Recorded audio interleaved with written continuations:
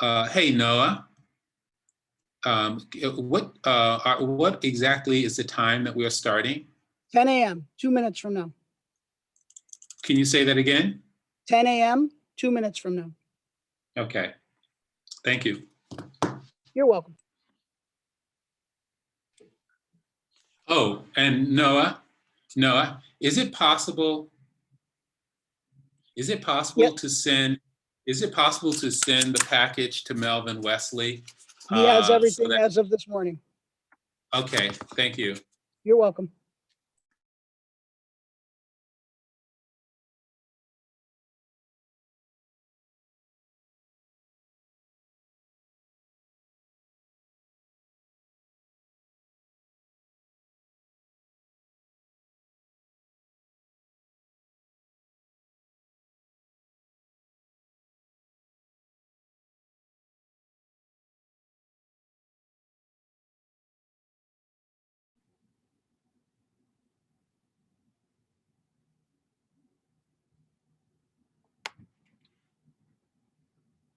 Good morning, everyone. I would like to call this meeting to order at 10 a.m. on Thursday, March 18th. We begin, of course, by acknowledging and giving our heartfelt thoughts to all of those who are suffering still with the impacts of COVID-19, and to thank all those who are tirelessly working in the area of healthcare and to provide access to vaccines and to help those who to better endure this pandemic as we hopefully move out through it and out of it. We also, I think the commissioners join me also in condemning and anti-Asian actions and sentiments, and especially express our condolences to the families and friends of those who were murdered in Atlanta a couple of nights ago. As many of you know, the governor has recently signed Public Act 101-0640, making certain amendments to the Open Meetings Act so that we, along with other boards and commissions, can continue to host virtual meetings during this COVID-19 public health emergency, provided that certain conditions are met. One of those conditions is that I, as head of the Chicago Plan Commission, determined that an in-person meeting of the Chicago Plan Commission is not practical nor prudent. I want to make sure our virtual meeting meets all the conditions of the Open Meetings Act as amended. Therefore, I am making a determination pursuant to the newly created Section 782 of the Open Meetings Act that an in-person meeting of the Chicago Plan Commission is not practical nor prudent. Similarly, I am also making a determination pursuant to the newly created Section 75 that because of the disaster as declared by the governor, it is unfeasible for at least one member of the Chicago Plan Commission or its chief administrative officer or its chief legal officer to be physically present at the meeting place inasmuch as there is no physical meeting place. Before we get into the full meeting agenda for the March 18, 2021 Chicago Plan Commission meeting, I would like to ask everyone that because we are meeting virtually, please be mindful of your surroundings in terms of noise. Please remember to keep yourself muted when you are not speaking. The meeting is being recorded and also live streamed for public viewing. Lastly, if you are an active participant in the meeting, especially if you are speaking, please do not watch the live stream as this will cause audio interference. Thank you. I want to also quickly provide guidance to those who have pre-registered to provide testimony on the cases presented for public hearing today. Those who requested to testify at the Plan Commission today should have already submitted testimony forms, which included the speaker's full name and address, as well as the public hearing item number, and those forms have been gathered by the staff. I would also like to remind presenters to be mindful of their presentation length. Out of respect for others, we're also asking that people limit their comments to 3 minutes. When your name is called, your microphone will be unmuted to allow you to make your comments. The public comment portion of the meeting is not a question and answer session of staff or the applicant, but an opportunity for attendees to voice their opinions on a particular proposal. Out of respect for others, please do not interrupt or disrupt any of the speakers. So let me begin then with roll call. Commissioner Biaggi, Here. Commissioner Brumfeld, Here. Commissioner Burnett. I'm sure will be joining us. Commissioner Cordova is here. Commissioner Cox, Here. Commissioner Flores, Here. Commissioner Garza, Here. Commissioner Grossman, Commissioner Grossman, Commissioner Kelly, Kelly's here. Commissioner Lightfoot, not here. Commissioner Lyons, Here. Commissioner Moore, Here. Commissioner Murphy, Here. Commissioner Novata, Here. Commissioner Osterman. Commissioner Burnett is here. Thank you, Commissioner. Welcome. Commissioner Osterman. Commissioner Reyes, Here. Commissioner Searle, Here. Commissioner Shaw. I'm sure will be joining us. Here. There she is. Commissioner Sposato, Commissioner Tunney, Here. Commissioner Villegas, and Commissioner Wagasbuck. Here. Didn't you, Chairman, did you get Smita Shah, Commissioner Shah? I did. Okay, Um, great, thanks. Commissioner Burnett is here. I got you, Commissioner Burnett. Commissioner Cox, would you like to, I didn't prepare you for this, but would you like to introduce Mr. Melvin Wellesley as a member of your leadership team? Just let us know that he's here and who he is. Thank you. I'm looking to see if he's Here, actually he's here. on the call. Great. To fellow commissioners, I'm really pleased to introduce a new member of the Planning and Development Department's leadership team as the first Deputy Commissioner for Planning and Development, Melvin Wesley, who comes to us after an extraordinary 25-year career at Fidelity Investments, managing their development and architectural portfolio. He has joined us and will be specifically assisting in our central region development. So many of the projects that come before this body, in addition to coordinating across all 6 regions of the city. So welcome, Melvin, and thank you, Chairwoman Cordova, for the opportunity to introduce him. Welcome, Mr. Wellesley. Thank you. We will now approve the minutes from the February 18th, 2021 regularly scheduled Plan Commission meeting. The minutes were distributed prior to today's hearing. Do I have a motion to approve the minutes from the regularly scheduled meeting of the Chicago Plan Commission held on February 18th, 2021? So moved by Commissioner Searle. Seconded by, Commissioner Reyes. I think I heard Commissioner Garza first, and then I heard Commissioner Reyes. Yeah, it's okay. Okay, so Garza for the record. Thank you, Commissioner Reyes. Motion passes. Oh, I'm sorry, hasn't passed yet. I have to do the roll call vote. And then because we are meeting virtually, I have to go through roll call for every vote, as you well know. Commissioner Biaggi, Yes. Commissioner Brumfeld, Yes. Burnett, Commissioner Cordova is a yes. Commissioner Cox, Yes. Commissioner Flores, Yes. Commissioner Garza, Yes. Commissioner Grossman, Commissioner Kelly, Yes. Commissioner Lyons, Yes. Commissioner Moore, Yes. Commissioner Murphy, Commissioner Novata, Yes. Commissioner Reyes, Yes. Commissioner Searle, Yes. Commissioner Shaw, Commissioner Tunney, Yes. and Commissioner Wagasbuck. Yes. And Commissioner Shah is a yes, sorry. Now the motion passes. We will now take public testimony for the items remaining on the agenda today. I have 4 people signed in to speak today. As I call your name, please wait a moment until you are unmuted, and then you may proceed to speak. Please be reminded that you will have 3 minutes to speak. First is Bonnie Sanchez Carlson on item D1. Second will be Butler Adams on items D2. Third will be Butler Adams on item D3, and fourth will be Butler Adams on D4. First, Ms. Bonnie Sanchez Carlson. on item Thank- D. Thank you, Chairwoman and members of the commission. My name is Bonnie Sanchez Carlson, and I am the President and Executive Director of the Near South Planning Board, a not-for-profit community-based organization serving the Near South Side.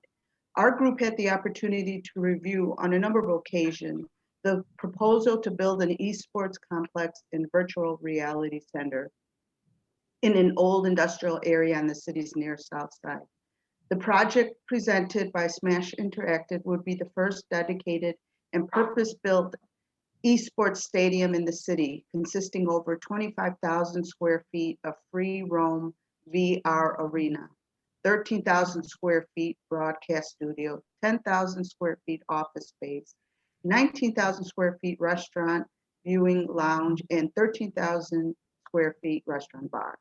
This new innovative project proposed to be built near Illinois Tech's educational campus and adjacent to the entertainment district of Motor Row would bring vitality and economic growth to an area in much need of support. Ensuring the continued growth and prosperity of the Near South Side is key in our organization's efforts to support the communities we serve. Looking to the future must be utmost in our minds as we consider plans for development that will affect the strength and sustainability of this area. We realize that the success of a neighborhood depends on many factors and different types of development, and this area particularly would be the perfect place to build such an esports stadium, especially with the current trends in the virtual reality industry. We believe this proposal fits in with the characteristics of this growing entertainment and technology community. We do appreciate the efforts put forth by the applicant to identify additional parking spaces near the proposal, as there are always concerns regarding parking or the lack thereof in the neighborhood. Near South Planning Board has agreed to lend its support of this proposal and recommends the commission's approval as well. Thank you. Thank you very much. Secondly will be Butler Adams on item D2. Hello, can you hear me? You can. Good morning, commissioners. My name is Butler Adams for the record, and I just wanted to say that I am in support of item 2 on the agenda. I think it's finally nice to see some more development further west along the Green Line. I'm looking at the building itself right now in a kind of the aerial perspective, and there's just so much vacant land around this particular development. There's so much opportunity, and I hope that opportunity isn't passed up. In terms of this particular development itself, it's certainly filling a void at this intersection.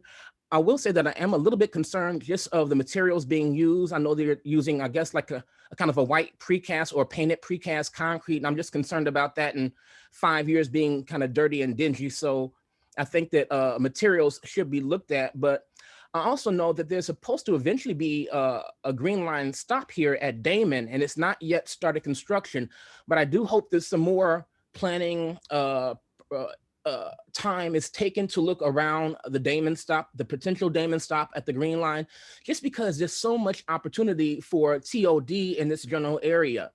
Just a few commissions ago, you all approved the Fulton Market Innovation District, and just to the south of here, you have the medical district. So there's so much opportunity in this area, especially being around the United Center. So this project itself, I think, is a boon for the area. Personally, I'm loving seeing more development push westbound along the Green Line. And I hope that the Plan Commission itself and a planning department just looks along the entire Green Line corridor, at least the half block on either side of the Green Line, just because there's so much opportunity for more density and development and TOD in this general vicinity. I would like to see more projects like this, both on the west side Green Line and south side Green Line. So I do again support this proposal and hope that a bigger picture is taken just of this general area. Thank you. Go ahead, Mr. Butler Adams, and speak on item D2, D3. D3, okay. Again, for the record, my name is Butler Adams. This is a 1229 West Randolph, and even though this is a smaller project, I did want to offer my support in favor of it, just because the architecture is fairly unique. Once you all get to this project and speak on it, you'll see it's pretty cool. I'm not sure if I'm in love with it, but it's a lot different than a lot of the kind of retro industrial structures that have been built in the West Loop as of late. This is kind of a departure. It's very unique, and I think it's going to be a nice fit. Chicago's always been about different and interesting architecture, and I think this is going to help. Also, with the materials being darker, I do think that as I mentioned in the previous project, because it was a kind of a white painted concrete, is going to stain. Because this is a darker material, you're not going to see those watermarks on the building itself. But I do think it's a nice fit for the area. The architecture is very interesting, and I'm looking forward to seeing it built as well. Thank you. Mr. Adams, stay up there and go ahead and do item D4. For the final one, I believe this is for 160 North Elizabeth. And again, I'm just loving the continued westbound push of density and development. One of my criticisms just of this project is that it's so wide. I mean, I have no problem with the density or height, but it's just so wide on kind of the east-west axis. And personally, I wish it was taller and thinner, still with having the same amount of units, but just taller and thinner to allow more light and air circulation down to the street. Just to the north of this particular proposal, you have a piece of land that I could see easily being turned over in the future for more development. And it would be nice to give them a little bit more breathing room. I was looking at, again, some of the diagrams of the West Loop and just seeing how things are pushing more westbound. And I would just like to see, again, good architecture, taller, thinner buildings. In terms of this particular project, I know this developer has done several things in the Loop area.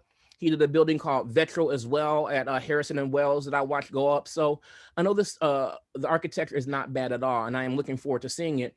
I will say that the fact that you have about, I guess, 350 units and only 2-3 bedrooms, that kind of seems underwhelming for me. I mean, I don't have kids at all, but if somebody, if a family lives there and they have one kid and one on the way, then it's almost like they have to leave the building because you don't have more 3 bedrooms. I'm not asking for a whole lot, but it seems like 6 or 7 would be a little bit more nicer for the area to keep, to keep families in the building as well. In terms of what's there right now on site, I submitted a comment, and the buildings there right now, it's nothing special. I mean, they have a few nice architectural elements in terms of some limestone carvings, and I do hope that those carvings maybe can be saved instead of just kind of smashed up when the buildings are torn down. But there's a few nice architectural elements for the buildings that are there right now, including a carving that says garage over the actual garage on that site. So if some of these could be saved and just incorporated into maybe the artwork in the lobby of the building, would be very nice. Otherwise, again, I'm looking forward to this westbound push of height, density, and development along the Green Line. And I look forward to speaking to more projects like this in the future in the 27th Ward. Alderman Burnett is right. He is very lucky to have this type of development happening in his ward. I wish I was so lucky. Thank you for your time. Thank you, Mr. Adams. And Mr. Adams did submit an item on the, he did submit a letter and with some of these comments on item D4. Matters now to be heard in accordance with the Interagency Planning Referral Act. Do I have a motion to approve item number 1 under the negotiated sale heading, item number 1 under the acquisition heading, and items number 1 and 2 under the acquisition heading? Moved by Commissioner Shaw. Moved by Commissioner Shaw, seconded by Commissioner Moore. Commissioner Moore seconds the motion. Roll call vote. Commissioner Biaggi. Yes. Commissioner Brumfeld. Yes. Commissioner Burnett. Yes. Commissioner Cordova is a yes. Commissioner Cox. Yes. Commissioner Flores. Commissioner Garza. Yes. Commissioner Kelly. Yes. Commissioner Lyons. Yes. Commissioner Moore. Yes. Commissioner Murphy. Yes. Commissioner Novata. Yes. Commissioner Reyes. Yes. Commissioner Shaw. Yes. Commissioner Searle is a yes. Sorry, I didn't hear you. Thank you. Commissioner Tunney. Yes. Commissioner Director Legispuck. Yes. Thank you. Motion passes.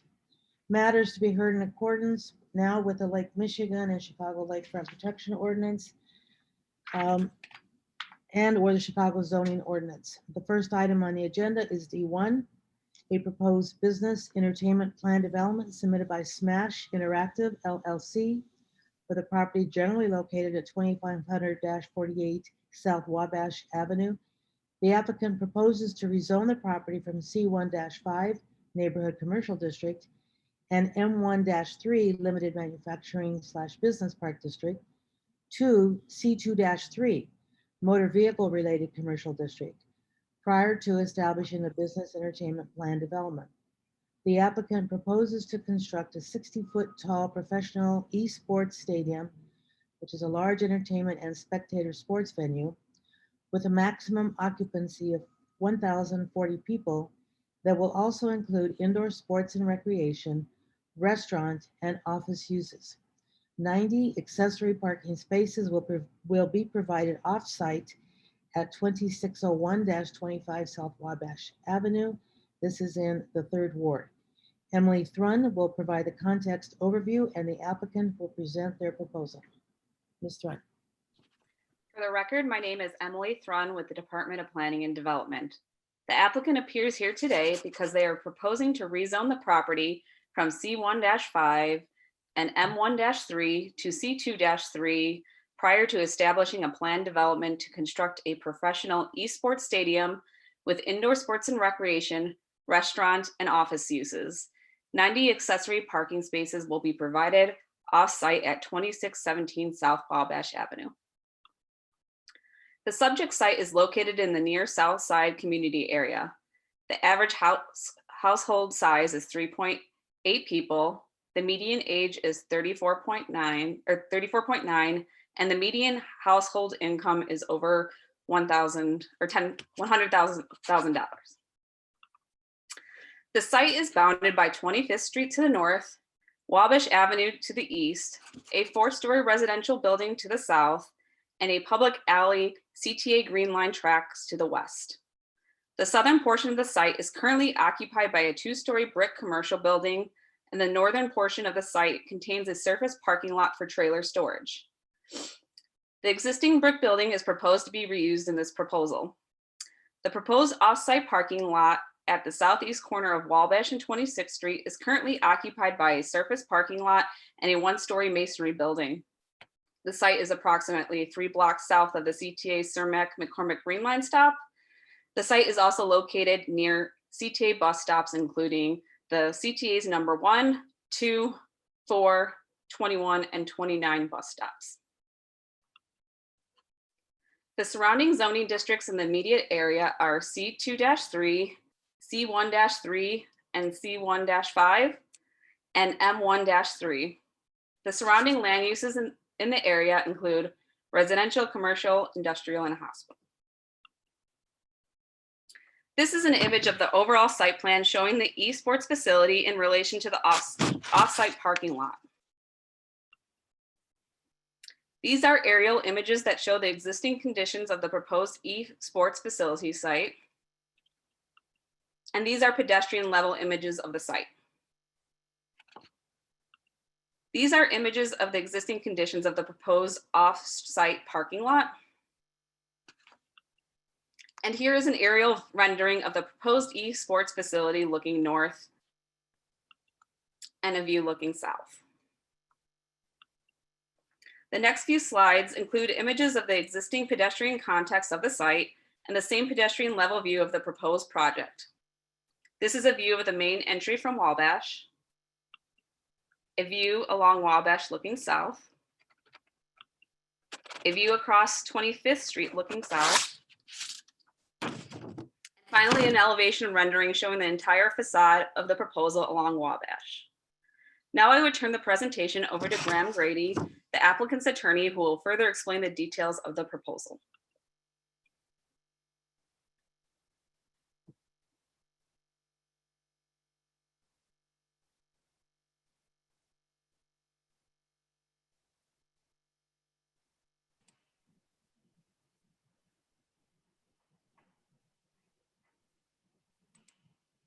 We having trouble getting the applicant on board here? Graham, I've asked you to unmute. Clock is ticking. Thank you very much. I apologize. I'll begin. Thank you very much, Ms. Friend. My name is Graham Grady, an attorney at the Taft Law Firm, and along with my co-counsel Sylvia Mikas, we are pleased to have the opportunity to represent the applicant, Smash Interactive LLC. Chair Cordova and members of the Chicago Plan Commission, thank you for your review of this application. The 4 other members of our presentation team are Scott Greenberg and Chris Lay, the co-founders of Smash Interactive LLC. April Welch, Associate Vice President of Strategic Initiatives at IIT, and Jackie Koo will be the other presenters. In addition, for resource and to answer questions, we have Andrew Buck from Koo LLC and Louie Abuna from KLOA. First, we'd like to thank very much Alderman Pat Dowell for her leadership in guiding us through a very effective community process for this project. We also would like to thank the staff of the Department of Planning and Development and the other city agencies which have contributed to this project. This is the first esports stadium to be built in Chicago and the Midwest and will be located within the Bronzeville community. This project involves a $30 million capital investment in Bronzeville. The project will significantly contribute to Bronzeville's community economic viability, benefiting the entire city and the region and beyond. The applicant proposes to construct, establish, and operate an esports stadium with food and beverage operations, together with the applicant's corporate office headquarters for Smash Interactive. The applicant proposes to develop a 2-story, approximately 109,000 square foot professional esports stadium with organized multiplayer video game competitions at this location. The proposed esports stadium will include the renovation of the existing 36,000 square foot building at 2540-48 South Wabash, the former Cozy Cycler building, which will be interconnected with the construction of a new 73,000 square foot addition on the vacant lot located at 2500-38 South Wabash. The applicant proposes to redevelop the property at 2601-25 South Wabash by renovating the existing surface parking lot in the approximately 18,000 square foot 1-story building into a retail facility of 1,700 square feet with indoor and outdoor parking, 30 indoor spaces and 60 outdoor spaces for a total of 90 outdoor spaces, which will provide accessory parking to serve the esports stadium. In order to proceed with this project, the applicant is seeking first, regarding 2500 to 48 South Wabash, a zoning map amendment from the existing M1-3 and C1-5 zoning districts to an underlying C2-3 zoning district, then to a business entertainment plan development. Secondly, at 2601 to 25 South Wabash for off-site parking, a separate type 1 zoning amendment application has been filed with the city clerk to change the zoning from the existing M1-3 zoning district to a B1-1 zoning district. This application will be heard concurrently before the City Council Committee on Zoning, along with this plan development application, should the Plan Commission today recommend approval of the PD application. We'd like to go to slide 15, which indicates the timing for the project. As you will see, the application was filed on December 16th. We are pleased to have the support of the Near South Planning Board. We also have the support of the nearby condominium building, the Bronzeville Loft Condo at 50 East 26th Street. And as I mentioned, Alderman Dow led us through a community approval process, including a town hall meeting in November. Several changes have been made to the project as shown on the slide. We eliminated signage from the water tower. We've modified the digital signage to comply with the zoning ordinance, and we've made other changes to enhance the project that are listed. And we're happy to elaborate on those. It's now my pleasure to turn it over to the project architect, Jackie Koo. Good morning, everyone. Can you hear me? Yes. Great. Thank you, Emily, and thank you, commissioners. Now I'm going to walk you through the project plans and features. I will start with the new building at 2500 South Wabash. The current design, as Graham said, is shown on the right-hand side. The project starts by taking the existing building and adding the new Surge Studio and VR arenas to the north in the old vacant truck yard. We will be renovating the existing brick building, reinstalling windows where they have been bricked in, and adding a very dynamic two-story structure and facade that reflects the one-of-a-kind use for the building. While the use of the building requires completely windowless space, we have designed a three-dimensional screening element that creates a building that is the opposite of a blank wall in order to engage the pedestrian and create an energetic identity for the building. You can see a glimpse of the old water tower structure beyond as well, which we want to keep as a feature if feasible. The tallest point of the new building is a little under 70 feet tall. Now I'm going to walk you through the project plans and features. Next. Located between 25th and 26th Street, the project is adjacent to the Green Line L tracks, which also has 25 spaces of overflow parking under it. The primary entrance is through the existing heavy timber building. We are providing new parkway trees along Wabash, as well as 25th Street, and will comply with the Chicago Landscape Ordinance. We have parking for 18 bicycles and have also incorporated a planter along the base of the building along Wabash to enhance the pedestrian experience further. 2 on-site loading spaces are accessed off the alley. In addition, 2 video display screens face the highway. Next. These are the details of the landscape plan. Next. This is the ground floor plan. The main entrance is through the old industrial building. You walk through an entry hall, which has flexible event spaces, a community and esports training room, interview and broadcast studio, as well as the merch shop. We are repurposing the old freight elevator, which now acts as a conceptual portal to the new experience. Turning to the north, which is to the right, you enter the feature part of the venue, the esports stadium, where people watch other people play video games competitively, and beyond to the VR arenas, where participants play virtual reality games wearing VR goggles in a free roam environment. Next. The total ticketed capacity for the venue is 1,040 people, inclusive of the VR areas. Access to the venue is limited to ticket holders and staff through these turnstiles that you can see here in the entry vestibule. Next. The stadium spectator areas are highlighted in blue. Next. This is a section through the esports stadium. It has the oversized LED screen as well as an interactive sound and lighting system and broadcastability. The esports competitors are on the stage and aspects of their play and the playing field are shown on the screen. The competition may be viewed from the first floor as well as the stadium seating and studio lounge on the second floor. Next. Going up to the second floor, the lounge spaces overlook the stadium floor and VR arenas where you can eat, drink, and enjoy the entertainment as a spectator. Additionally, the second floor of the old industrial building to the left will be renovated with new offices for Smash Interactive's headquarters.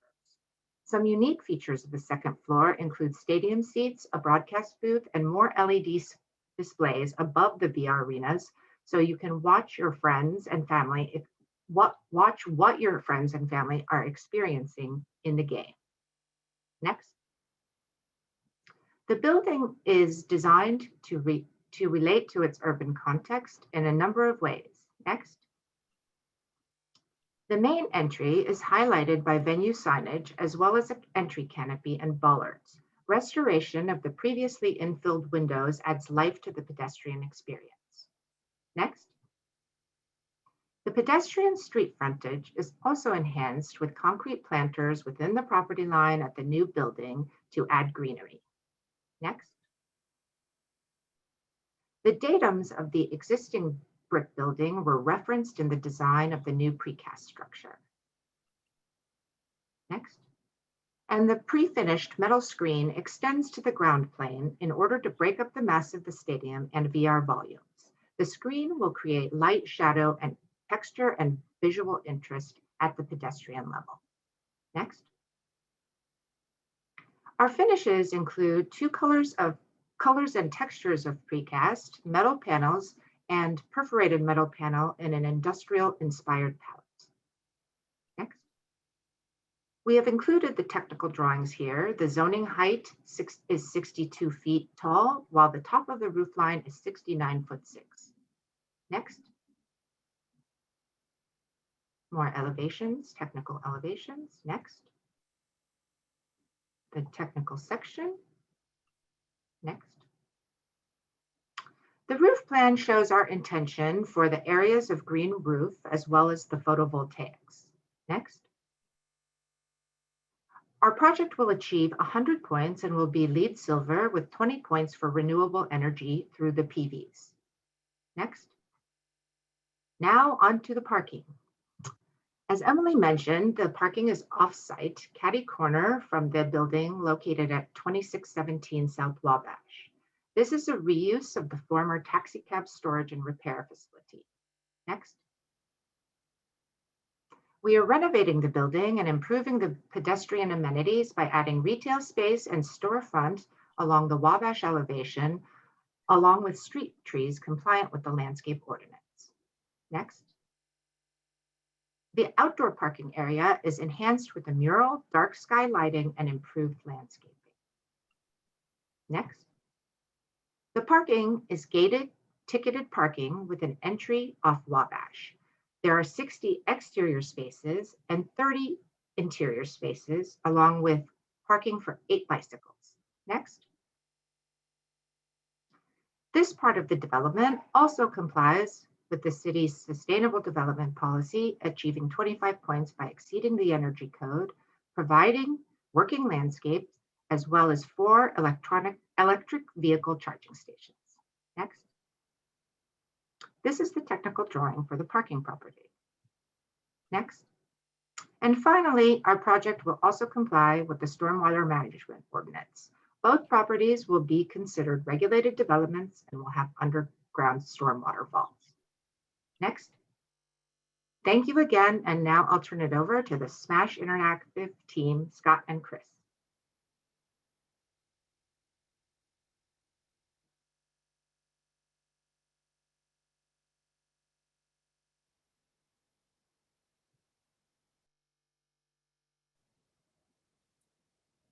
Scott and Chris, you're on mute.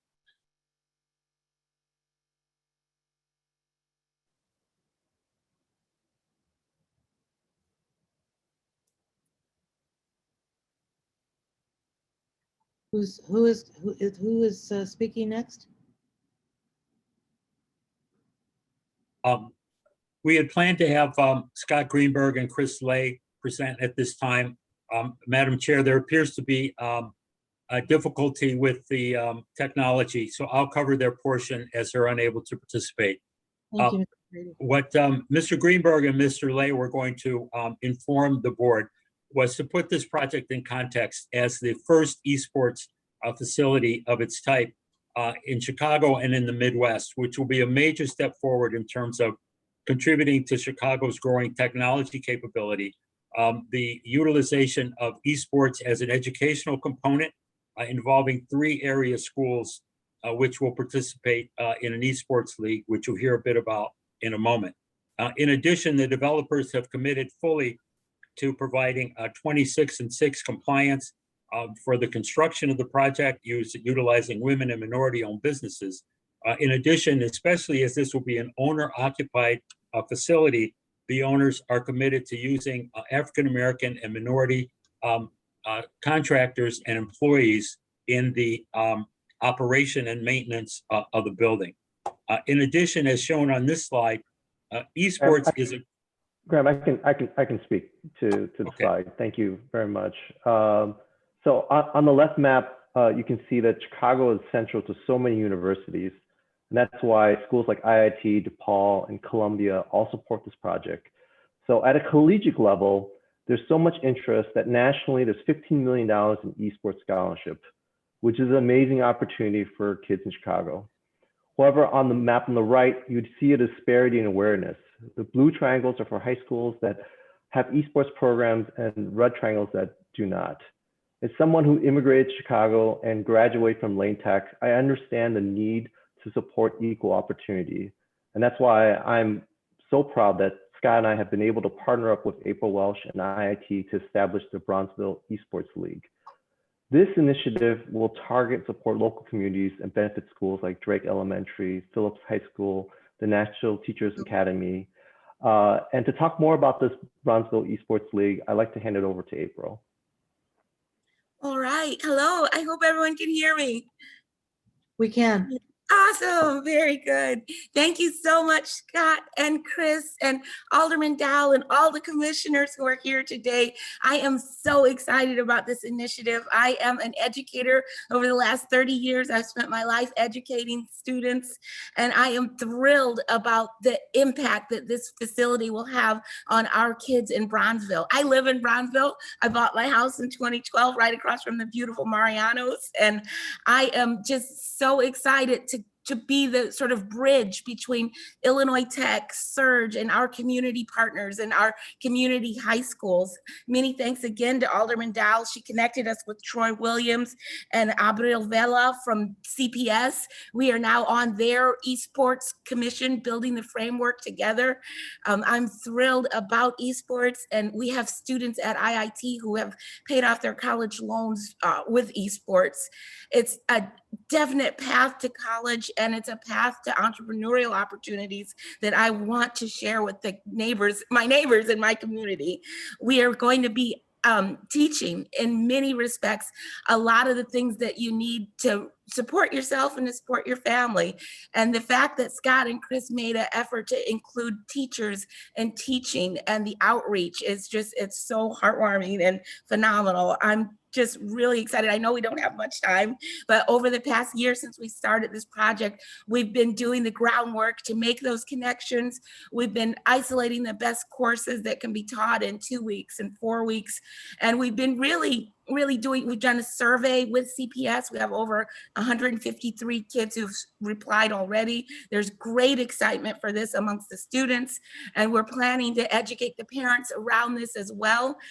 This is not just fun and games. This is motor skills. It's thought, it's communication, it's a bunch of the things that you need to be successful in college you develop when you're gaming.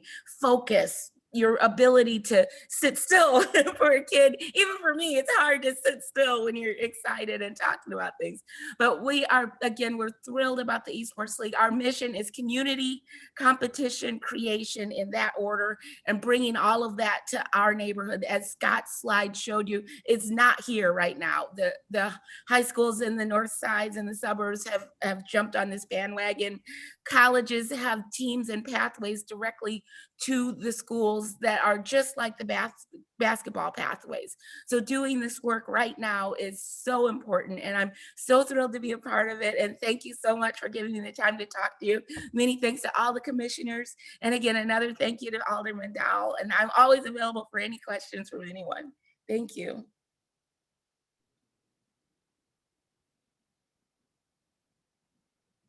Thank you for your enthusiasm. Who's next? Graham Grady. April, thank you very much. This slide, number 46, is a summary of the capital investment. There are no city or state financial incentives. It's 100% funded privately. Will create approximately 126 full-time jobs in Bronzeville, and there are significant public benefits as shown on the screen. Direct real estate property taxes and direct and indirect economic impacts here. In addition, the developer is working closely with the Chicago Cook Workforce Partnership to create jobs and hiring opportunities right there in the Bronzeville neighborhood. As I mentioned earlier, there will be full compliance with the city's goal of 26-6 participation, as well as 50% participation from Chicago residents. Next slide, please. There is very broad community support for this esports facility. The surrounding property owners, the business leadership Council of Chicago, all the academic institutions in the area, including the colleges as well as the CPS schools. The next few slides are just pictures of the letters of support. We don't expect to be able to read these here. And also, this project will serve as a bridge to the Motor Road District and the surrounding community. In view of time, we are happy to abbreviate our presentation here and turn it back to Ms. Thrun.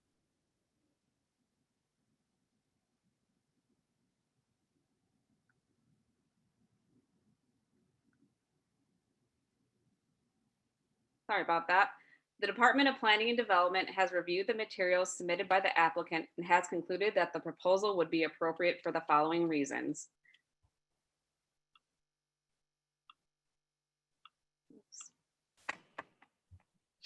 The proposal complies with the PD standards and guidelines. The proposed underlying zoning is consistent with other zoning districts in the area. The proposal promotes economically beneficial development patterns. The project promotes safe and efficient circulation of pedestrians, cyclists, and motor vehicles. Additionally, the proposed development is compatible with the character of the surrounding area in terms of uses, density, and scale. Please refer to my staff report for further details on the project and the plans identified here today. Based on the foregoing, the zoning administrator recommends that the application for a planned development be approved and forwarded to the City Council Committee on Zoning, Landmarks, and Standards as such. Thank you, Ms. Thrun. We're ready to answer any questions, Chair Cordova, that you or the commission members have. Thank you, Ms. Thrun, and thank you, developers. So we know that Alderman Dowell is here, and first I'm going to turn, Alderwoman, if you don't mind, to the commissioners for questions, for any questions. Let me go to the, let's see, do I have any questions? Commissioner Tunney, followed by Commissioner Searle. Thank you, Chairwoman. And obviously it's an exciting project. I'm not going to be a beneficiary of the project, but I can see the future is alive and well in Bronzeville. So I had a couple of questions. I saw that the community input, there was some constructive comments on some of it. And I wanted to bring up the signage. I didn't see the digital sign. It looks awfully big, and it seemed like the community wanted to downsize that. Do we have more of a close-up on the signage, and is that part of the PD process? Normally, Yes. signs are sometimes not included in the PD. Chairman, I'm happy to address that. Chairman Tunney, this is Graham Grady. Yes, the signs are a part of the plan development. The signs will not be approved later by the zoning administrator. We have fully incorporated the signs into the plan development process. There are two signs. One is 950 square feet and the other is 1,700 square feet. And those signs face away from the nearby residential area. So the Bronzeville Lofts and the other residential building are totally satisfied with the size, shape, and directionality of these signs. These signs face north towards the expressway. They are an integral part of this stadium, just as the Wintrust Arena has signs, the Sox Park, Wrigley Field, the United Center. All the sports stadiums in Chicago have signs similar to these, and they are integral to the project because they will be able to inform the public of the events that will be held there along with their sponsors. These are not advertising signs. The only content here will be about events and sponsorships of events being held at the esports arena. Chairwoman, can I just add one thing to correct something that Mr. Grady said there? Yeah, there will still be the obligation of a sign permit. They will still have to go through and get the permit and go to City Council for the ordinance because of the size and the height. So this does not exempt them from any of their process requirements. It only lays the framework for the acceptable sizes based on the zoning code allowances. So did you get that, Mr. Grady? Yes. Thank you. Okay. So with that being said, I'm sure the Alderman has worked with her community on that, as we around Wrigley have done that. And I don't know if there's time restrictions where, it'll be off. Who knows what the future development will be around there. But that being said, enough, we look forward to continuing that discussion. The second question I had, what is the occupancy for this facility? proposed? The occupancy is 1,040 people for this Okay. facility. And what is the total? I heard a total of 18 bike Yes. spots. Yes, 18 bike racks on this, on the 2500 site, and then at the accessory parking, there's an additional 8. Well, given the nature of the population and the university and the students, I think that is pretty small for bike parking. I'm certainly not as familiar with it as Alderman Dowell, but it would seem to me that this is going to could attract a lot of people via bike. And I just feel like I've had some developments that I've got 20 parking spaces in a 20-unit building. You know, so it just, to me, it seems a little bit, I'm not even going to talk about the vehicular. I just think it's a market for people riding their bike there, and there's very, very little bit of storage. Is it, and then the second thing is, I don't know if Wabash is a proposed bike lane or stuff like that, but so could someone comment on why there's so few bike parking? Maybe I'm not looking at it properly. Alderman, we have the compliant number of bike spaces, but based on your comment, we are happy to look at the prospect of adding additional bike racks. We certainly have space along Wabash and along 25th Street. So thank you for your suggestion. We're happy to do that. And certainly if the market demand of people coming here via bicycle commands that, we have the opportunity to add additional bike racks. So thank you for that recommendation. What I'd almost devote some kind of interior space for security reasons too, because if they're going to be in there, they could be in there for hours, and hopefully they are. It just, to me, it's a youth-based facility, and biking is such a part of the youth and should be part of everyone, and it should be welcomed, embraced, and secure, and in my opinion, more. But that's my comments and questions. Thank you very much. Thank you, Commissioner. Commissioner Searle.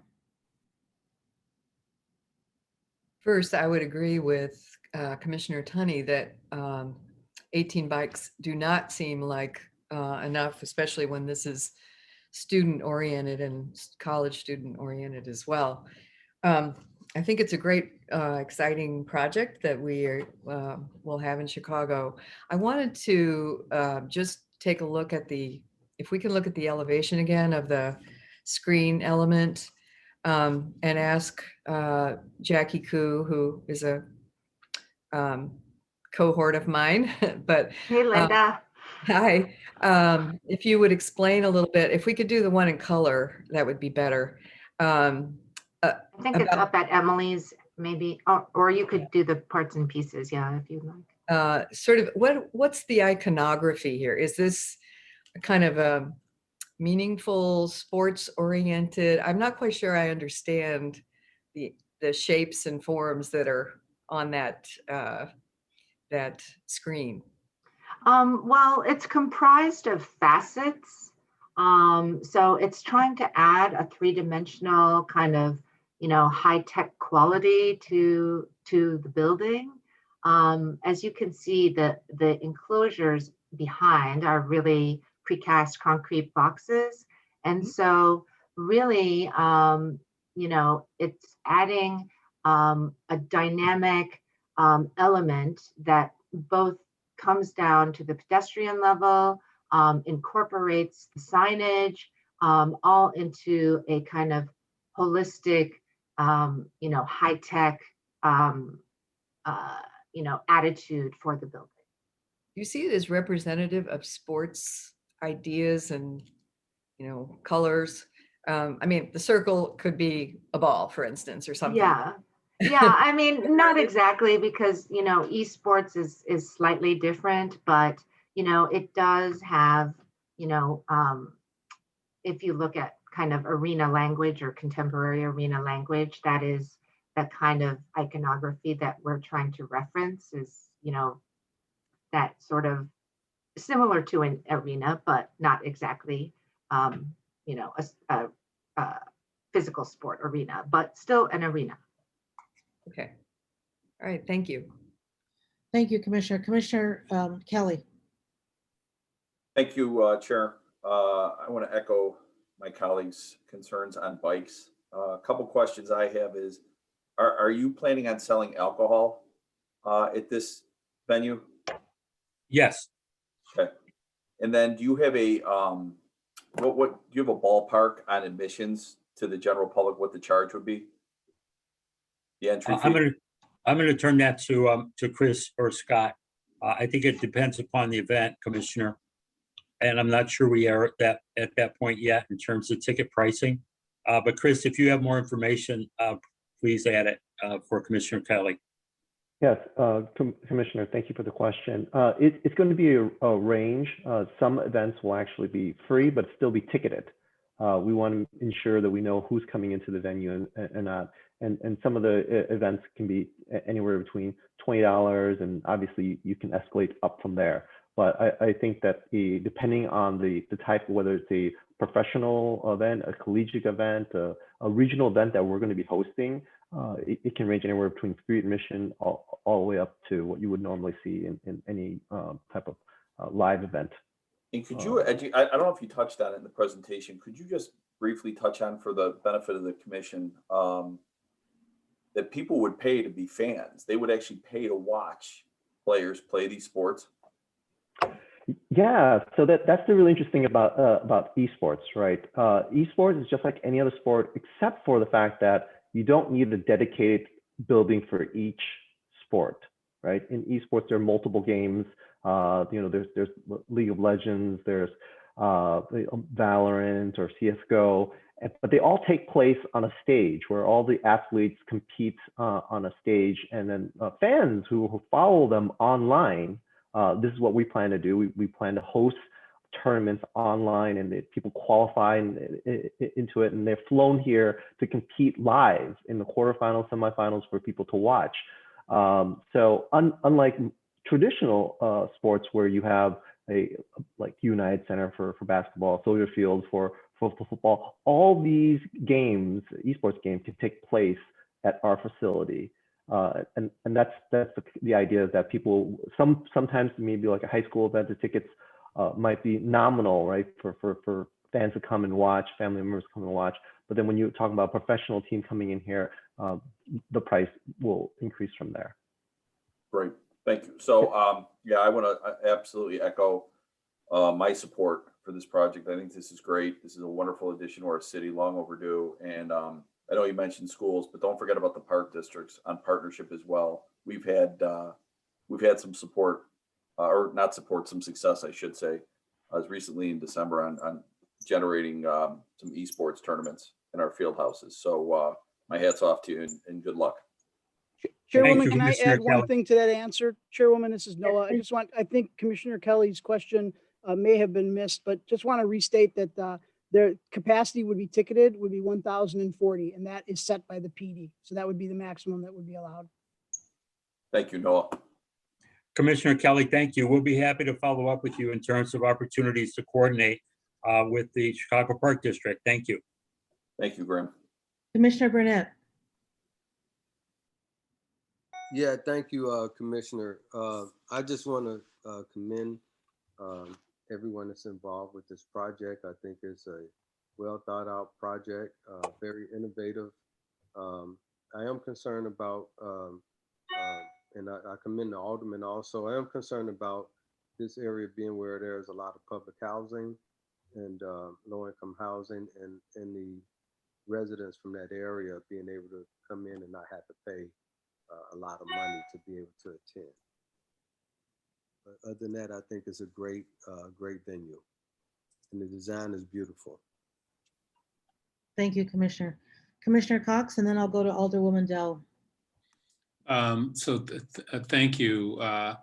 I've been really fascinated by the emergence of these new typologies, this kind of technology-based arena, and want to commend Alderman Dow for taking a risk with this new form. We don't know how it's going to evolve, but we know that they have historically been located in suburban locations, and that means that suburban young people are having the advantage of getting ahead in this technology-driven format. So it's really wonderful to see it in an urban context. I had a couple of questions because it's so new, and these venues have happened historically in kind of suburban commercial malls, and they're kind of in that family of multiplex cinemas, or even some of the older theaters which we've had in the city that over decades are now vacant. And those theaters have really resisted redevelopment. There are not a whole lot of things you can do with a theater in terms of adaptive reuse. And same thing with the multiplex cinemas, which we know also have been tied to viewings in a certain time, and now they are some of them are vacant, and we're struggling to understand how they might be reused. So let's assume this phenomena really surges for decades to come, and so it's a successful business model. But in the eventuality that the trend changes, I guess I would be curious to know whether this typology can be adapted for other uses, or I don't know if that has already happened, but I wonder if the development team could speak a little bit to the adaptability of the structure for other uses, let's say in a few decades when we moved on to other types of entertainment and sports venues. Thank you, Commissioner Cox. Chris, will you address that? And then Jackie? Yeah, I'd like to point out that esports and VR, these are two emerging markets that are going to be cemented into our culture. Esports already surpasses all traditional sports except for the NFL as far as viewership. And so what you're talking about is pretty far down the road, right? This is all emerging. These are the generations of kids that will grow up and their generations before that. So we feel pretty confident that this trend is a permanent trend to maintain. But also, one of the interesting things about half of the building is dedicated to VR, and there's a lot of empty space for that. So if you wanted to convert it to something, you can, but you need all the empty space because you can actually see in my background here, people walk. They walk like 2 miles when they're in a session. So it's very active for you. And from an esports studio, we're broadcasting this out. So what you're talking about, Commissioner, when you're talking about the malls and some of the suburban places, are more gaming lounges. So they'll talk about that as like esports arena, but it's more like a computer lab, right? Okay, it's a gaming lounge where people can come and play, but it's not a place where people can spectate and where you can put together a professional broadcast. And that's what we're doing here, is where it is built for kind of a plug and play, where third-party companies, publishers can come into this facility without having to retrofit anything. High schools and collegiate can come here and have their championships without a absorbent amount of cost to convert a theater or any type of thing into an esports event. It's already built for that. But we've also kept it in mind so that we can utilize it for other things like keynotes, right? For when tech companies want to come by and want to be able to do a keynote and do a venue for corporations to come here to do private events.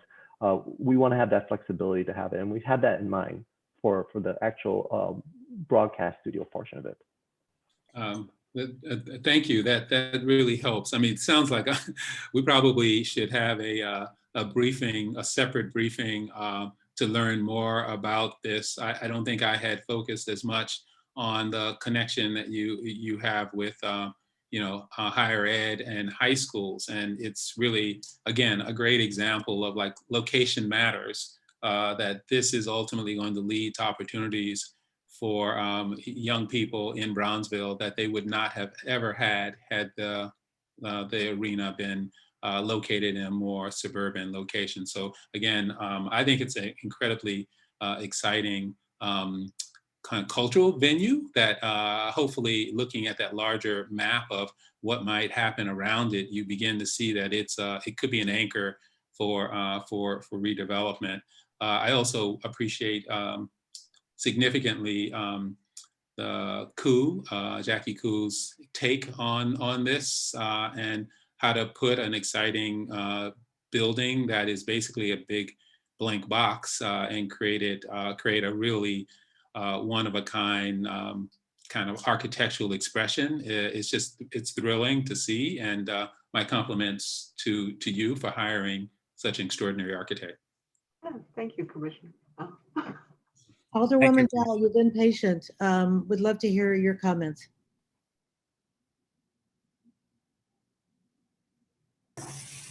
Thank you, Chairman, and to the members of the Plan Commission. Thank you for sitting through what has been an exciting project this morning.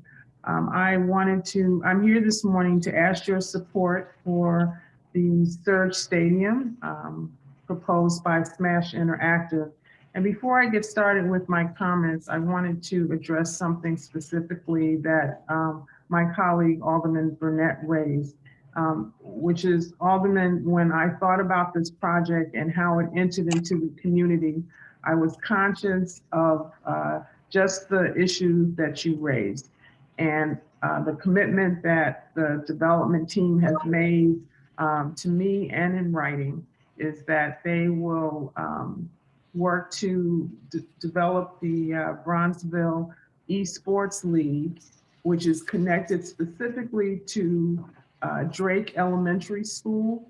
And Drake Elementary School is located in Dearborn Homes, a 100% CHA development, and tied to all the students that live in that development. So I was thoughtful about making those kinds of connections. I wanted to just thank Scott Greenberg and Chris Lay and the attorney team of the dynamic duo of Graham Grady and Sylvia Mikas for all of their work on this project. I think this project hits every note. One, it's a state-of-the-art development, and I'm always one to support something cutting edge in my ward. I just get thrilled by that. I think that this development also has one community support. They've made modifications to the building at the request of the adjacent neighbors and also my office. And we love the design by Jackie Ku, how eye-catching, and it makes a statement right here at Wabash Avenue. I want to thank the development team for their commitment to creating a Bronzeville Esports League with the focus on students from Drake Elementary, the National Teachers Academy, and our neighborhood high school, Phillips High School. It was important that these young people who have probably not been exposed to the esports industry have an opportunity to see the opportunities that could be generated by being involved in this new emerging industry. And I want to thank April Welch, who is a Bronzeville resident, for her energy and enthusiasm. And I think that this will work out because of April, because she has the connection both to the community and to the industry. I want to also acknowledge the development team's commitment to hiring African-American firms and people in the construction and operation of the stadium. The 125 new proposed jobs is nothing to sneeze at. These jobs are sorely needed in our community, and their connection to the Chicago Cook Workforce Partnership is a strong one. I'm also excited about the development team's commitment and in actuality, including African Americans in the capital stack, because that's how we generate wealth in the community. Finally, I just want to thank Bonnie Sanchez Carlson, the Near South Planning Board, which also takes a critical look at all of the developments in this part of town. And the Bronzeville Condominium Association and those residents there for being involved in this project at the very beginning. So I thank you for your time. I ask for your support for this project and look forward to it adding to Chicago's landscape. Thank you very much. Thank you very much, Alderwoman. Seeing no other questions, do I have a motion on the proposed business entertainment plan development submitted by Smash Interactive LLC for the property generally located at 2500-48 South Wabash Avenue, finding that it meets the requirements for approval? Motion, Kelly. Moved by Commissioner Kelly, seconded by Commissioner Garza. Let me do a roll call vote. Commissioner Biaggi, Yes. Commissioner Blumfeld, Yes. Commissioner Burnett, Yes. Commissioner Cordova is a yes, Commissioner Cox, Yes. Commissioner Flores, Commissioner Garza, Yes. Commissioner Kelly, Kelly's a yes. Commissioner Lyons is recused herself, Commissioner Moore, Commissioner Murphy, Yes. Commissioner Novata, Yes. Commissioner Reyes, Yes. Commissioner Searle, Yes. Commissioner Shaw, Commissioner Tunney, Yes. Commissioner Wagasbuck. Yes. Motion passes. Congratulations. We look forward. Thank you, Chair Cordova, and members of the commission. Thank you very much. And Chairman Cordova, I would be remiss if I did not thank Emily Thrun from the Department of Planning and Development, who shepherded this project through very nicely. Thank you, Emily. Yeah, thank you very much, Alderman. Appreciate that. Chairperson, can I, this is Deborah Moore, Commissioner Moore. I was a yes vote on that. All right, thank you. We'll add the vote.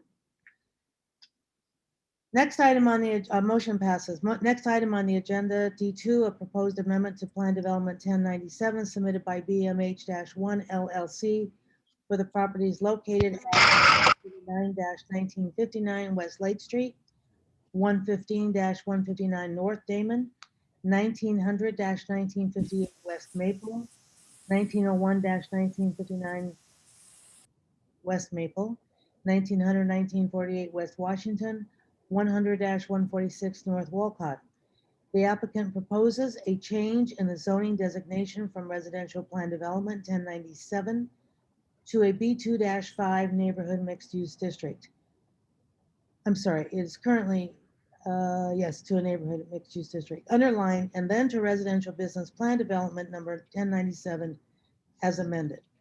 The applicant proposes to construct a 12-story, 136-foot tall, 96-unit affordable housing high-rise featuring 4,000 square feet of commercial space on the ground floor, 16 parking spaces and 100 bicycle parking spaces.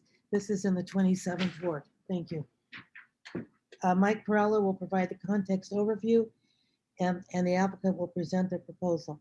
My cat has new treats that he's looking for.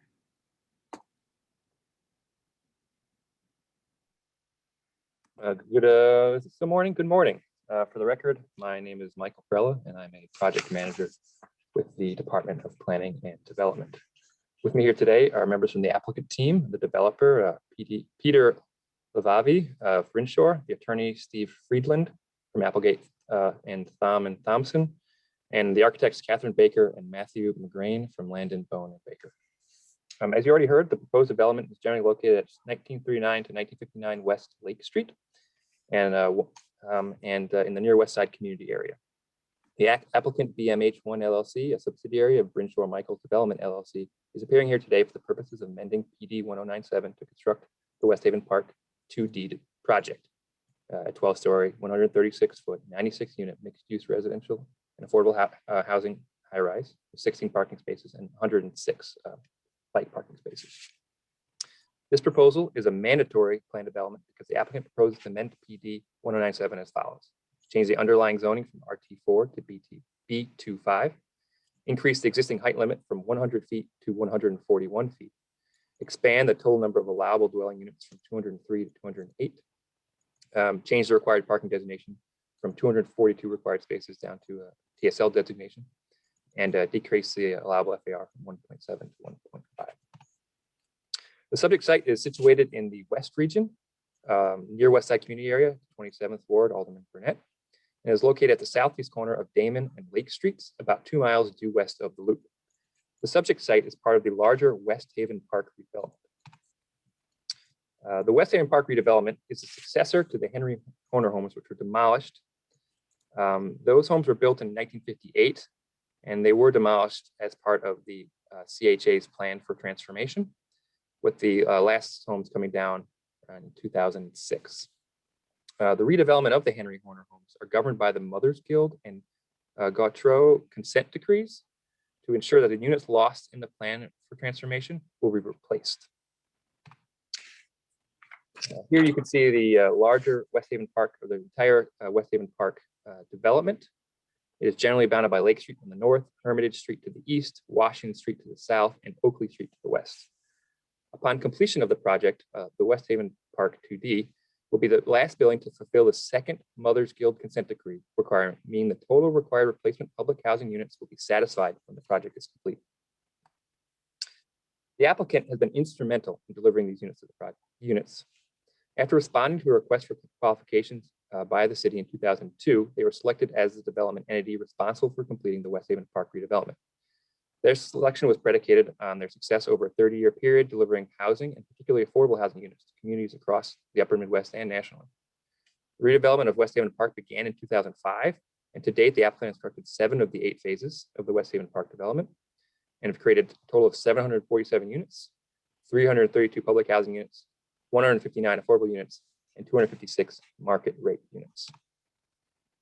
The applicant's experience building the West Haven Park redevelopment has translated into a robust community engagement process and support from the neighborhood residents. To ensure community engagement and awareness for the West Haven Park redevelopment, the Henry Horner Working Group was formed to bring all interested community groups to review and comment on each phase of the redevelopment.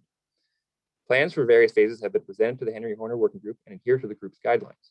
Funding applications for each phase of the redevelopment receive a letter of support from Alderman Burnett. This phase is no different. In June of 2020, and monthly since then, the applicant has presented plans for the project with the Henry Horner Working Group and kept them updated on the status of the project each month. And on March 11th, 2021, they showcased the project as part of a community outreach presentation, and it received support. Just zooming in a little more detail here, the subject site for the project, shown here in yellow, is located at the southeast corner of Lake and Damon. Currently, the Chicago Transit Authority is building a new Green Line station at Damon and Lake. The station will open in 2022. As such, the subject site is considered a transit-oriented development and will receive a TSL designation to reduce the amount of required parking. The subject site is currently zoned PD 1097. This PD was established in 2008 and currently has an underlying zoning of RT4. The subject site measures 250,988 square feet, or about 5.76 acres in net site area. The subject site is located in a transitional area where a mix of different land uses converge. The Lake Street elevated tracks separate the mixed-use residential and commercial area to the south from the industrial area zone PMD to the north. The residential area primarily consists of small apartment buildings and 3-story townhouse developments with a mix of parks and a number of vacant lots that have yet to be developed. The primary zoning of these areas is planned development in RT4. Lake Street and Damon are the commercial streets in the neighborhood and are generally zoned C13 and B13. Damon Street is the primary commercial core of the neighborhood, but lacks a significant retail presence. To the south and east, the area is dominated by the United Center and the surrounding parking lots, which feature a large amount of vacancy. Here are context shots of the project site showing the street level views of the area. As you can see, there's significant gaps in the built environment. The subject site is split into 2 sub areas. This is PD 1097. Sub area A contains a net site area of 98,978 square feet and is located in the location of the proposed project. Currently, sub area A is partially developed and consists of a 4-story mixed-use apartment building and a row of 3-story residential townhouse developments, which in total comprise 78 housing units. The project will bring additional 96 units to this sub area. Sub area B consists of 152,010 square feet of net site area and is partially developed as well with a mixed-use 4-story apartment building and a 3-story residential townhouse development. that contain 20 units, as well as a small park. Sub-area B will not be developed at this time. When it is developed, it'll be subject to the requirements of the B25 zoning designation, site plan review, and also the total project cannot exceed 100 dwelling units. The proposed development has been designated to meet the guidelines for Reconnecting Neighborhoods Plan, adopted in 2019. That's the plan governing the area. Among the recommendations of the plan, it states that the future development should support transit accessibility, prioritize a mix of uses, create a vibrant commercial corridor on Damon, and improve the streetscape and aesthetics of the neighborhood. The proposed design of the project has been through a number of zoning and design reviews to ensure it is more substantially compliant with the planning guidelines established by the Reconnecting Neighborhoods Plan and ensures it meets the department's design excellence goals. Proceeding in 2 rounds in early and late summer of 2020, the Department of Planning and Development, along with our partners in the Department of Housing and the applicant, worked together to improve the design of the project to ensure that its massing, materials, and height fit the neighborhood context. Among the department's recommendations, as shown in the progression of design schemes that you see here, was to decrease the height of the building on the south side of the property, closer to the abutting 3- and 4-story buildings, and increase the height closer to Damon and Lake to reflect the surrounding context. And part and parcel with that is to provide a more varied massing with separate components that alter the roof line and create more architectural interest, and ensure that active and accessible retail uses make up the ground floor of the project to activate Damon Street. With that, I'd like to turn it over to the applicant team, who will present their designs and explain the details of their proposal. Thank you. Is my mic on now? Yes. Yes, great. Thank you. Thanks, Mike. My name is Steve Friedland with the law firm of Applegate and Thorne Thompson. And I'm here representing the developer and the development team. Also on the call, as Mike mentioned, from the development team is Peter Levovey with Brinshore Development. Brinshore Development and Michael's Development Company have partnered for a number of years now on a number of CHA redevelopment sites. And I think when Mike pointed to the slide earlier that showed how much of West Haven has been developed, I would stress that 747 units of housing have already been developed in this corridor. And our proposal today is to add 96 units more to that. So this is really a mature project from our perspective. Also, we have with us the architect team from Landon Bone Baker, Catherine Baker, and Matt McGrain. I'm going to turn this over to Matt in a moment, but Mike, if you go to the next slide. I was actually going to get to the next one after that. Yes, thank you. I just want to show this because I think it really does highlight something else I wanted to say as an introductory comment, is to thank both Alderman Burnett and the Department of Planning and Development staff for their efforts in this. Alderman Burnett has been instrumental in the redevelopment of the entire West Haven project, and this is really no exception for this particular building. Also, I think Mike alluded to the design changes that we discussed with staff, and we started this with the idea of an 8-story building that spanned the entire frontage of Damon to provide us the 96 units. And after a nice back and forth and discussion with Commissioner Cox and his staff, we are presenting this to you, which is really, we think, quite a stunning building where we're matching the height of the buildings on the south side of Maypole with a 4-story portion of our building, and then a 12-story portion of the building, which is along the L tracks, the green line. I'm not going to talk too much more about architecture here. I'll leave that up to Matt, but Mike, move us 2 slides to the site plan, please.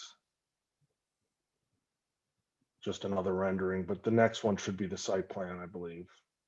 Yeah, so I just wanted to highlight here, not only does the design have a sort of a change in height from the 4-story to the 12-story, but we've also stepped back the 4-story building from Damon to create some interest and also provide us with some, beneficial, a beneficial result, which is that second floor roof terrace becomes a possibility for us, which we'll highlight as we go through the underlying floor plans. Let's go to the next slide.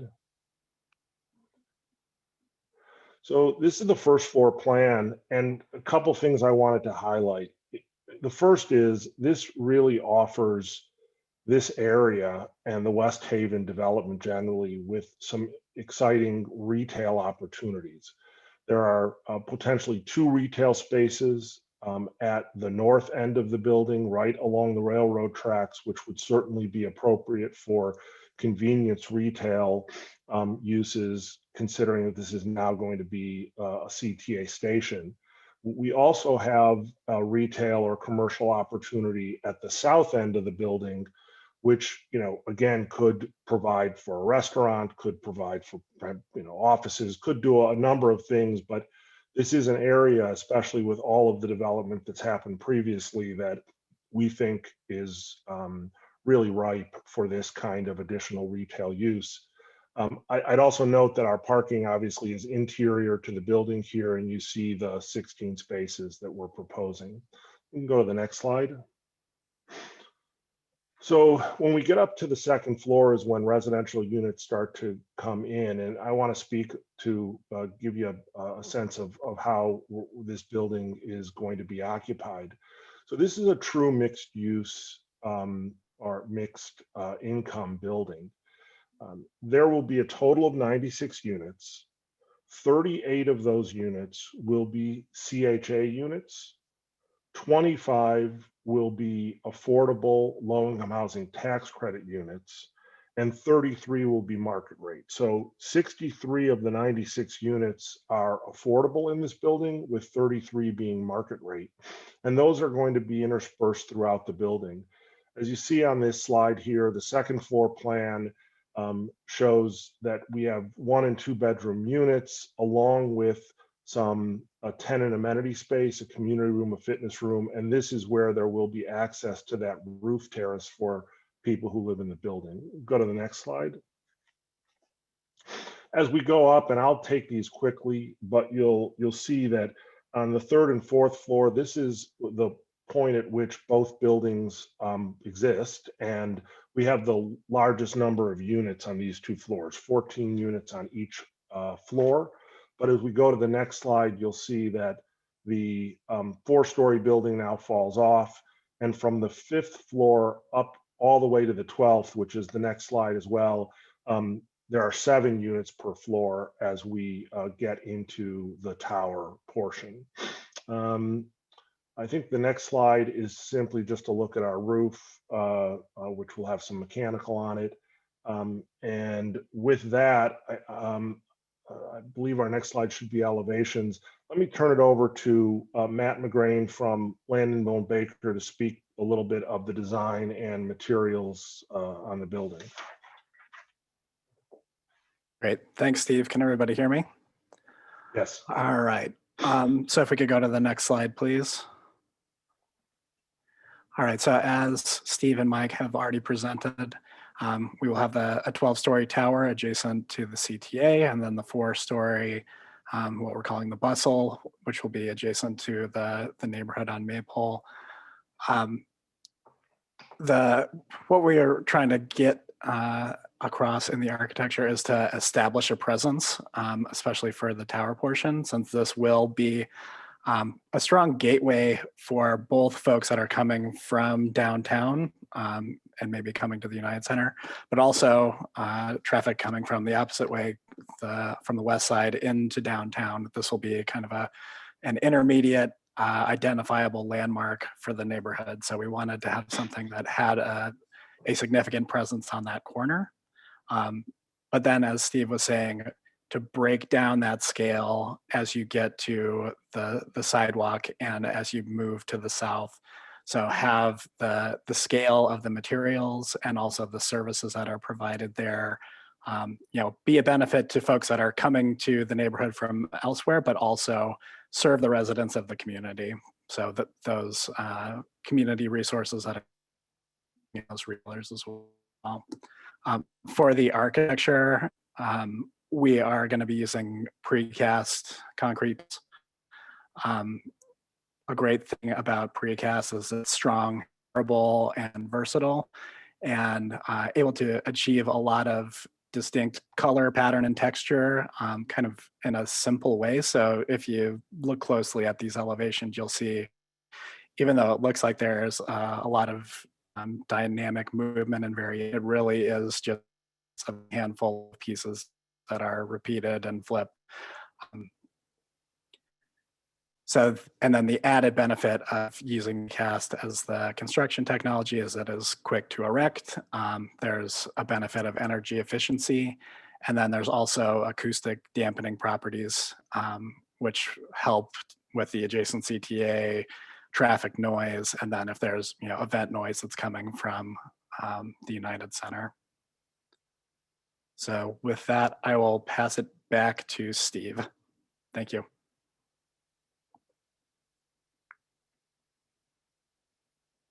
Sorry about that, I was on mute. Mike, I believe our next slides are the cross-section slides. And we can just sort of move through them. Frankly, I think Matt really spoke, I went through the underlying floor plans. This just gives you a different visual of that. We probably want to get to the transportation slide. I wanted to now speak to the plan development guidelines and requirements and our belief that we're meeting these all of these guidelines. First, as to transportation, as Mike mentioned, this is a great opportunity for the West Haven development, that there is going to be a new Green Line station at the corner. And that really was in many ways some of the impetus for creating more density at this location for this next stage of the development. One of the things that we are doing is really embracing that. We have 96 interior bicycle stations in the building and 10 outside of the building. We view this to be a project that's going to have excellent connection to transportation through the Green Line, but also giving our residents the opportunity to utilize other modes of transportation. We go to the next slide. So with respect to urban design, I think that Matt just spoke to this a bit, but certainly in all of the meeting and conversation that we had with the department over these last months, we've really tried to incorporate the type of excellent urban design that I know the department's striving for. First of all, one thing to point out, we did pull back the building, both the entire structure, not just that 4-story structure, but the entire structure back from Damon, with the intent of creating a wider sidewalk. Damon Avenue has a pretty small, has a pretty short sidewalk at that location. And we felt with the new Green Line station, the fact that there's going to be more pedestrian traffic along there, that it would be nice to do that. So that was one component of the design. And also the transition from the shorter projects to the south to the taller building to the north. That transition was obviously an important part of the design. You can move to the next slide, which I think is landscaping. So this gives you a good indication of what I mean by pulling back the building. What we were able to do was incorporate some landscaping on our property as we pulled the building back, which let us keep the the new trees we weren't going to be putting into Damon in place because the sidewalk is wider. So that is as I say, was a good opportunity for us. I also would want to point out, and I know that Mike mentioned this, that this plan development includes a small neighborhood park. And that is less than a block. It's on the same block as this building. That park has already been built. It's used by the other residents of this PD and the neighborhood, and would certainly be available to the residents of this building. I'll go to the next slide. So again, building design, I guess we really think that the rendering speaks for itself. It's a beautiful design and are very proud of this being an addition to the West Haven development. I think with that, I'm going to introduce Peter Levovey from Brinshore Development. Oh, I should just say we are meeting our full, you can go to sustainability. We are meeting our 100 points under sustainability, and this slide reflects that. I wanted Peter to speak to, I think it's the next slide, with respect to the various summary and benefits of the project. Thank you. Chair Cordova, Commissioners, Alderman Burnett, I want to thank you for allowing us to bring this project here today. And I just want to say that I've personally been working with Brinshore on the redevelopment of the Henry Horner homes for 20 years. And it is extremely gratifying that it's the first Chicago Housing Authority site in the city that will complete its requirements under HUD for redevelopment. And this phase finishes off its obligation under the revitalization plan that was submitted with the Hope 6 that was granted in 1996 to redevelop the site. So it's very exciting to finally get to the end of the rainbow on one of these sites. In addition to fulfilling the requirements of the Mothers Guild consent decree, it's really wonderful to be here today. And the building, I want to thank Commissioner Cox for pushing us as hard as he did to get us to do a beautiful building with excellent massing. It was a great process, and I'm really glad that we were able to get to a design that was collaborative. Nobody's as smart as all of us, and this design really reflects the input that the city, the CHA, the residents, and the developer had together to get here. Steve already mentioned the fact that 39% of the units, 38 public housing units will be in this project, which is exciting, alongside 25 affordable units, 5 of which will be at 50% of AMI, and 20 will be at 60% of AMI, and the 33 market rate units. And the fact that it's a TOD development, and I just want to tip my hat to Alderman Tunney for really pushing on the needs for cyclists, and we're really taking it very seriously here by providing 1 indoor parking space for every bicycle, for every unit in this development. And we also intend on having a bike repair area within that bike room. The 3 storefronts, we will be targeting local entrepreneurs to use this as an opportunity to really build wealth within the community.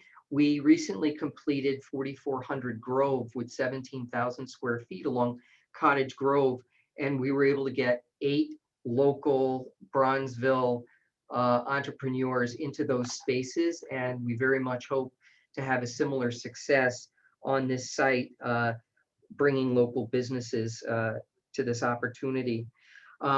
Steve spoke about the amenities of the community room, which will have a community kitchen that leads out onto this beautiful roof deck. We did a very similar one at Clybourne 1200 at Clybourne Division, and it's turned out to be a wonderful amenity that is well used by the residents and gives a real opportunity to realize the vision of mixed income housing, bringing people who are at all ends of the income spectrum together to have positive experiences, to build their social capital, and to meet each other and to really become a community. So we're really proud of that. The units themselves will have their own washer and dryer and dishwashers in the unit, which is really important, and I think important in order for them to be at the highest possible level to attract market rate residents. There was also mention of our robust community engagement process, which is not complete. We will continue to engage the public housing residents and the community residents to get continued input. We have contracted with a nonprofit called Territory, which is working with local youth in the West Haven community to teach them about the whole process of redevelopment. And they have been interviewing all of the different players, and they will be doing a project that's intimately involved in this as well. So the neighborhood youth will have an opportunity to contribute to the success. I also want to say that it's going to create a lot of jobs, obviously construction jobs, more than 150, and management and maintenance jobs, probably 6 full-time jobs, but also the retail jobs that are going to be created in these 3 storefronts are really going to be critical to the success of this development and to the self-sufficiency of the residents living in the community. That's all I had to say, so I'll turn it back to Steve. Thanks, Peter. Just to complete the information that's on this slide, we will certainly be meeting the city goals for MBE and WBE participation. And as you may know from many of the projects that Brinshaw Michaels work on, we usually far exceed these goals. So that is what we would expect here as well. I'm sorry, I inadvertently left that out. It was on the front of my mind and I don't know how it slipped, but we've also already been engaging Section 3 businesses, local businesses, at the direction of the aldermen. We have contacted several local subcontractors and have gotten them involved in the process. We have engaged, or general contractor McShane has engaged Rachel Ivy from CEC to conduct outreach to the community, to bring local subcontractors into the process and to recruit, train, and get ready local residents for work on the construction of the process. And we're really hoping that we'll have a very high level of both MBE, WBE, and Section 3 business and worker participation. We're aware that the Section 3 law has gone through a new iteration on its federal regulations that were released in September, and we've been studying these closely.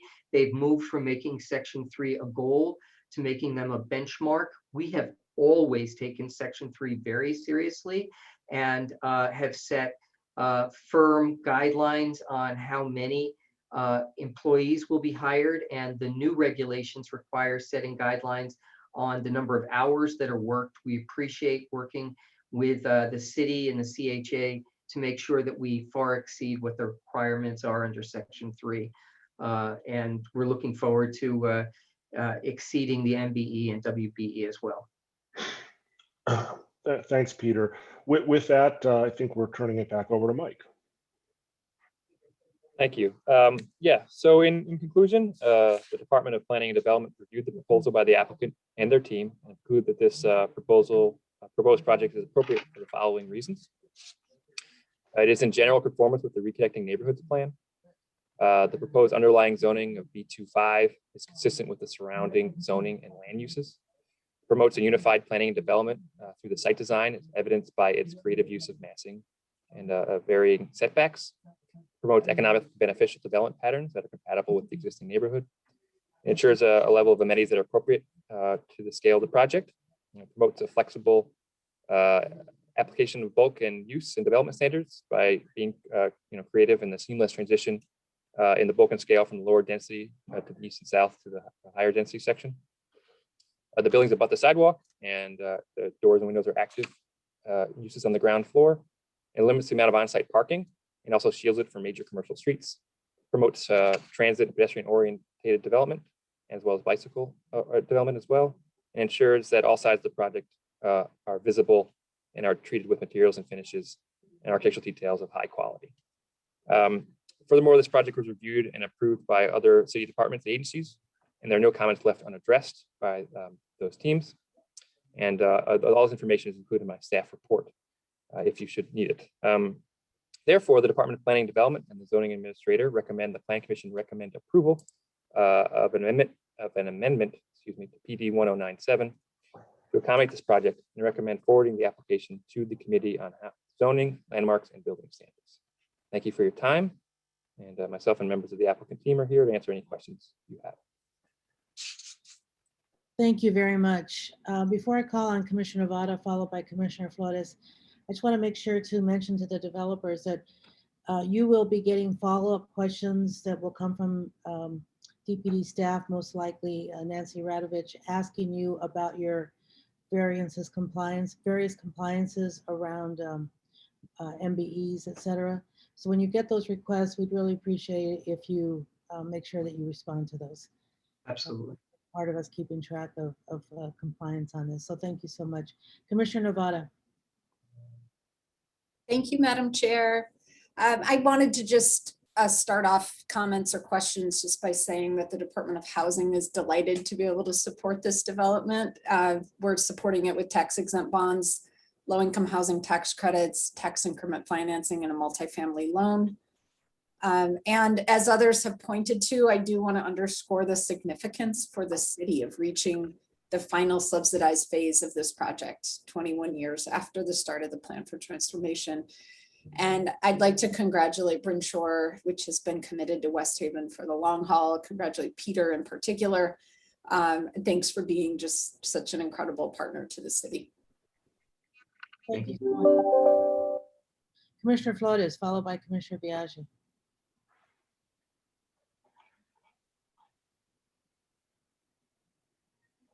You're on mute, Commissioner, or actually you're not on mute, but we can't hear you for some reason. Now you're back on mute. So for some reason, we're not able to hear you, Commissioner. I'm so sorry. I'm not sure if that's a problem on your end or ours. Tech, can we get some help on that? Commissioner, there might be another hard button on your microphone, maybe, or you have not selected the right microphone in your audio settings. Because she's not listed as being on mute. See if you can fix that, Commissioner Flores. I'll come back to you. Commissioner Biaggi. Sure, thank you. So I just wanted to compliment the development team here in that, for example, the bike parking is outstanding and we didn't have to push you at all on it. You actually brought it to the table, and that's the kind of thing that we're looking for. We're very appreciative of it, and I also think the attention to the edge and the streetscape that's going to be complemented by the new Damon Green Line station, which for folks who are interested, we just opened the bids on that, and so we'll have a shovel in the ground this summer on the new train station. So this is a perfect, I think, really or important example of some TOD work that is really complementing each other. So again, I want to compliment you on doing the work, so we didn't have to beat you up to get it there, and that I think the timing is really great here, because when folks move in here, that train station will be up and running. It'll really dramatically transform this node in this section of the city. Thank you so much, Commissioner. Commissioner Flores, should we see if we can get your audio? You might have to log out and then log back in, if possibly. Can we hear you, Commissioner Flores? She is logging back in just a second. Let me know when she comes back in. Thank you. Commissioner Cox, followed by Commissioner Reyes. Thank you, Madam Chair. I too wanted to just compliment the development team, including the architects who just continue to do extraordinary work for Chicago, but also Commissioner Navarra and her team that allowed the planning department to push for a greater level of kind of context sensitivity that, yes, led to a taller tower, which I think becomes a really important reference point for the area, but also just very sensitively inserting itself into the larger context. And I think it would be helpful for people to understand that this is a part of a larger policy trend on behalf of the Lightfoot administration to locate high density, mixed use, mixed income development adjacent to train stations. So this commission probably remembers the Emmett Street project at the Logan Square Blue Line that we approved, 100% affordable. Again, another product of this same architecture firm, another inspired affordable housing developer. But also we approved the 43rd and Green affordable housing project against, again, another transit station. And we will be seeing another one of these projects at 63rd and Cottage.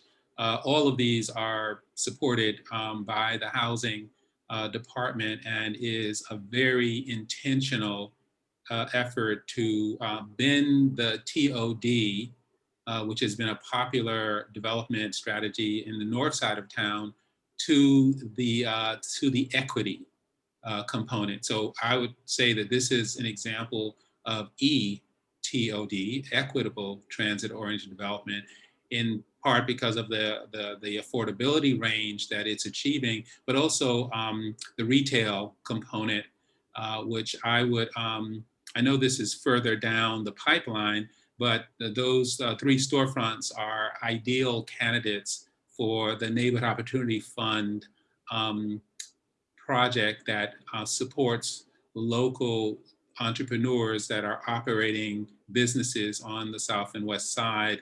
And so to have those 3 storefronts available for that pipeline of entrepreneurs would be an excellent connection to make as those businesses want to outfit the interior of those businesses. So for me, this is another exemplar of what ETOD is in Chicago. And this is one of, I hope, many, many projects we will see of this type. And again, just congratulate the team, both internal in the housing department and Commissioner Navarro's leadership, but also the developer and the architect for bringing this wonderful project forward to the commission. Thank you. Commissioner Reyes, followed by Commissioner Searle. Just briefly, I want to echo the words of the Commissioner Cox and Commissioner Navarro. I am extremely delighted to see a project like this. Similar to Emmett, as Commissioner Cox mentioned, close to my heart, as I play a role in that. Beautiful building again from London. So very, very excited to see this project. As we see a lot of market rate housing, it's refreshing to see a project that is affordable housing in such a great location. And then I totally agree with Commissioner Cox. This is equitable transit-oriented development that we need to continue to promote on the south side, the north side, the west side, the east side throughout Chicago. Thank you.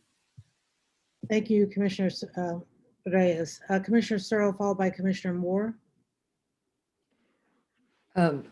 This is a product of being on the Plan Commission as long as I have. There's a project just to the east, which I think was also done by Landon Bone Baker. It might be the one right adjacent to it. And in that project, when it was presented to the Plan Commission, there was a streetscape that was done that was very beautiful.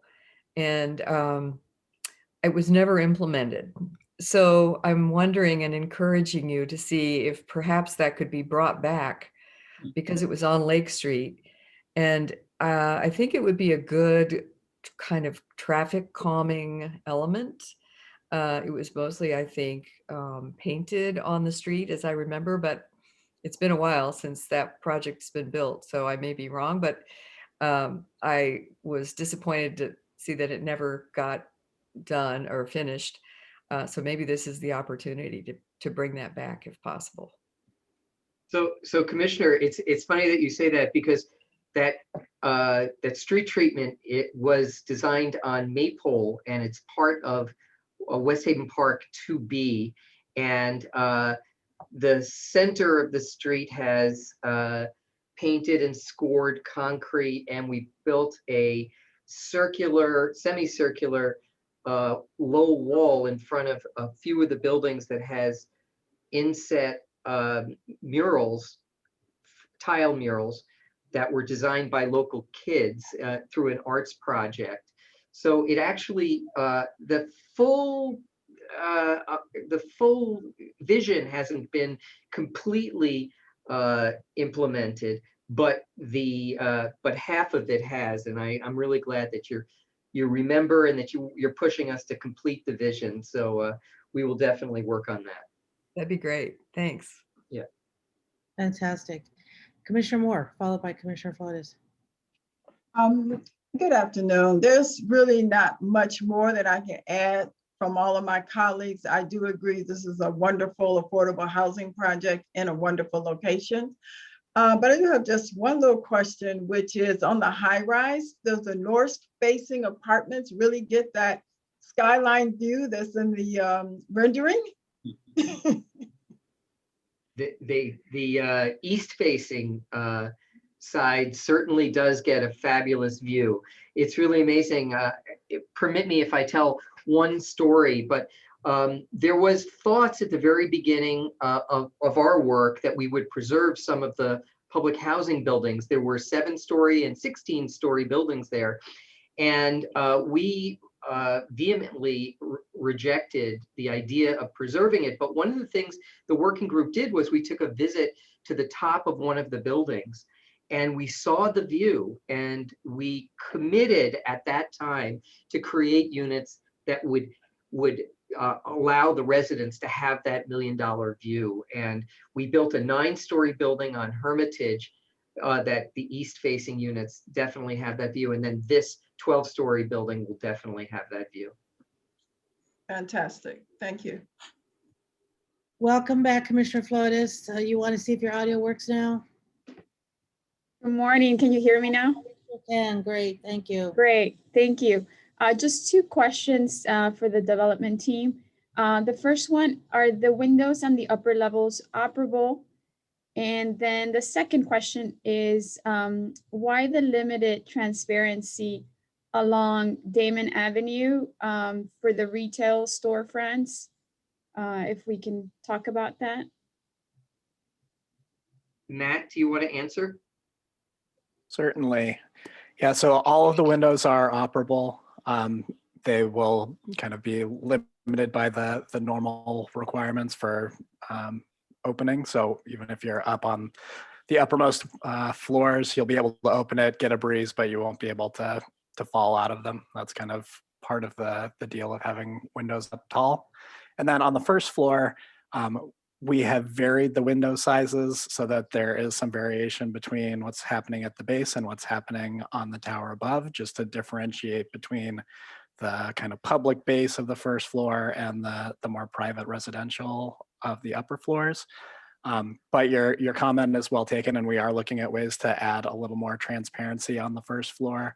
We are somewhat limited by having the precast system need to bear down to the ground because it's a big, heavy piece of concrete, but we're looking at ways to maximizing the visibility into the retailers while maintaining some of that visibility into the building common spaces while also providing some privacy for back of house or offices or the bike storage areas.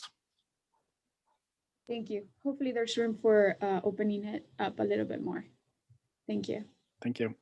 Good. So I assume you'll take that you'll look at that further. Yes. Do we have a, well, I guess Commissioner Burnett, did you want, or not as in your role as commissioner, but as alderman, did you want to say anything on this? Sure, thank you. Of course, as commissioner, I have to recuse myself from voting on this, but I'm very excited about this. This is very timely for this area. As you know, they're in the Kinsey TIF.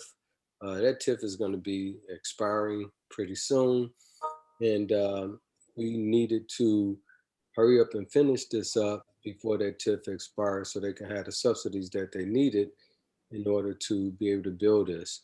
But this is very exciting. This developer, Brenshaw Michaels, is a very holistic developer. They actually go out of their way to create things for the community to do and bring amenities to the community that help all levels of the neighborhood. They have another building down the street that's very diverse. Some folks may or may not know, this is one of the areas in the city that has a lot of affordable and low income in it, in the near west side. But at the same time, and I live in this community, own in this community, property values have not stopped going up. Property values are, you know, homes are going for almost $800,000 in this community. So it just goes to show you, if you have low income and affordable in a community next to market rate, it does not have an adverse effect on the property values in the community, especially when you have good developments like this. This area, I mean, we're excited with the new L-Stop coming up. This L-Stop is going to be for folks coming from the United Center, from the medical district, from the industrial area, but also folks from this community having easy access to get employment. So having a mixture of incomes in this development is only fitting. I can see students from Rush, students from UIC moving in this building, and also doctors and nurses moving in this building, along with the residents from this community. The community was very engaged with this. Peter and them really engaged the community in this development. I've been to all the working groups in relationship to it, and they're very excited about the commercial spaces.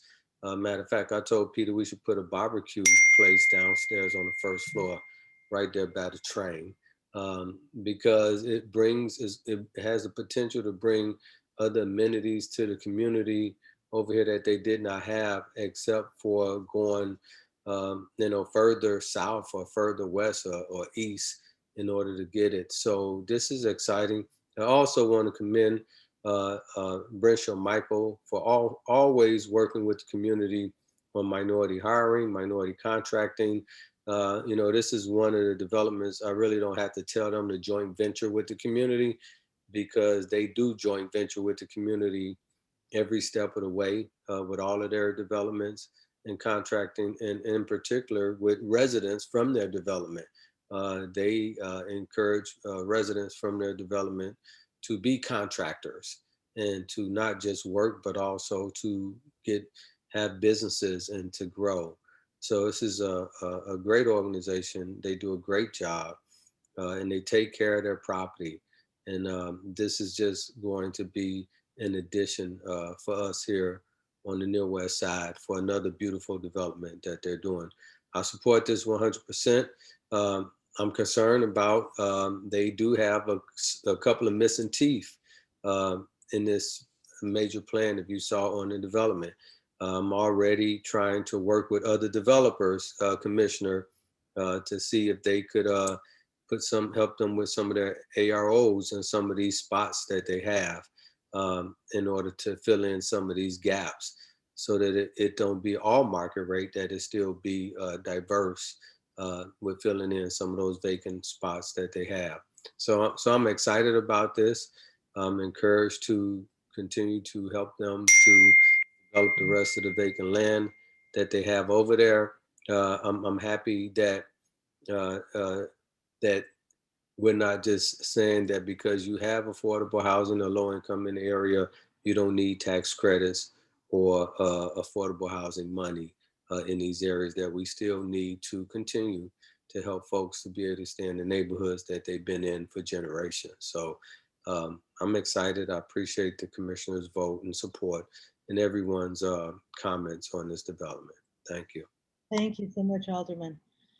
Do I have a motion for approval on a plan development 1097 submitted by BMH1-1 LLC for the properties located at 1939, 1959. So move. Thank you. Do I need Second by Commissioner Shaw. Noah, do I need to finish reading it for the record, or will our? I don't want to speak for Mr. Gaynor, but I believe you do from the legal end of things. Okay, I Yes. appreciate Yes, please do. Thanks. And I appreciate the enthusiasm in helping me, as I like to do, move things along. But I'll go ahead and read that, and then I'll take those motions. Proposed development 1097 submitted by BMH-1 LLC for the properties located at 1939-1959 West Lake Street, 115-159 North Damon, 1900-1958 West Maple, 1901-1959 West Maple, 1900-1948 West Washington, 100-146 North Walcott, finding that it meets the requirements for approval. Now the motions. Who did I hear? So move. Moved by Deputy Commissioner Moore, seconded by Second by Commissioner Shaw. Commissioner Shaw. And now I will do the roll call vote. Commissioner Biaggi. Yes. Commissioner Brumfeld is a recusal. Commissioner Burnett is a recusal. Commissioner Cordova is a yes. Commissioner Cox is not a recusal, or that's a recusal, or a vote. No, Commissioner Cox is eligible to vote. And my vote, enthusiastic, yes. Commissioner Flores, Yes. Commissioner Garza, Commissioner Kelly, Kelly's a yes. Commissioner Lyons, Yes. Commissioner Moore, Yes. Commissioner Murphy, Yes. Commissioner Novata. We have a proxy for her that is a yes. You have to step away. Commissioner Reyes, Yes. Commissioner Searle, Yes. Commissioner Shaw, Yes. Commissioner Tunney, Yes. Commissioner Viega. Oh, I'm sorry, he's not here. Commissioner Weigelsbach. Yes. Fantastic. Motion passes. Congratulations. Thank you very much. Thank you. Thank you. The next item. Chairwoman, I'm sorry, can we check with Commissioner Garza? He had dropped off a second and he is now being promoted to panelist. I just didn't want him to miss his No, chance. I'm on. I'm here. Okay, can I get a vote on that, Commissioner Garza? Yes, sorry about that. That's okay. Thank you. Yeah, thank you, Noah.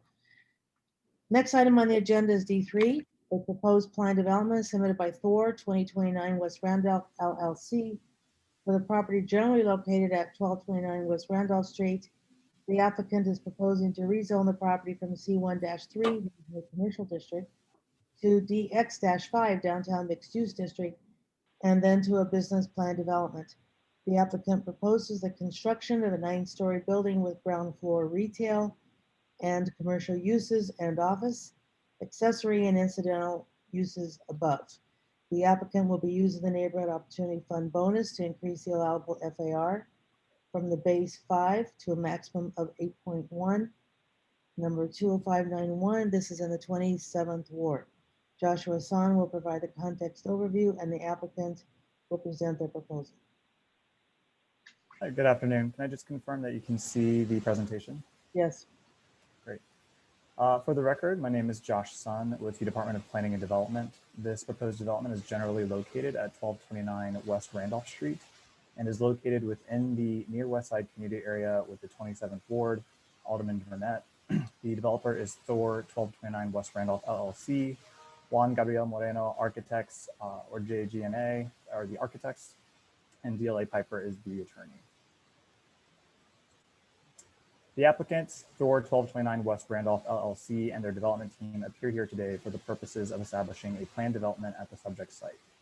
The request is being submitted as a mandatory plan development application pursuant to the provisions of the Chicago Zoning Ordinance Title 17 of the Municipal Code of Chicago, due to the fact that plan development review and approval is required for any development using floor area bonuses.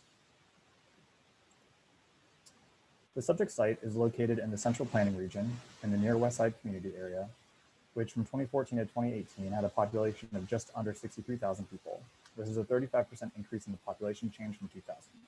Another thing to note is that as of 2017, the largest share of employment by industry sector was healthcare at 18%, followed by professional at 14%. This is an aerial view of the West Loop in context to the near West Side, as you can see. These existing condition photos show its location west of the loop, which you can see in the distance. This is actually across the street from Willard Court, and this main road is West Randolph Street. This is the product area right here, located in the bottom. It is surrounded by a mix of commercial uses, such as restaurants, offices, and residual industrial.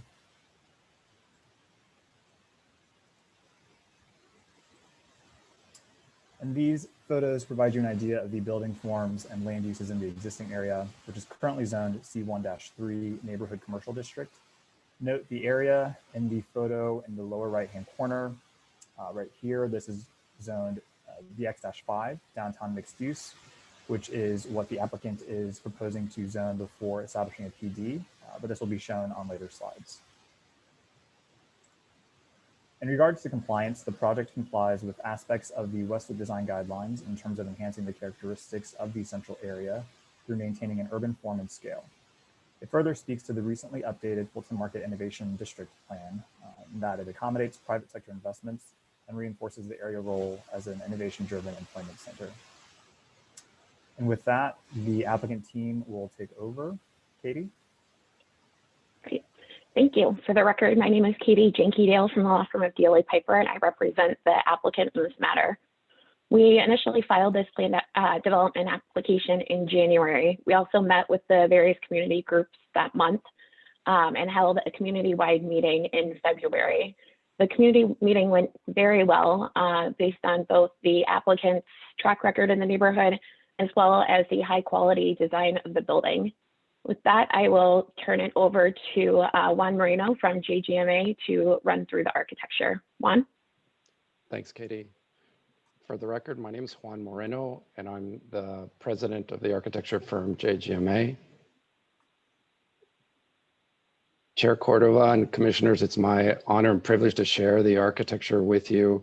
It's an exciting project for us located at the corner of Willard and Randolph, as you can see, just moving through these slides quickly and get a sense of the neighboring uses in the zone as Katie adhered to. But even contextually, what we want you to see is that everything that we're doing is based on the context. We have a two-story building that's immediately to our west, and that really does inspire how we start to think about reinforcing the human scale at the ground, and then starting to look at spaces that are amenity spaces within this 9-story building, because it's a fascinating place talking about the innovation district, yet we have history. So here these two notions collide of innovation and history. And I think what we have is a net result of a beautiful blend of a building that is inspired by the past, but really speaks to something of the future that's quite positive. Next slide. So again, the site, it's because we're on a corner, it's interesting. We have two front facades, both on Willard and Randolph, and proudly, this building doesn't ignore any of the facades. It's one that we know will be visible in the round, and we'll get into that in a moment. Next. From a plan standpoint, you can see how we have an entry into a retail space from the north, and equally an entry from the east into the office building. Next. And then as the planning goes up, this notion of the carving out that you saw on the two-story element, we start to create the same kind of approach throughout the facade of the building. Next slide. And that leads us all the way to a roof terrace. Same notion that we carve space out so that a 9-story building is sensitive to human scale and contextual scale. Next. Just again, referencing some of the neighboring building heights, you can see how this is a complement to the neighborhood, and we think a quite wonderful one. Next. And then just quickly going through the elevations, because I'll touch upon these more in the renderings, just to give you a sense of the building in the round from the Randolph side, and working our way around from the east. Next is the west, and I'll touch on the west as well, and then the south. This section you can see, just again, there are moments that are enclosed in an office space, but also moments where you can actually, and it's quite rare to have what we would say are balconies for office spaces, but the idea of fresh air into the office space was important to this team. And then material-wise, they're all based on the context, the idea of masonry, the idea of steel, materials that are something that visually we connect with that area. Here you can get a closer glimpse of the notion of the materiality. Next.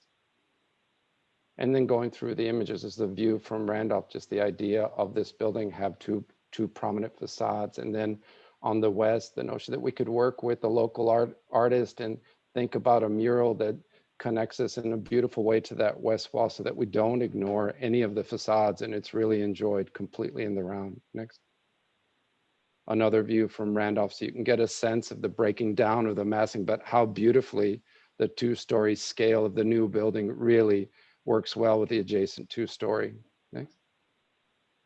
And this is the view from the east. Once again, taking moments to carve out spaces or subtracting out just to break down a 9-story building into something that's quite humane and quite beautiful. Next. And then ultimately the true human experience from the ground. Thanks. Katie. Thank you, Juan. This project has a total project cost of approximately $8 million and is expected to generate 100 construction jobs and 125 permanent jobs. Their project, the 3.1 FAR bonus equates to approximately $235,000 in bonus fees. The developer is also committed to meeting the mayoral executive order goals of 26 and 6. They have not selected a contractor for the project yet, but they have also agreed to JV with a minority contractor. Next slide.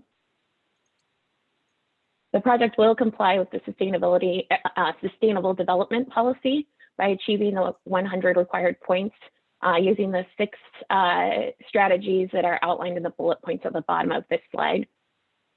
Next. And then finally, due to the size of the site, it's relatively small.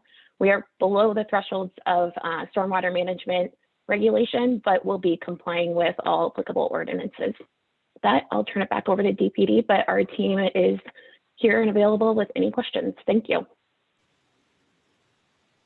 Thanks, Katie. So the Department of Planning and Development has reviewed the materials submitted by the applicant, and we have concluded that the proposed plan development would be appropriate for the following reasons. It is in compliance with the following standards and guidelines. Per section 17-8-0103, it promotes economically beneficial development patterns that are compatible with the character of the existing neighborhood.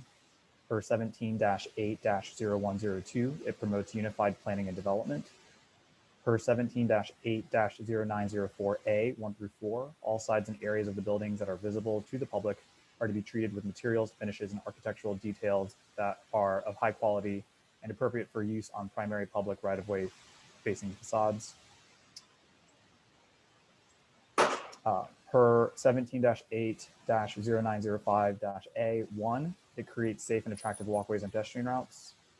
Per 17-8-0905-B2, it creates primary entrances at the sidewalk level that are obvious to pedestrians by forming a significant focal element of the building. Please refer to my staff report for further details regarding this project and the plans identified here today. Based on the foregoing, it is the recommendation of the zoning administrator of the Department of Planning and Development that this application to establish a plan development be approved and forwarded to the City Council Committee on Zoning, Landmarks, and Building Standards as such. Thank you. Do I have any comments or questions from commissioners? No questions. Okay, seeing none. It looks like Commissioner Grossman has joined us. Right. Sorry, I've been here for a while listening. Welcome. I love that they call their project beautiful. I thought that was quite charming. It is beautiful. Yeah, no, but it just was really nice. It was well said. And Mr. Moreno, thank you for pronouncing my name correctly. I was gonna go for a motion, but I see Commissioner Cox has his hand up. Commissioner Cox? No, I just wanted to, when work of this caliber comes before the board, I think we should acknowledge the extraordinary work that both the development company has allowed their architect to do. So Juan Moreno, it's a beautiful building.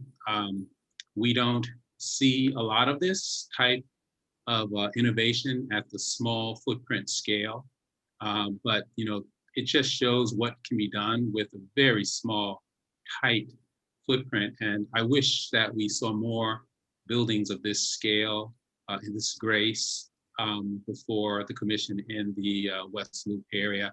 But again, the development team is not new to design innovation. They just have an amazing portfolio of very, very strong and innovative work. And I just applaud them for bringing something here that I think we'll all be proud of. So thank you. Thanks, Commissioner. Let me go to Commissioner Searle and then I'll go to you, Alderman Burnett. Go ahead, Commissioner. I just wanted to ditto Commissioner Cox's comments. It looks like it's going to be a wonderful building, and we didn't have anything negative to say about it. I think that's why there were no comments. So yeah, it's a very nice building. Thank you. Thank you. Alderman Burnett.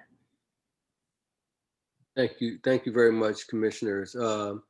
One, I'm recusing myself from voting on this because I have to, but this is a very beautiful building. It's unique to see how they can take such a small space and do something that's very beautiful like this. The community supported it. They went to all of the local community organizations and it was a no-brainer. They got all of their support. We had a community meeting. Everyone really liked the project. They committed to allowing for a local artist from the community to paint that other wall. They went out of their way to work with one of the neighbors to the south of them to satisfy her concerns. As the counselor said, they plan on joint venturing with a minority contractor, hiring people from the community. I think this is great. I support this. My community support it, and we ask for this body's support also. Thank you. Thank you. Thank you, Alderman. Commissioner Reyes, followed by Commissioner Brumfield. Just briefly, a beautiful building by a Latino architect. I'm delighted to see this happening too. This has been a very special meeting of the Plan Commission. Thank you. Thank you. Thank you, Commissioner. Commissioner Brumfield. Yes, I just wanted to add just a couple comments. I think this is a good example of how you can stay contextual with the use of materials, but still offer something very different. And I think as Commissioner Cox mentioned, it would be good to see more buildings that actually kind of challenge at least the norm in terms of scale and also staying contextual, but at the same time, kind of pushing kind of more 21st century kind of design into our context. So it's just a relief to see, this kind of building and the quality of design that's brought here, and hoping to see more of this from the rest of our colleagues in the design community in the coming years. So thank you. Thanks, Commissioner. Okay, with that, do I have a motion for approval? So moved by Commissioner Shaw. Seconded by? Commissioner Reyes. All right, let's go to a vote. Commissioner Biaggi. Yes. That was an enthusiastic yes. Commissioner Brumfield, I imagine yours is going to be enthusiastic as well. Yes. Commissioner Burnett, as he has said, will recuse himself. Commissioner Cordova is a yes. Commissioner Cox. Absolutely, yes. Commissioner Flores is also recusing herself. Commissioner Garza. Yes. Commissioner Grossman. Yes. Commissioner Kelly. Commissioner Lyons. Commissioner Moore. Yes. Commissioner Murphy. Yes. Commissioner Novata has not come back. Commissioner Reyes. Yes. Commissioner Searle. Yes. Commissioner Shaw. Yes. Commissioner Tunney. Commissioner Tunney. Commissioner Wagaspat. Yes. Okay, the motion passes. Congratulations, and as it's been said by all, we hope that this helps set us a new standard for a really magnificent building. So thank you. Congratulations. Thank you. Okay, commissioners, after we're done with this item, we have 3 items under the chair's update for information that I think are important items that you're going to want to listen to. But this item now is a proposed residential business plan development submitted by 160 North Elizabeth Holdings, LLC, for the property generally located at 160 North Elizabeth Street. The applicant is proposing to rezone the site from C1-3 Neighborhood Commercial District to DX-7 Downtown Mixed Use District. and then to a residential business plan development. The applicant proposes to construct a 27-story, 292-foot, 8-inch tall building with 375 residential units, 150 bicycle parking spaces, and 144 accessory vehicular spaces above 9,000 square feet of ground floor commercial uses. A 4.5 floor area ratio bonus will be taken, and the overall FAR of the planned development will be 11.5. Item 20542, this is also in the 27th ward. Emily Thrun will provide the context overview, and the applicant will present their proposal. Ms. Thrun. Thank you. For the record, my name is Emily Thrun with the Department of Planning and Development. The applicant appears here today because they are proposing to rezone the property from C1-3 to DX-7 prior to establishing a planned development to construct a 27-story building with 375 residential units, 150 bicycle parking spaces, 144 parking spaces, and 9,000 square feet of ground floor commercial uses. The subject site is located in the near West Side community area. Average household size in the area is 2.2 people. 42% of the people in the area are between the ages of 20 and 43, and the median household income in the area is over $83,000. The subject site is bounded by West Randolph Street to the south, North Elizabeth Street to the east, a public alley to the north, and a one-story commercial building to the west. The site is located approximately 1,570 feet southeast of the CTA's Ashland Pink and Green Line stop and 1,815 feet southwest of the CTA's Morgan and Green Line stop. The site is also located to the north of the CTA's number 20 Madison bus stop. The surrounding zoning districts in the immediate area are C1-3 and C1-2. 1- and 2-story commercial buildings currently occupy the site, and the surrounding land uses in the area include commercial and residential buildings. Here are street level images of the site. And here is an aerial view of the proposed building highlighted in dark blue in context with approved projects looking northeast. And here is an aerial view of the proposed building in context with the buildings in the surrounding area looking southeast. The next few slides include close-up renderings of the proposed building. This is an aerial rendering looking northwest at the corner of Elizabeth and Randolph. This is a rendering of the building looking east towards the loop.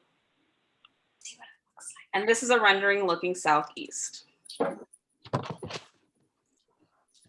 The next two slides include images of the existing pedestrian context on the site and the same pedestrian level view of the proposed project.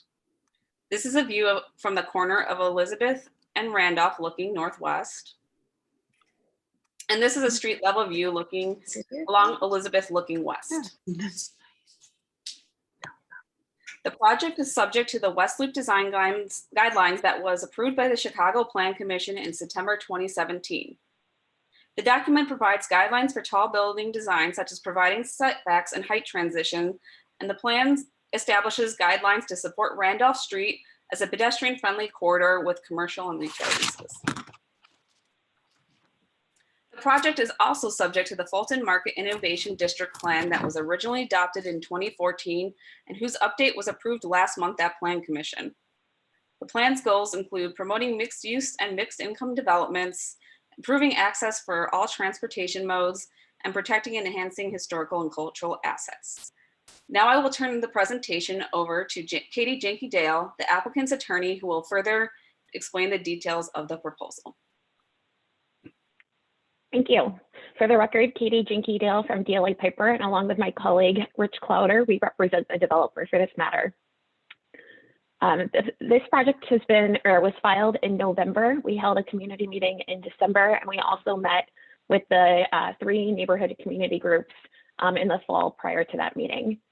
In response to the feedback we received from the community, we did make pretty significant changes to the plan that are detailed on this slide, including adding some 3-bedroom units that were not previously proposed, enlarging the dog run area, committing to affordable retail space, and also committing to exceed the sustainability or sustainable development policy.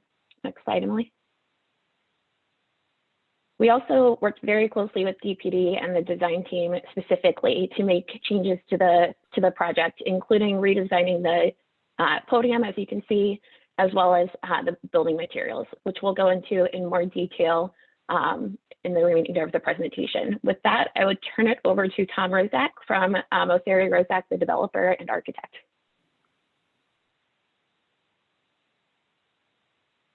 Tom? Yes, can you hear me? Yes. Okay, my name is Thomas Rozak. I'm the architect and the developer. I want to thank everybody for working with us, especially the alderman, Walter Burnett, and community groups and the Department of Planning. It was a very collaborative process, and we appreciate you helping us design the best building we could. This is a site plan. Shows you kind of the greenery around the project, including all the green roofs on the building, and we are over 50% green roofs. Next slide. This shows you the first floor plan, and towards the bottom, which is the south, we have 9,000 square feet of retail. Along Elizabeth, which is on your right, there's a red arrow. That's the entrance for the residential lobby. And then towards the top, which is the north, is the alley, and that has the garage entrance and loading. So it's off of the main streets. The gray area is the parking, and we have 144 parking spots on site. Next slide. So we have double height retail in the red area and double height lobby in the blue area, and again, more parking. Next slide. Third floor, we have a full floor of parking, which is screened from the street with glass and a ceramic frit pattern on the glass. Next slide. So this is start of the residential units on level 4. These units have nice garden terraces. There's some amenities and a pool on this floor. Our units vary from studios at 540 square feet all the way to 3 bedrooms, 1,450 square feet. We have 375 units, and we're very proud that we have 75 of those units, 20% on site as affordable units. Next slide. Typical floors 5 through 15 with all the apartments shown. Next slide. On floor 16, we have amenities, and this is more of a kind of social co-working amenities as opposed to the 4th floor, which is more active and kind of exercise and swimming and yoga and stuff. And we have some 3 bedrooms and larger 2 bedrooms on this floor. Next slide. And this is where the tower becomes more rectangular, and we have, again, our studios 1s and 2s all the way up to the top of the building. Next slide. In the top floor, 27th floor, we have apartments and an amenity space. Again, it's all catered to kind of beautiful views of the city and the surrounding areas. Lots of landscaping all around and in the buildings. Next slide. Here's an architectural elevation showing the south and east elevations. And again, we really like the outcome of the community input and the planning department's input. We have a very rich, warm colored brick on the podium, very pedestrian friendly, this kind of burnt orange buff color. And that color is also mimicked on the metal panels on the upper part of the towers. And we have, glass window wall, we have balconies, we have the metal panels for a really rich kind of contextual look to the building. And then on the right elevation, that's the, on the first floor there, that's the residential entrance off of Elizabeth. Next slide. Again, these are the more elevations on the west and the north. And again, the intent was to kind of make the scale look smaller with the intersection of these different planes of the glass and metal panels and masonry. Next slide. This is a section north-south showing kind of the relationship of the retail, the parking, the residential, and the amenities. Next slide. And again, here, same thing, looking in the east-west direction. Next slide. Here are some technical architectural drawings in kind of 3D axonometric views to just show how we're putting the building together. And there's the screened window wall at the parking level showing that frit to block views into the parking garage. Next slide. More details of how the terraces and the balconies are built. And we have these really delicate fins along the balconies to kind of give a really beautiful feel to it and kind of bring the whole elevation together in a really delicate way. Next slide. More details on the window wall. Next slide. KLOA did the traffic and parking study for us, and we have 144 spots on site, 150 bicycles. The street system can accommodate the new project, and we have widened the alley by 4 feet at the parking entrance and the loading areas as well. Next slide. This is again about the parking and design. Next slide. This is the same thing, and all these arrows show you kind of all the points of entrance. At the top, again, loading and parking. On the left at Elizabeth, the residential entrance, and then along Randolph in the corner, we have all the entrances to the future retail. One of the things we're really proud of is also 20% of the retail space will be affordable too, and we'll work with local merchants that are in the area and minority merchants that we can bring in kind of nice shops and so forth. So 20% of 9,000 square feet, so 1,800 square feet will be affordable retail, in addition to 20% residential. Next slide. Here's a little bit on the history of the kind of development of the massing. You know, we started with our initial thoughts of an L-shaped kind of block building. We went taller, thinner, and then we started kind of manipulating and really becoming, comfortable with this kind of stepped design. It's really elegant, really steps, around the site. I like this, entrance at Elizabeth that goes all the way down to the ground, so it kind of hugs the ground and has a very subtle step back at the 16th floor. So all these little setbacks, these terraces, just kind of make the building look less massive, and also the interplay of the metal panels and the coloration is really rich and provides a nice kind of experience for pedestrians, both at the sidewalk level and just in kind of the greater kind of expanse of seeing the building. And this also provides a lot of sunlight for the neighboring area. Next slide.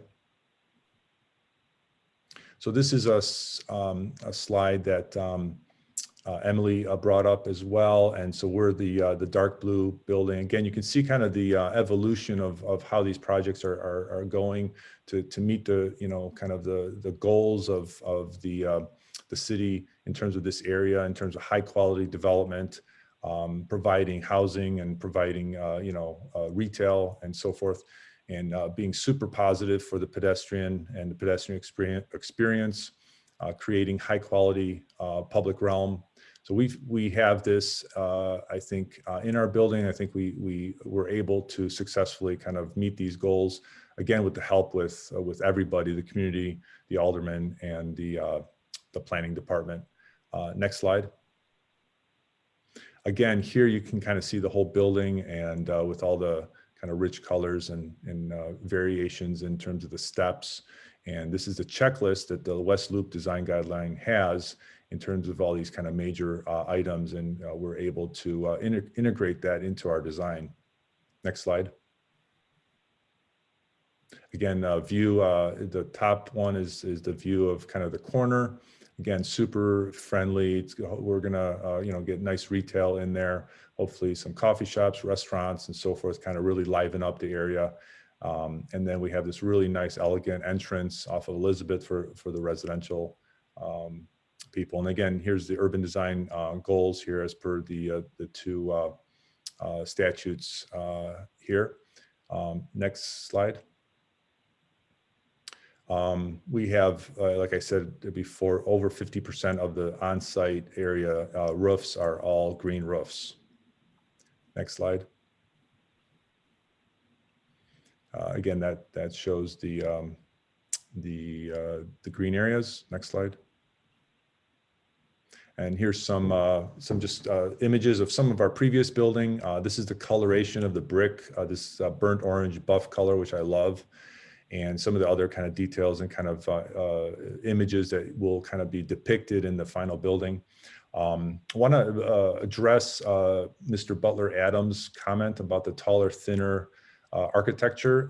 You know, we're with you on that as well, and I think we actually did a nice kind of humoring of that concept, where we are taller and we had this nice L-shaped part on the lower floors, and we have the podium. I think it has a nice stepping kind of design, a nice elegant way it kind of traverses through the site. Very sculptural, and I think compatible to kind of what's happening in the area. In terms of 3 bedrooms that Mr. Adams brought up, again, we brought in 2 extra 3 bedrooms. We also have like 89 2 bedrooms, and all of various sizes. And some actually will have like little den areas too. So we're happy about that and how the market's gonna absorb that. And in terms of Mr. Adams' limestone carvings comment to be saved, I love that idea, and I promise we're going to do that too. We're going to pick out some of those nice limestone details and incorporate them into the lobby. And in addition to that, it was in one of the other slides, we're going to work with minority artists to bring in beautiful paintings and maybe sculpture into the lobby area as well. Next slide. Green Globes and the Sustainable Development Policy. We are meeting and exceeding the requirements. We are 15 points over the 100-point requirement. We're going to be Green Globes, 2 globes. We're exceeding the stormwater ordinance and the planting requirements, green roofs. We're having EV charger stations, and we're also going to sponsor a Divvy station, which we're very excited about as well. Next slide. Stormwater management. We've done this on previous project. We're very fluent in this. So we'd like to keep the stormwater on our roofs with the sophisticated kind of roofing system that holds water, doesn't put it into the stormwater system. And we will reduce all the impervious surfaces by 15%, exceed the stormwater ordinance by 25%, and meet those requirements, and not only have pavers, but beautiful landscaping, sedum, planters with shade trees and ornamental trees. Next slide. And I'll turn it over to Katie now. Thank you. Thank you, Tom. Again, for the record, Katie Janke Dale from DLA Piper. DPD requested that we commission a school impact study, which we did. Based on that study, it's anticipated that just under 20 students would be generated by that. Taking into account that incremental additional cost and the enhanced taxes that this project will generate, there will be a net benefit of just under $16 million to CPS over 20 years. We also reviewed information from CPS to confirm that there was adequate capacity in the local schools that serve this property. Next slide. And as Tom said, the team is very excited to be providing the 20% affordable requirement all on site. So that equates to 75 affordable units in the building. And also, as Tom mentioned, we have agreed to include language in the plan development about affordable retail space for the ground floor. Next. In addition, there's numerous community benefits involved in this project, including activating an underutilized site, bringing high quality architecture into the neighborhood, and enhancing the pedestrian friendly nature of the site. Next. It's expected that we will generate approximately 1,000 construction jobs and 40 permanent jobs. It will bring in approximately $3.4 million in Neighborhood Opportunity Fund bonus fees, as well as 2.3 million in new real estate taxes. Next. And then the team has selected their general contractor, which is Clark Construction, who has experience and a proven track record in meeting the MNWB hiring goals. With that, I'll turn it back over to DPD, but the team is all here and available for any questions. Thank you. Thank you. The Department of Planning and Development has reviewed the materials submitted by the applicant and has concluded that the proposal would be appropriate for the following reasons. The proposal is in compliance with the PD standards and guidelines. The proposal is in compliance with the West Loop design guidelines and is in general conformance with the Fulton Market Innovation District Plan. The proposal promotes economically beneficial development patterns. The proposal includes a level of amenities appropriate to the project, including indoor and outdoor amenity spaces, private balconies, and a dog run. The project promotes safe and efficient circulation of pedestrians, cyclists, and vehicles. Additionally, the project promotes pedestrian interest in safety and comfort by providing safe walkways and active uses facing the street. Please refer to my staff report for further details on this project and the plans identified here today. Based on the foregoing, the zoning administrator recommends that the application for a planned development be approved and forwarded to the City Council Committee on Zoning, Landmarks, and Building Standards as such. Thank you. Fantastic. Commissioner Searle. Thank you, Commissioner, Chairman. I want to compliment Tom Rozak on the 20% affordable in the building and also the affordable retail. I think that's great. And also just to compliment him in general, that he's one of the few architects and developers in the city of Chicago. And I think, you know, he gets it in so many ways. So it's nice to have that kind of activity in the architectural world and in the developer world at the same time. I did want to make one suggestion, and I think it would kind of add to, actually even to Butler Adams' comments, which was that he said the building was wide in the east-west direction. And I think if there was a more visible separation between the ends, where especially where the east lower building meets the west lower building that's set back, if there was what in architectural world we call it some sort of like a reveal, but a separation between the two buildings where they join at the corner, it might help visually make the building not look so massive east to west. Which could also be done on the upper level as well, but small move, but I think it would be a big, you know, kind of aid to the look of the building. So that'd be my comments. If I could just respond to that really quick. Yeah, Linda, I totally agree with you. And I'm not sure if it's actually visible, but actually in that corner is a reveal. It's the balcony on the lower part. And then if you look at the furthest east extent of the metal panel area, that's actually a reveal there too, because those are balconies. And that's the area where our balconies have those little thin fins that are also, the coloration is exactly the same in that kind of burnt orange color. So I actually agree with you. For some reason, I apologize, it may not be visible on these renderings. Okay, good. And is that true also on the back side of this drawing, of this view? Yes, okay. Absolutely. And there's a good view there. And we actually go to the front, you'll see it, there's a couple views of that. And we went through that in detail with planning. They had very similar comments that you brought up. So I think we're on the same page there, because that does relieve it, and you'll see it in real life. You'll see it, and on these renderings, you know, it's hard to see it on the renderings. Right. You go right there. See there, we have these, again, we call them kerfs or reveals. Mm-hmm. And so they're going to kind of break up the mass. And again, the overlapping of the coloration is done on purpose also, so it doesn't look as massive as well. So we're all over that. Good, thanks. Thank you. Commissioner Reyes. Just briefly, I may have missed it. So the 20% of the affordable units going to be on site. So can I understand what the income is going to be of those units? Yeah, 50% will be at 60% AMI, and then 50% will be at 100% AMI. Okay, I appreciate that effort. I would love to see more at 60, but I appreciate that they're going to be on site, so they will be able to benefit from the beauty of this building. Thank you. Great, thank you. Alderman Burnett. Thank you very much.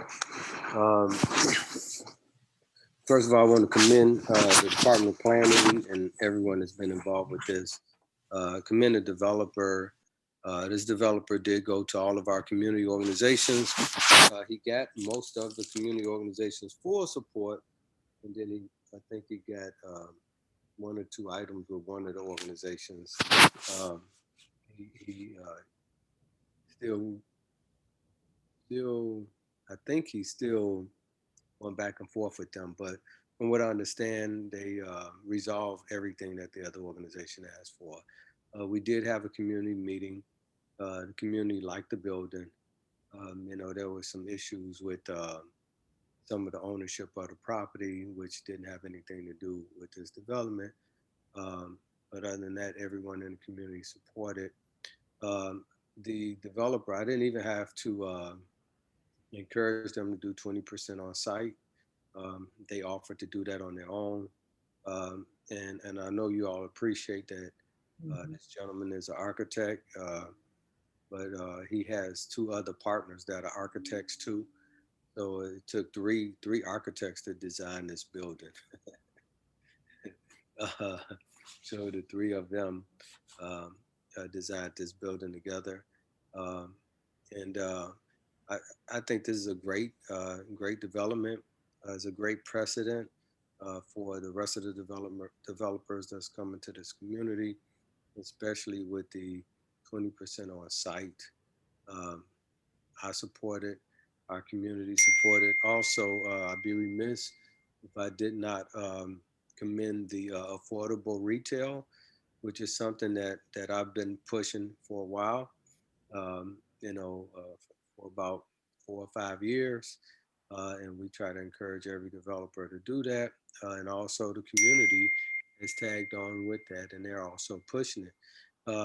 Commissioner Cox, you know, I like to see if we can make a general policy for these large developments with large square footage, if they can consider having affordable retail.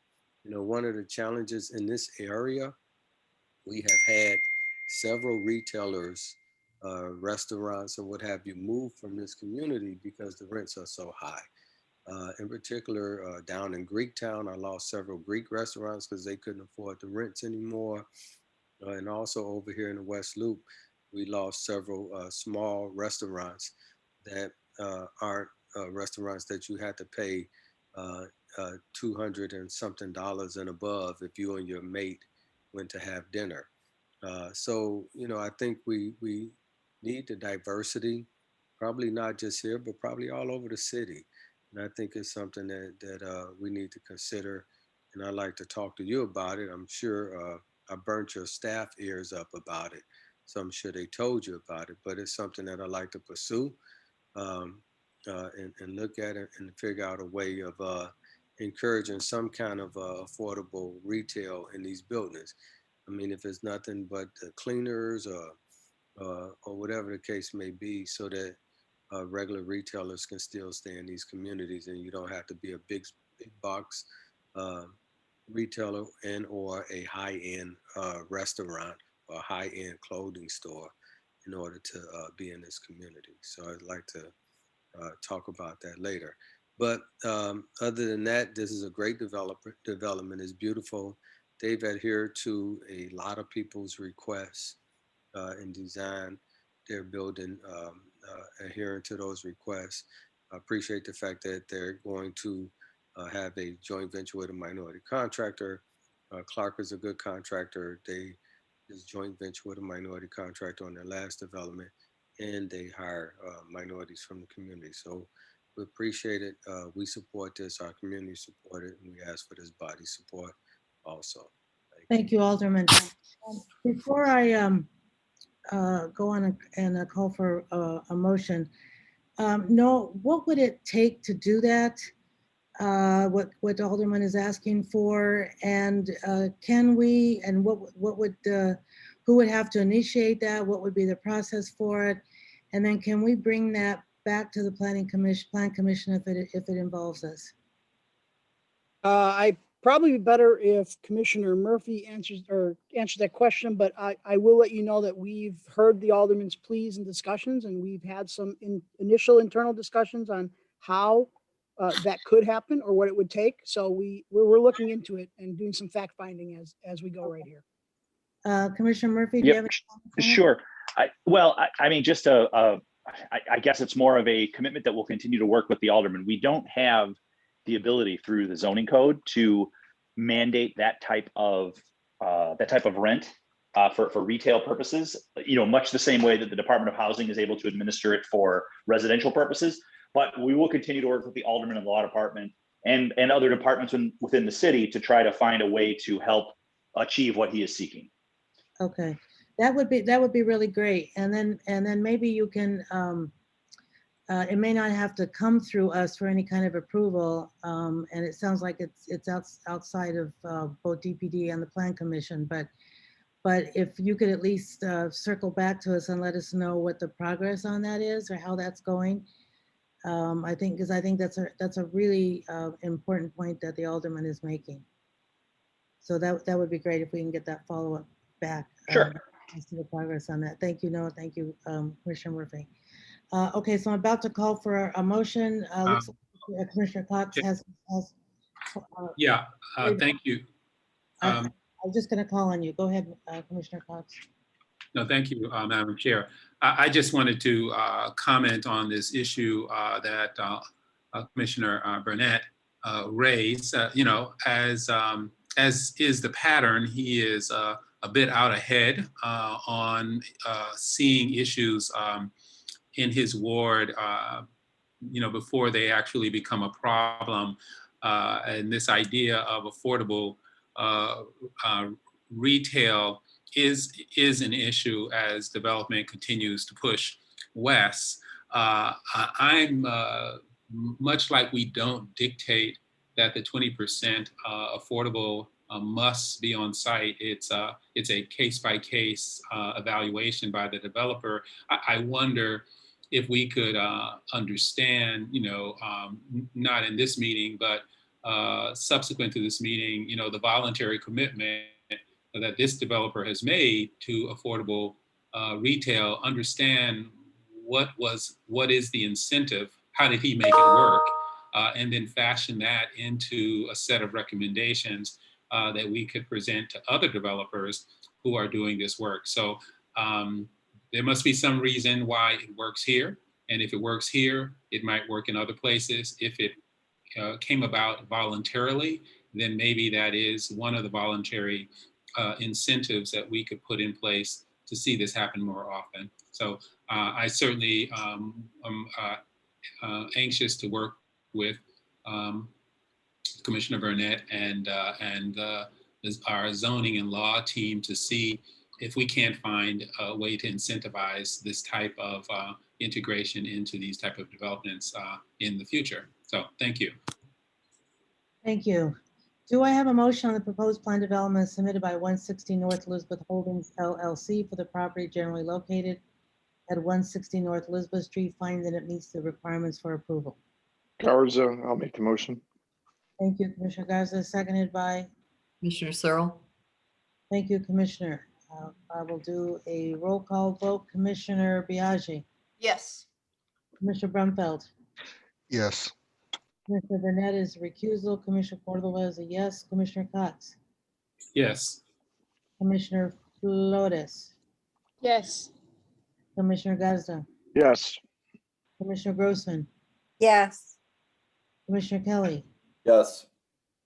Commissioner Lyons, Yes. Commissioner Moore, Yes. Commissioner Murphy, Yes. Commissioner Commissioner Reyes, Yes. Commissioner Searle, Yes. Commissioner Shaw, Yes. Commissioner Tunney is a proxy yes, and Commissioner Vegasbach. Yes. Fantastic, thank you. Motion passes, congratulations. And we'll look forward to follow up on the retail from a zoning point of view, but also from an incentive point of view, as Commissioner Cox was discussing. So congratulations and thank you. Thank you.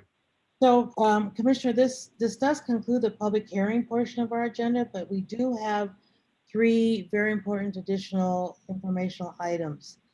So DPD, first of all, let's start with DPD Assistant Commissioner Cynthia Rubik.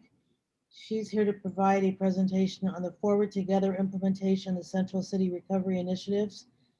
Primary goal is to engage stakeholders for the implementation of immediate and coordinated actions for the 2021 reopening period and to maximize the central area's economic recovery post-pandemic from 2021 through 2024.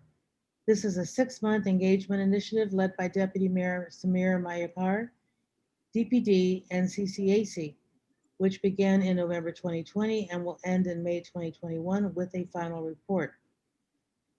So let me go ahead to you, Ms. Rubik. Thank you so much. I think my screen has just frozen. I don't know if you can see my screen or hear me. Yes, you look great. Okay, great. I think there was just a temporary frozen screen there. All right. Thank you so much, Chairwoman Cordova. Good afternoon. For the record, my name is Cindy Chan Rubik, and I'm an assistant commissioner, and I lead the DPD Central Planning Region. This past year has been a truly difficult one. Many have lost loved ones or have suffered job losses, and of course are dealing with physical, emotional, or mental health issues.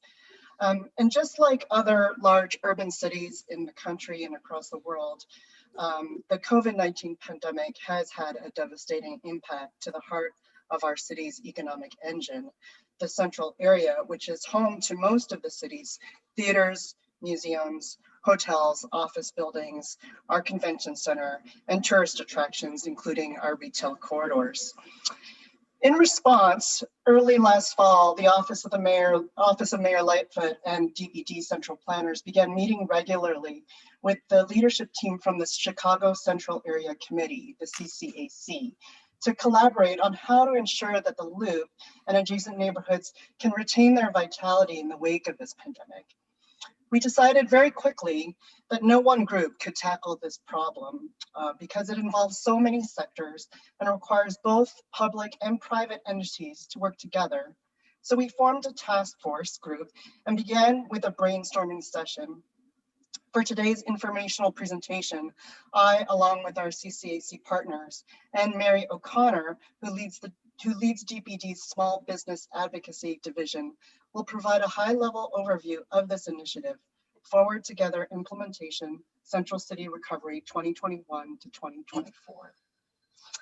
In our presentation, we will go over the goals and outcomes of this initiative, our schedule and resources, and some of the reopening and recovery work already completed and ongoing, and then emerging and actionable ideas through this task group and the next steps.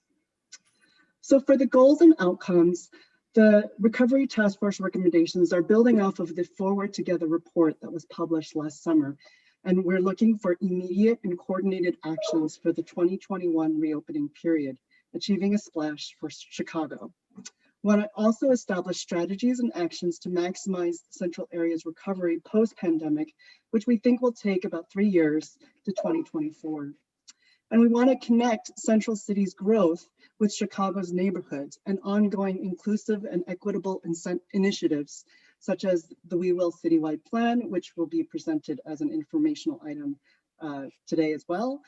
And of course, our Invest Southwest initiative, which a lot of work has been happening on in those corridors and community areas. And we want to identify actions and projects that could benefit from federal investment because, you know, we expect to be able to receive federal funding, which will help us through this recovery period. and then summarize actions, ideas, and initiatives and implementation strategies in a final report. So in our brainstorming session that we held in November, we had over 120 participants. And it was a great session where a lot of people were able to present their ideas and discuss their concerns. We decided after that meeting that we needed to break out the group into 4 subcommittees to really make sure we can have a focused discussion on those sectors. So the first subcommittee is transportation and mobility. And the co-chairs are Commissioner Biaggi and President Carter from CTA. And the second subcommittee is tourism and culture. And our co-chairs are Commissioner Kelly from Department of Cultural Affairs and Special Events, and Michael Fosnack, who leads the World Business Chicago. Our third subcommittee is residents and community, which is led by co-chairs Bonnie Sanchez-Carlson from the Near South Planning Board and Debbie Gershbein from SOAR, Streeterville Organization of Active Residents. And then our business and commercial subcommittee is led by Kelly Welsh, who is from the Civic Committee, and Jack Levin, who leads the Chicagoland Chamber. I'm gonna transfer this slide to Greg Hummel, who is the chairman of the CCAC. Cindy, I think Greg is having some technical issues. I'm happy to just briefly talk about CCAC. This is Andrew Broderick. Sure. I don't see him on the meeting here, but just in brief, and I'll proceed. Cindy, sound good? Sure. Okay, great. Thanks, everyone. Andrew Broderick here for the record. Again, I'm an urban designer with Perkins & Will. Perkins & Will is a member of the Chicago Central Area Committee. In brief, this slide here talks about what CCAC is doing. We're a membership-based group, again, over 6 years of history, providing lots of different assistance on a pro bono basis to the city. There is a 3-person leadership team here today. On behalf of CCAC, Greg Hummel, CCAC board chair, myself, I function also as the Burnham Council president. We're the emerging leadership group, providing project management duties for this effort. And then our collaborator, Chris Hall, as well, the urban strategies leader with SOM. You can see here the executive committee, CCAC staff, and other membership contributors are bringing a tremendous amount of resources to this effort in support of the mayor's office and DPD. It's important to understand we're not starting from scratch in this effort here. Of course, we're building upon previously completed studies, reports, and recommendations, including Forward Together, which was launched and published in July of last year. The mayor's office brainstorming session that Cindy mentioned. In 2019, the Chicago Central Area Committee published a white paper entitled A Central City for All of Chicago, seeking to connect and further growth central area as well as neighborhoods and realize that connection. And we're working again, building off of these as a foundation as we move forward in our process here. And here is a quick look at the timeline in which we're operating in, starting from November through emerging ideas and recommendations, bringing about organizational structure through the 4 subcommittees and the co-chairs in December and January, and really launching that the subcommittee effort end of January, and meeting with the subcommittees. And again, over 164 people are involved with this process through the subcommittees or CCAC on the technical team side of things, to crowdsource ideas, test those ideas, understand the key issues and how we're providing actions. And I think action has to be at the center point of this discussion here. You see the red arrow at the bottom here is what we're hoping to get to in May here, and we will get to in May, is a set of recommendations that are actionable in terms of reopening the central area and a midterm recovery through the year 2024. Our colleague Chris Hall will hit on those in a moment here, some of the emerging directions. But here we are in March. You can expect us, we have one more convening subcommittee meeting in April, and then final published reports, a website presence through the city in May, and a conclusion of our work in mid-May, which is really, again, when a lot of heavy lifting is already going to be happening currently with this process and then moving forward after May. Thanks, Andrew. And just to remind everyone what was in the Recovery Task Force report that was published last summer. It was really identifying 5 core priorities for the city. We want to address new and old traumas, of course, for health and healing-centered region in the country, expand economic opportunities, quality employment, and financial security throughout the city, and build on our region's strength in terms of our some of these growing sectors in life sciences, healthcare, transportation and logistics, as well as food and agriculture. Capture opportunities created by COVID, build on our strength in manufacturing, providing ability to capture more headquarters and film and TV production opportunities. And then of course, marketing, reignite activity by sharing our story, both locally, nationally, and internationally. Show Chicago is open for business. And prior to the fall surge of cases, Chicago operated as one of the most open major cities in America.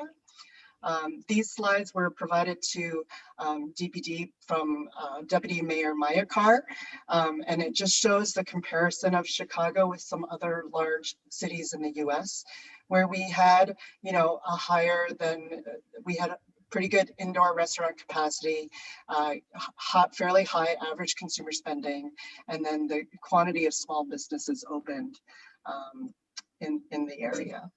And then we also provided quite a few funding options for small businesses through grants and loans. As you can see, a total of 5 programs provided close to $150 million in Chicago, whereas comparatively to some of our other large cities in the country, you know, this was a substantial amount.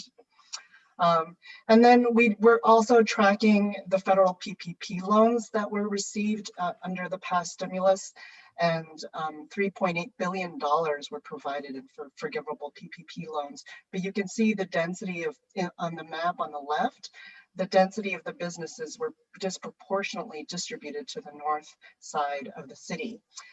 So in contrast, Chicago provided a small business resiliency fund loans, you know, smaller amounts because they're smaller businesses, distributed over $50 million in loans. And these were targeting the smaller areas, neighborhoods in the south and west sides of the city.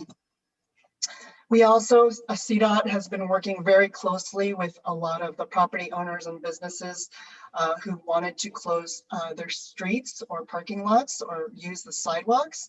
And so we have a lot of fully closed streets, 37, 194 establishments, and then a lot of establishments using parking lots and over 1,000 sidewalk cafes, of course, during the warmer weather.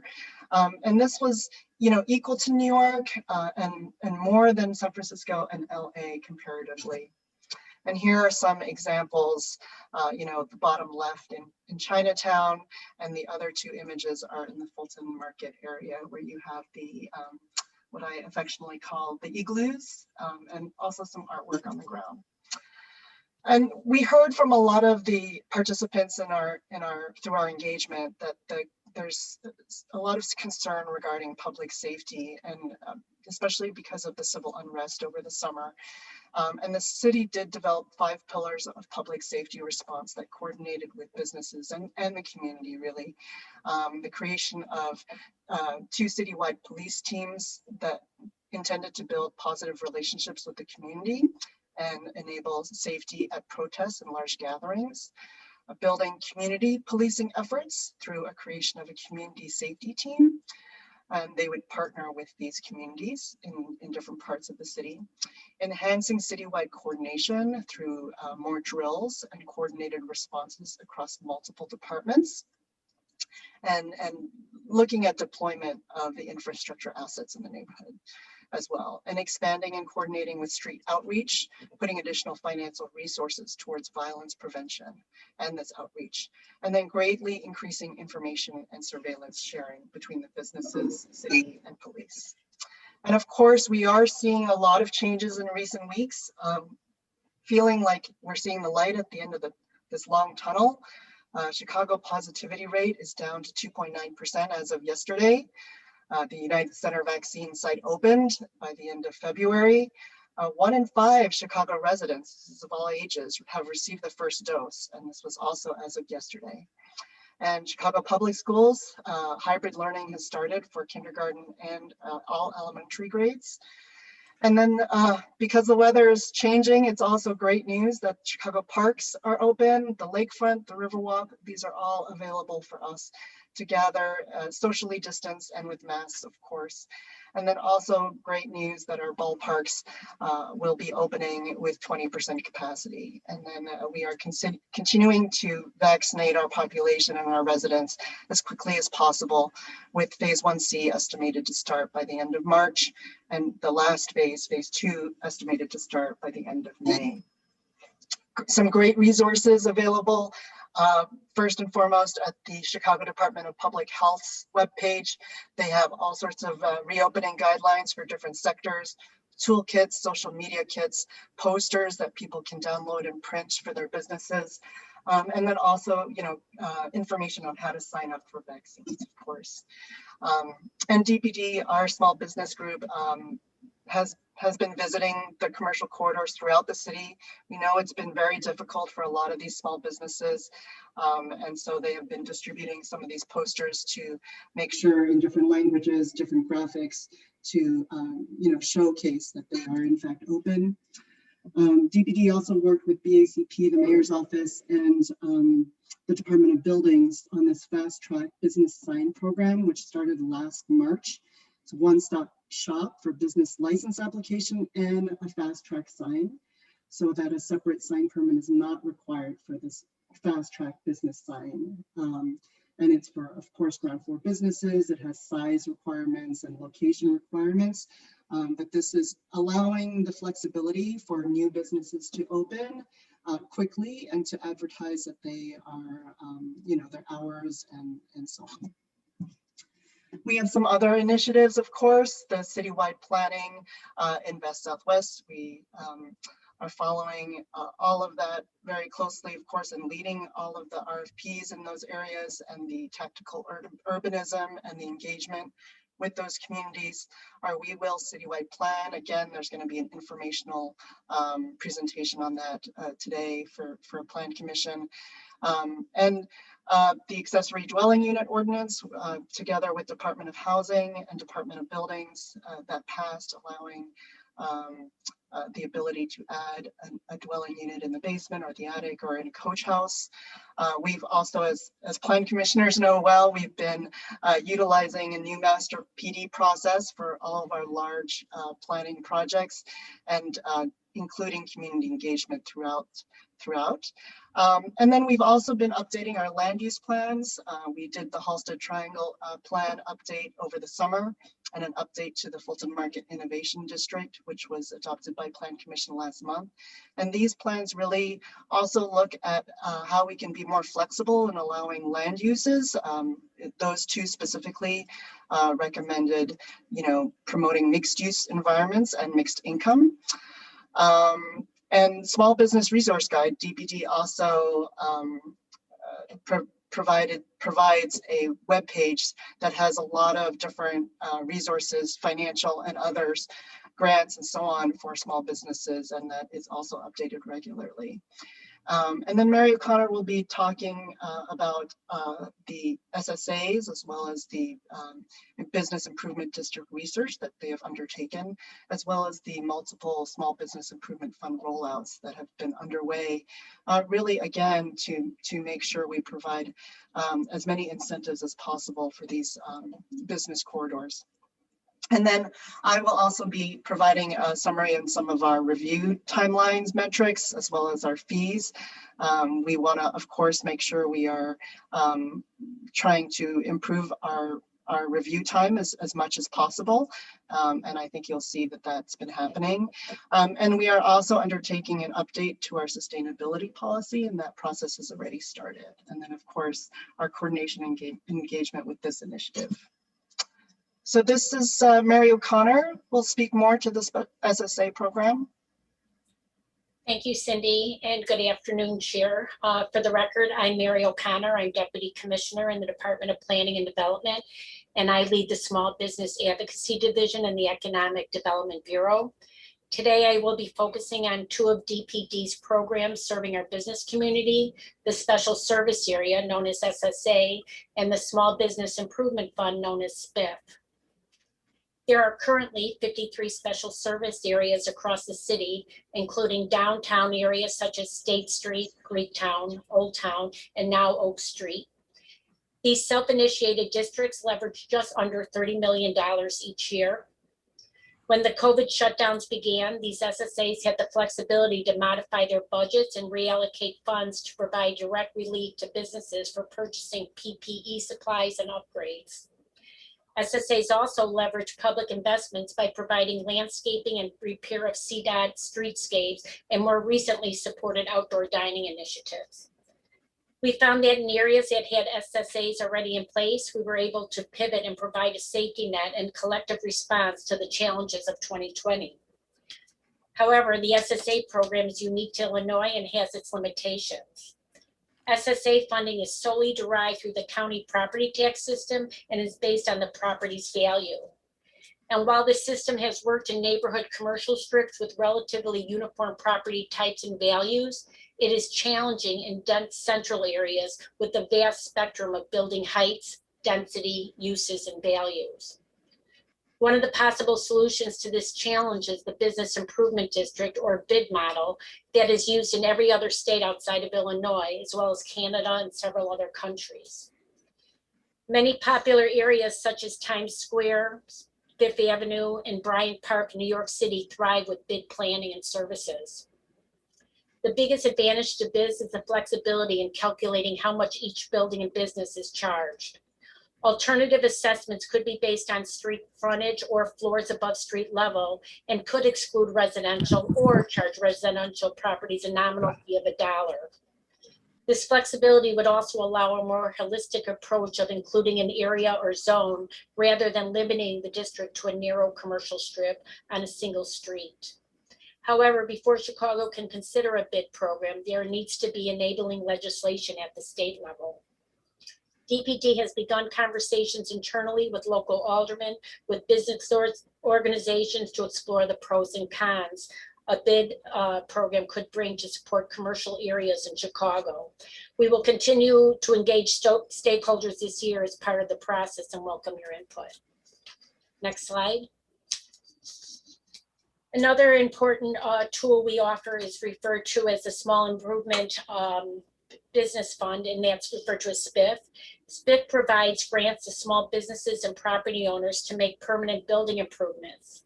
Both tenants and owners may apply, and it's open to both industrial and commercial properties. SPIF grants are funded by tax increment financing revenues in designated TIF districts citywide. SPIF was established in 1999, and the program has provided over $104 million to more than 1,400 new and existing small businesses throughout the city of Chicago. In December, the City Council approved the largest single allocation in the program's 20-year history, making $60 million available in 60 TIF districts over the next 3 years. Added to our existing balances, the program will offer $50 million in grant funds in 70 SPIF districts in 2021.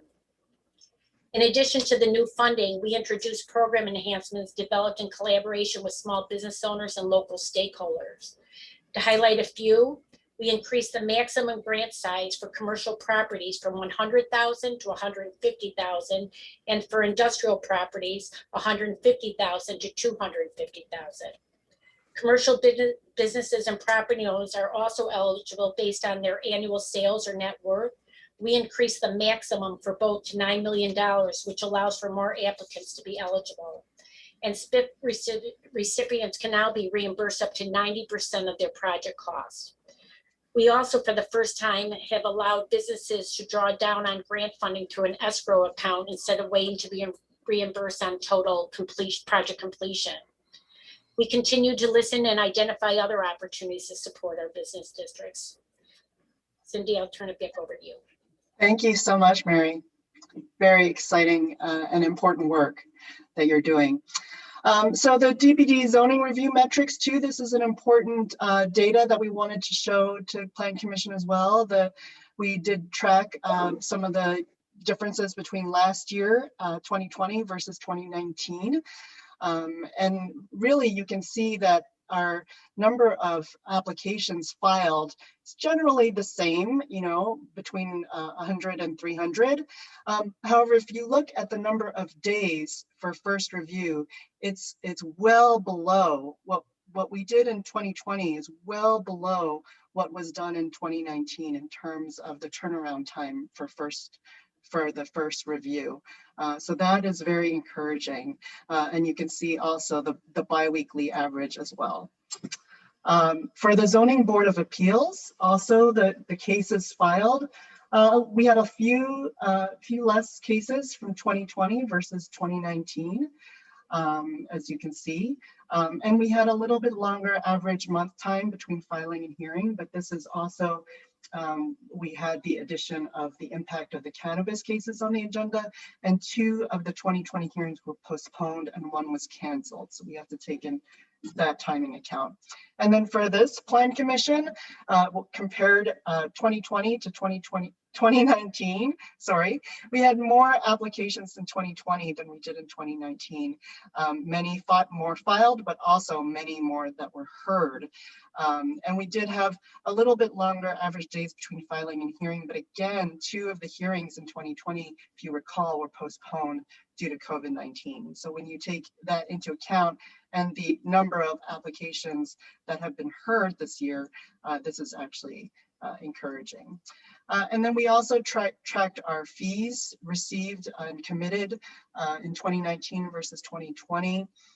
You can see that for the Neighborhood Opportunity Fund, we actually almost doubled the amount of funding committed in 2020 versus 2019. There's fewer funding that's actually been paid, because as you know, the funding is paid when the permits are submitted. And so this is still a little bit less than anticipated, but hopefully that number will change in 2021 as more projects get financing and can proceed for permitting. The Industrial Corridor System Fund in 2019, of course, 28 million was committed. A lot of this was from Lincoln Yards. None of it has been paid in that year. In contrast, in 2020, we have a lot less amount committed, but some of it has been paid. And then North Branch floor area bonus, again, this is because of the Lincoln Yards project that was approved in 2019, but none of that funding has yet been paid. And then I'll transfer this to Chris Hall, who is also one of the leaders at CCAC, who's been working on this initiative with us. Okay, thanks, Cindy. Yeah, Chris Hall, for the record. I'm an urban planner with SOM in Chicago. So we thought it'd be useful to maybe share some of the initial ideas that we used to start the conversation with the subcommittees and through the engagement process. And these ideas come from many sources. The Forward Together plan that was put together last July was a key source. There were conversations that happened with CCA membership, and then there was the brainstorming session last November. So this is really a kind of an encapsulation of ideas that we used to start the conversation. So promoting a safe reopening was kind of front of mind for everybody. Really thinking about how we do this safely with health considerations really at the beginning of this. We also wanted to think about the recovery itself and how we make sure that recovery is inclusive and it's equitable and it creates opportunities for Chicago's existing labor pool. Many people have been displaced from their jobs over the last 18 months. We wanted to make sure that as we reopen, they reconnect, but also as new jobs are created, that connection is there too. Building on our sectoral strengths, there are sectors that have been identified through a number of different processes and through World Business Chicago and other efforts where we have real strengths. So looking to those as our future growth sectors and the sectors that can also support jobs growth and economic growth for existing residents and businesses. Looking beyond our own borders and promoting Chicago externally. We've got great assets. We've pitched them before. We've been successful at attracting investment, attracting businesses. So let's highlight those and make sure that those are on the agenda also. A little more at the kind of smaller scale, there's a lot of initial thinking around how we fund the reopening for small businesses. And there are many small businesses that are completely viable, but they really survive on their month-to-month cash flow. They don't have deep cash reserves. They don't have deep banking relationships. So we thought there would be a need for a level of support for those smaller operations so they can get going and be part of the life of the central city going forward. And then at a different scale in terms of funding, thinking about venture capital, there are a number of small and mid-sized tech businesses which are expected to grow very rapidly and can be a great source of jobs growth in the future. So making sure that there is funding for them. We also put on the table the idea of strengthening business-to-business connections between corporates, moving purchasing and MBE and WBE purchasing practices beyond the confines of government, but really extending it into the corporate sector where a huge amount of purchasing happens every year. Looking a little more long term, how do we look at zoning and incentives so that we can accelerate the transformation of buildings? And we expect that there will be transformation at the level of storefronts and smaller spaces, but also some of our flagship spaces. So thinking about being nimble in the near term and strategic in the long term. There are also ideas that we put on the table around encouraging development at bridging locations. And I think we've seen some of that this morning. A number of the proposals in West Loop, West Haven represent the extension of development into areas which can act as a continuity between neighborhoods and the central city, as well as looking at some of the larger, more strategic investments. And then again, as Mary just talked about, looking at the question of taxes, that it would be a question at the level of local districts and corridors, but there may also be some strategic taxing questions. So this is kind of an encapsulation of where we've got to so far through a series of subcommittee meetings, the committees that Cindy talked about earlier. And really it's a continuum of ideas. It's not a complete set of clear phases. It's really you start on a number of initiatives really soon, but some of them are actions over the next few months, and some of them are about thinking how we build momentum over the summer and then how we really move strongly into the recovery period so that we can recover stronger than we did after the Great Recession and in a more equitable way. So the first key idea is communication. We had a lot of feedback that people are hungry for a clear sense of what the timeframes may be at the level of health, public health considerations, but also communication on how people can get back to work and also get back to destinations, the cultural institutions, the entertainment, the food and beverage, which are so much a part of the life of the central city. People also wanted to hear about how crime issues would be addressed. And I think Cindy gave a great encapsulation of what the response has been in that area, but also communicating what our assets are, making sure that the rest of the country and the rest of the world knows what assets this central city has to offer. Begin reopening, lots of discussion around activation this year, this summer, tactical urbanism, creative ways to use our streets and public spaces, looking for pop-up events, things that we can be really nimble around and move quickly. We had lots of feedback around kind of flexibility around regulation so that we can get activity again on our sidewalks from a business point of view, but also on those ground floors, many of which have been shuttered, and looking at ways that we can bring temporary uses back. Small business support is a really critical issue. People continue to talk about that, and it's interesting. Some of the commentary this morning has been about the need to support small retail, independent retail. I think that's what this is about. And at the same time, also supporting smaller performance facilities, cultural activities. They operate in the same way as small businesses with real reliance on immediate cash flow.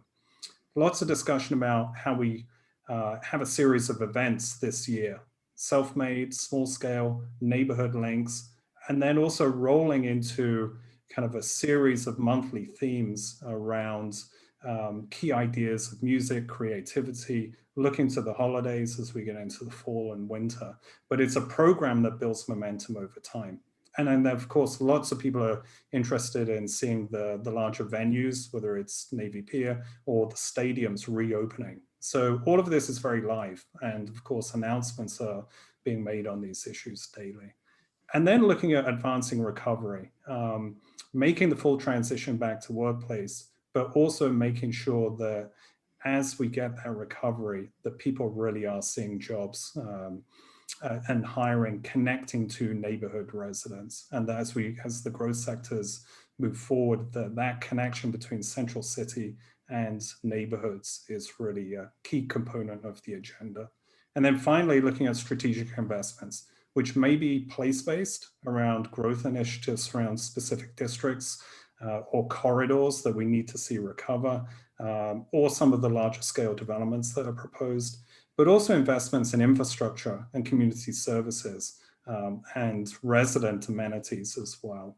Very strong sense that the livability of the central area is also part of the attraction for business relocation. So economy and livability, culture, tourism, transportation, they all work together.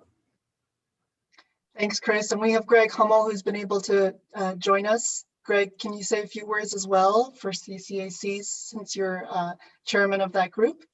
Thank you, Cindy and Chris and Andrew. CCAC is alive and well with a focus on the central area and also the corridors on the south and west side. A statistic that I gathered sort of says this: of our 62 members, 18 member firms are active in Forward Together initiative, 28 individuals and 3 staff, and it's been a labor of love. And I'd like to thank Perkins and Will and Skidmore, representatives of whom you heard today. They have several people involved in this effort, and we're really, really excited about being able to help Chicago, all of it, come back stronger in the 2020s. So thank you, Cindy. Thank you so much. We could not be doing this without the help and support from CCAC members and volunteers and expertise. So in speaking of marketing has also been coming up a lot in our group discussions, and there's citywide ongoing coordination and announcements with marketing partners, True Chicago and World Business Chicago. Also, of course, today's informational presentation to Chicago Plan Commission. And then in terms of our expectation with the final report in May, we'll do a press release, social media post, e-blast, and then the newsletter, of course. So here's an image of our river dying from the weekend that actually got some national news, which is always good. We have completed our subcommittee meetings, and we are in the process of completing a stakeholder questionnaire.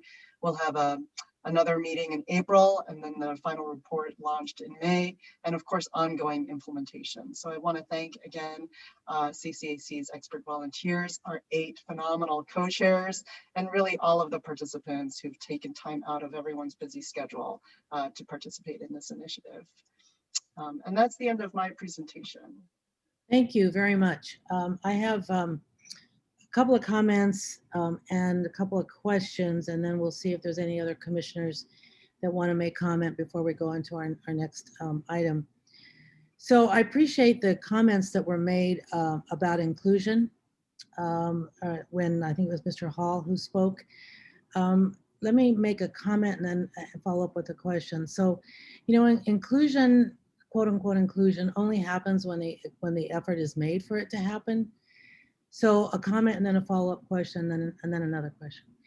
So for example, you know, I think on one of the slides that you presented, Ms. Rubik, you mentioned about vaccine distribution and about it happening and so on. So, but if you look at maps, for example, of the current vaccine completion rates, it's really dramatically, it's very dramatic and very, it'll blow you away when you see where the concentrations are of who's getting the vaccine, who's having access to the vaccine. And it's clearly sort of the parts of town where you have the highest concentrations of whites and of higher income people. And it's only because of advocacy, of various groups, Illinois Unidos, various neighborhood and other advocacy groups that have been working with the city for the city to make a more focused and concerted effort to reach out to those other neighborhoods that whose rates of infection and rates of death are considerably higher.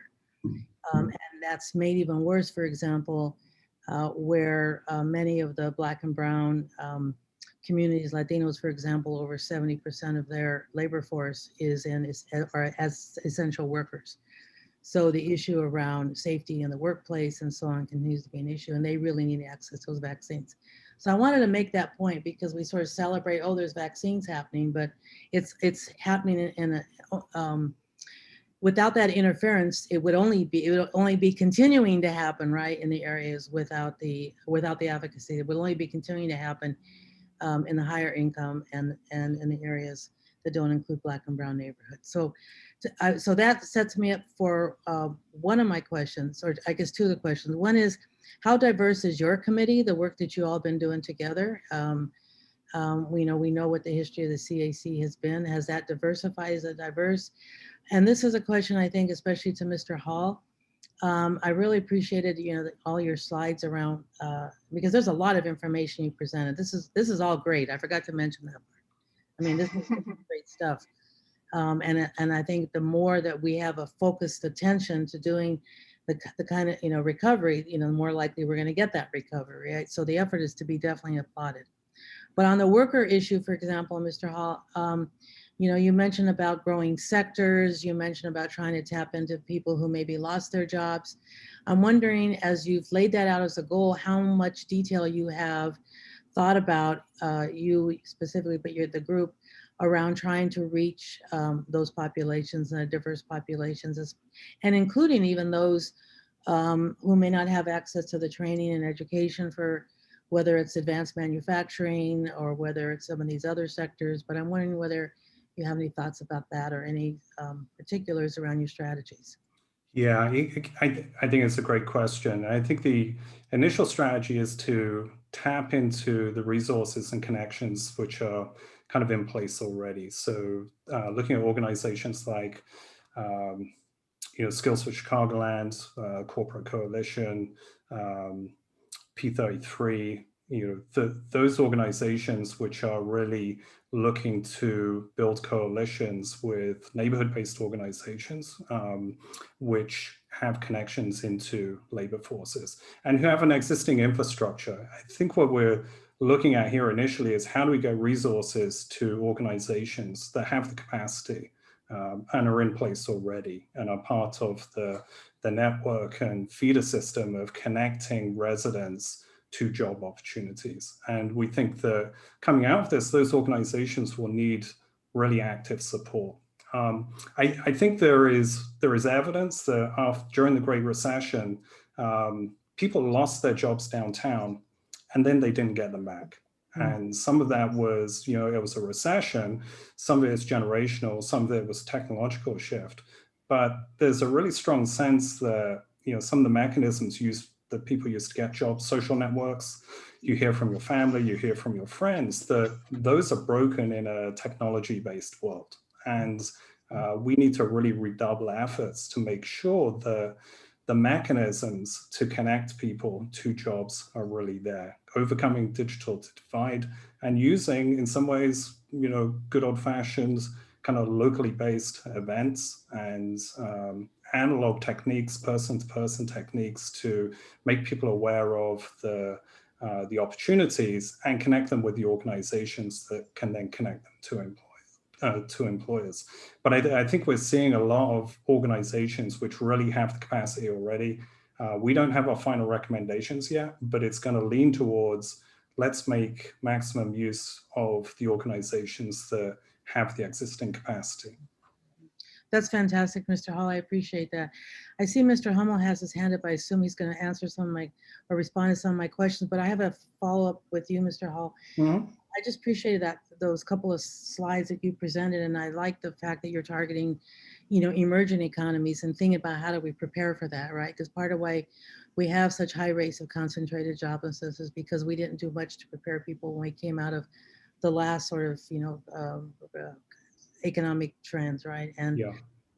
but I noticed you put in there the green economy. So I was really happy to see that. And you also put in there agribusiness. And I'm wondering if there's been much thought about this, I guess my chance to raise this with you. I wonder if there's been much thought about how to combine thoughts around green economy and agribusiness. In other words, thinking more about local food production, for example.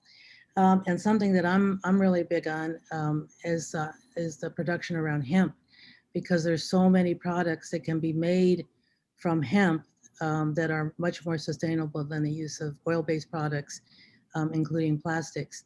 So this is just my chance to sort of raise that with you. I wonder how much thought there is about that, because that would seem to me to be a really pressing kind of focus, because for a whole slew of reasons, not the least of which is the pending climate catastrophe. Yeah. If we don't make some reversals. So I'm just wondering whether you have any thoughts about that. You know, there's a level of detail that we can get into. We haven't got there yet, but I think one of the things we are really finding out is Chicago's hidden strength in the food industry at all kinds of levels, and in terms of development of new products, development of new ways of doing business as well. And I think, you know, as a city of our kind of scale and, you know, the scale of, the cannabis industry here, there's great opportunity, because, you know, we can outcompete others in terms of scale. So we can build a sector here and then use that to build an export industry. But yeah, really happy to look into that. Yeah, and I'd love to follow up conversation with you. And I'm not even specifically talking about cannabis. I'm talking about hemp itself, right? Yeah. Because of its production value. I mean, it's used to produce other kinds of things. Yes. Right?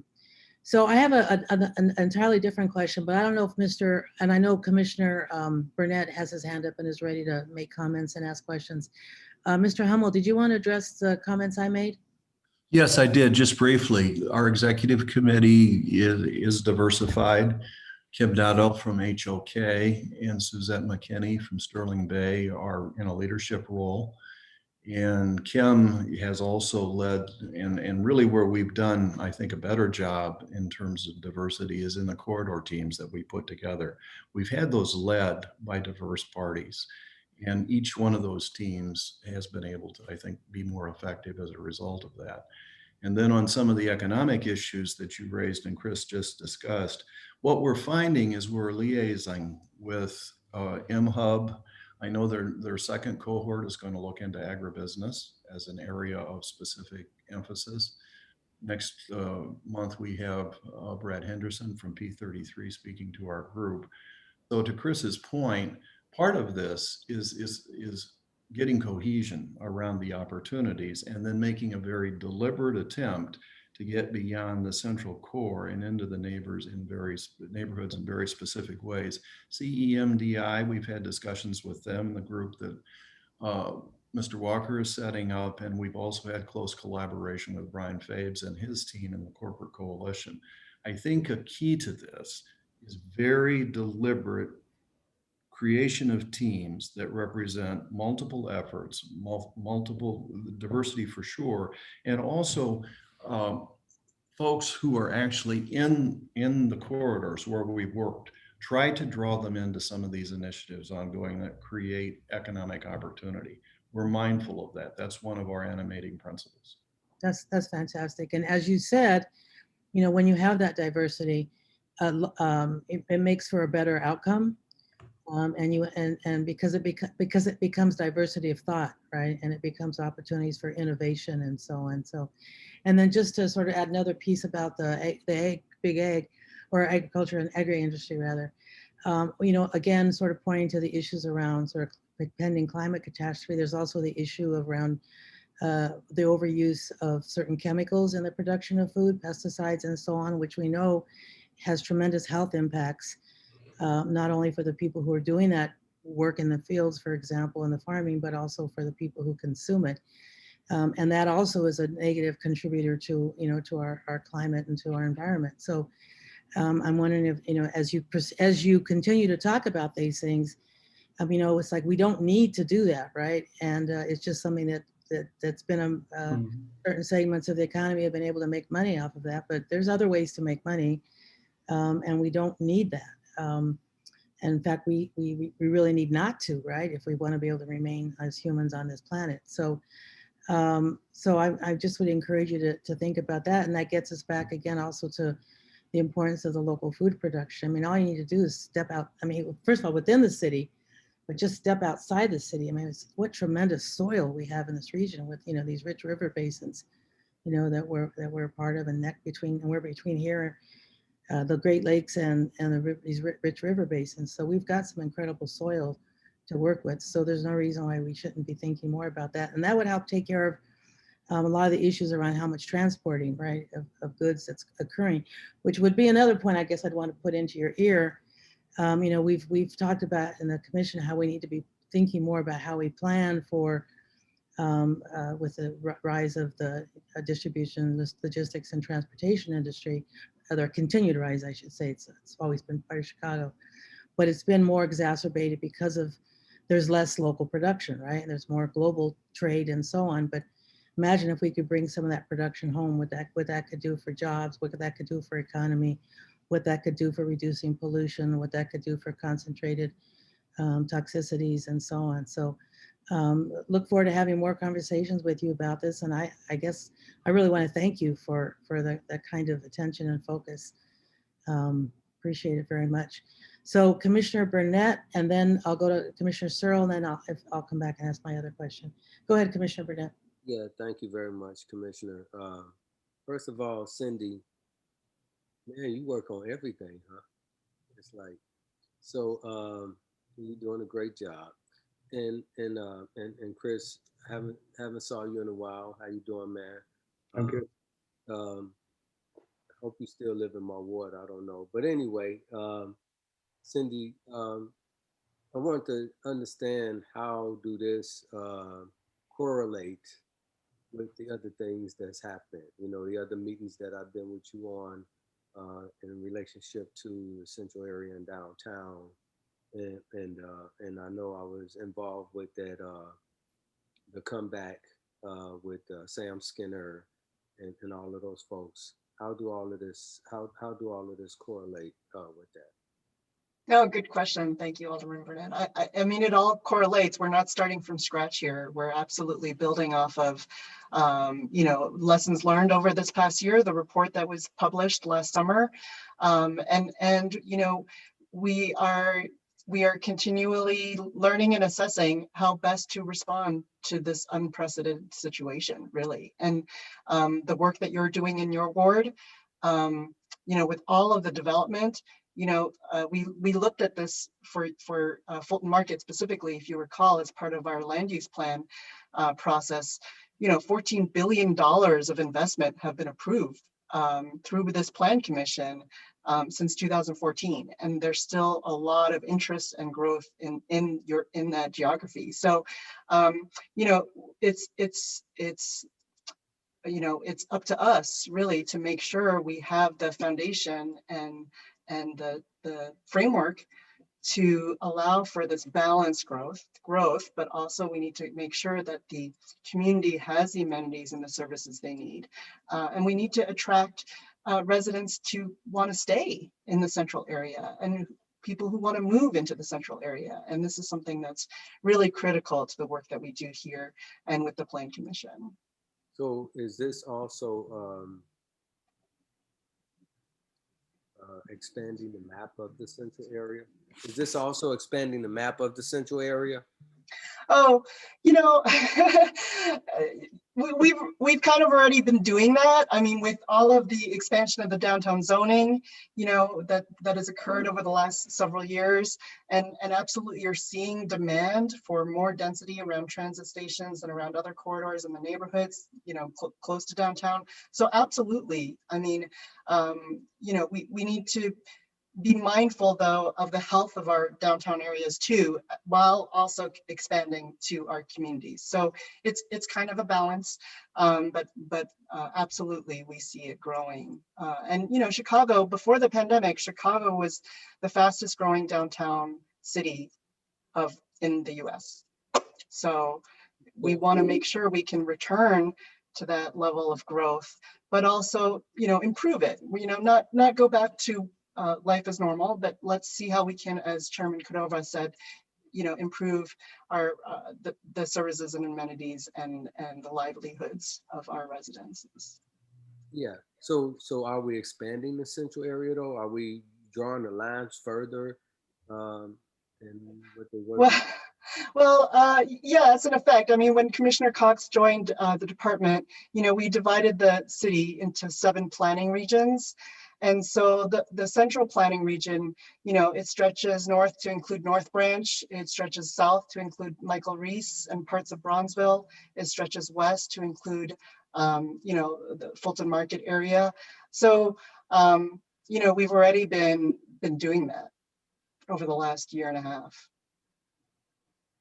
Okay, but this is not a new central area plan. This is not, I mean, I think though, when we're looking at updating the central area action plan that was last done in 2009, I think you'll see that we'll need to expand that geography, absolutely. Because compared to 2009, we have expanded the central area. But that's the direction we've already been going in. So I don't think today we're not announcing anything new. It's just a continuation of the work that we've been doing already. Yeah, because the growth that's happening in the central area is adversely affecting the growth that's happening outside of the central area, right? It's pushing the growth everywhere, southwest, north, right? And then it's growing as far as offices go, as far as residential go, and as far as the need for transportation go also. So, okay. Well, I just want to commend you, Commissioner. Fortunate to have you. You're doing a good job, and everybody who's on the committee also. Thank you all very much for your civic duty. Appreciate you guys. Yeah, I really appreciate this, the volunteer, the civic, sort of, first of all, the kind of passion and desire behind that kind of civic volunteerism, right? I think is really is so important to healthy democracy, right? Healthy city and so on. Commissioner Searle.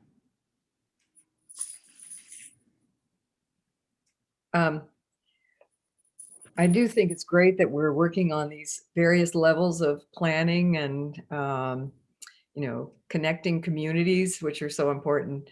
I just wanted to pinpoint one part of this big picture that you all are working on sort of the ground, the uses on the ground floors that you were talking about. And I think one thing that we need innovation in is the way the zoning ordinance, I think, restricts those uses too much. And what can we do? Because, for instance, lots of ground floor construction could be built for retail or, at the requirements it's supposed to have, 12-foot ceilings and, things like this, but it could be used for something other than retail, such as live work kind of operations or many other things. And I think we need to get, those ideas in the zoning code expanded into this plan. I've seen it so many times where we say, oh, this is all going to be retail, but retail, to a lot of extent is dying. So what replaces that? And, the food issues are great because they could be part of this expansion. But we need, every other kind of innovation and idea we can come up with for those uses, to make our ground floors active, but also, used, because sometimes we see so many that are just empty right now. So I think that's an important issue. You all want to respond to that at all? No, I think we've heard that as well in our discussions with our subcommittee groups. It is definitely a problem that we have anticipated, and it was a problem pre-pandemic, and it's going to get even worse as we get through this recovery, of course. So absolutely, we do need to be looking at how we can be more flexible. And I think to highlight something that Commissioner Searle just said, it's going to take, and it's along the lines that you've been thinking, but and this is for, for all of you on the committee, as well as Ms. Rubik, but it's going to take a lot of innovation, right? Yeah, because you all mentioned about thinking about things, local products and just ways of being innovative about how we approach retail. Given that retail has changed in the way that it has, mostly because people have gone to online even more. So how do we be creative? Alderman Burnett's issue of making it affordable retail, I think is important in that comment too. Actually, yes. Thank you for bringing that back. Absolutely, because then it's like, who gets to have a small business and where? Right. And then it also means not only who gets to have it and where, but then even then what goods and services gets provided in that small business also then limits who the customers are, and therefore who gets to come and enjoy that corridor, for example. So yeah, thank you for bringing that back, Commissioner Searle. I'm so glad you did that. Commissioner Cox, followed by Commissioner Lyons, followed by Commissioner Grossman. Well, there's so much here. I will just, there were a couple of points. I mean, people have heard me say, that the heart of the city is its downtown, and, it belongs to everyone. And so I just appreciate this effort because it acknowledges that downtown is also a neighborhood. It's a neighborhood that I happen to live in. So I have I share many of the concerns that have been raised here of how it functions as a neighborhood. The whole question of retail, as many of you know, with the Macy's department store going under, there were questions about a Target taking the place of the Macy's. And as someone who lives in the neighborhood and who goes to Target, I thought it was a wonderful addition that begins to speak to some of the diversity of incomes that exist in the downtown as a neighborhood. So I welcome the diversity of retail options that are affordable to a higher range. So I push back a little bit on those who think, we've lost the vibrancy because we are allowing the retail to diversify. But be that as it may, I will say, when I first was introduced to Chicago and the power of its planning and design infrastructure, the first plan that I was shown was the Central Area Plan done by CCAC. And I was just so impressed that was the product of a volunteer pro bono effort. So I just want to really just thank, Chris and Greg and Roderick for your leadership and your organization's leadership, and really all the private sector partners, I think, that are working on this effort. At last count, there were like 150 people representing all facets of downtown, all committing their volunteer time to address this plan. So I think it's, the fact that people have genuine concerns about the central area, it's real. And given all that's occurred to us over the past 12 months, I think it was really an important effort. And I think it's an effort that no doubt is going to restore a lot of folks' confidence in the future of the downtown. And I think we need a plan coming out of COVID. This effort is giving us the momentum that gives people a sense that we are going to be very, very intentional. And we're going to show in many ways the resiliency of Chicago and its ability to bounce back.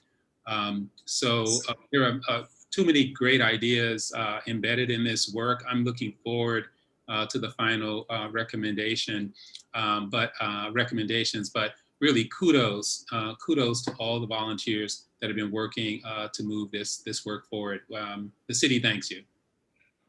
Commissioner Lyons. Thank you. Thank you for the presentation and for all the thought that you've clearly put into it. I was listening closely, in particular around your comments around the labor workforce and connecting folks with opportunities. And I just wanted to take a moment and I'm not sure if I heard it explicitly talked about, but just something that I've been looking at is just, and I'm sure many of us, is the disproportionate impact of the job losses from the pandemic on women and women of color in particular.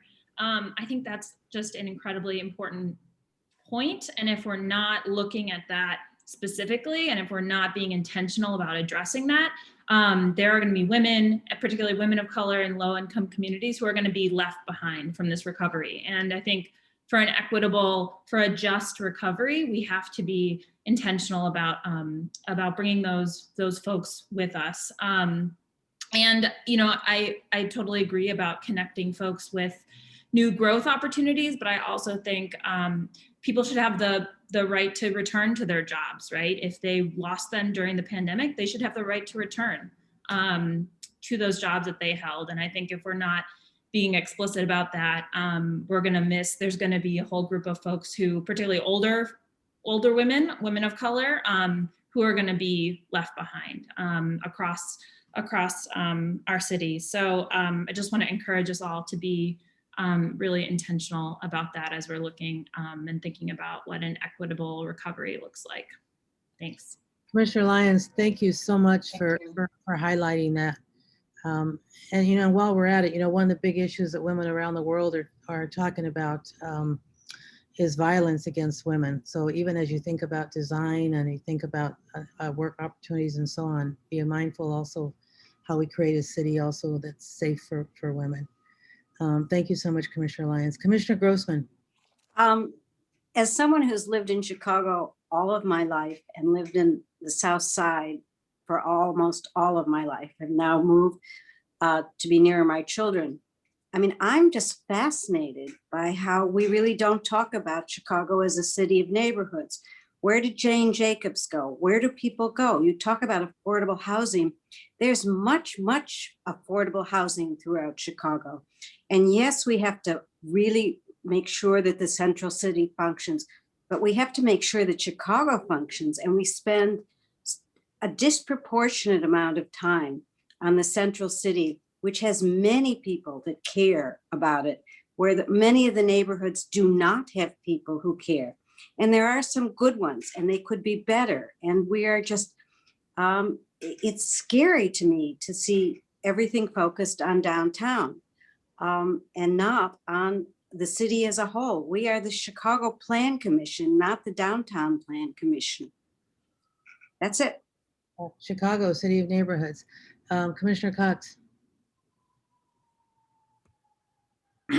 I certainly appreciate the sentiment that was just articulated, but I will say, as someone who came to the city when the downtown was incredibly vibrant and came very specifically to shine a light on the opportunities in the West and South Side in city neighborhoods. And we have made some significant strides in reorganizing so that every part of this city has a planning team that is as talented as a central planning team working to bring about equitable development and inclusive growth. So that was a year and a half ago. I would defy anyone today to say that Chicago's downtown is healthy and does not need our effort to reimagine it post-COVID. The stores are closed. The thousands of people who were on the street are gone. The office workers are not there. So I think we would be remiss if we did not come out of COVID with a plan that really sees the opportunity. So for me, it's a both and, as much as the heart of the city is its downtown, the soul of its city is its neighborhoods. And the entire, the same CCAC group that is shepherding this work are also lending hundreds of hours of volunteer time to help the Invest Southwest transformation. So I just believe that this is a case of both and. You cannot have a strong city if you don't have a vibrant downtown. You cannot have a strong downtown if you don't have vibrant neighborhoods. So that's really the approach that I've taken.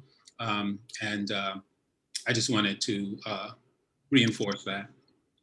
Can I speak again? Please go ahead, Commissioner. I mean, it's not that I disagree with you, but we speak so little at these meetings about neighborhoods, and we won't have a vibrant downtown if we don't have vibrant neighborhoods.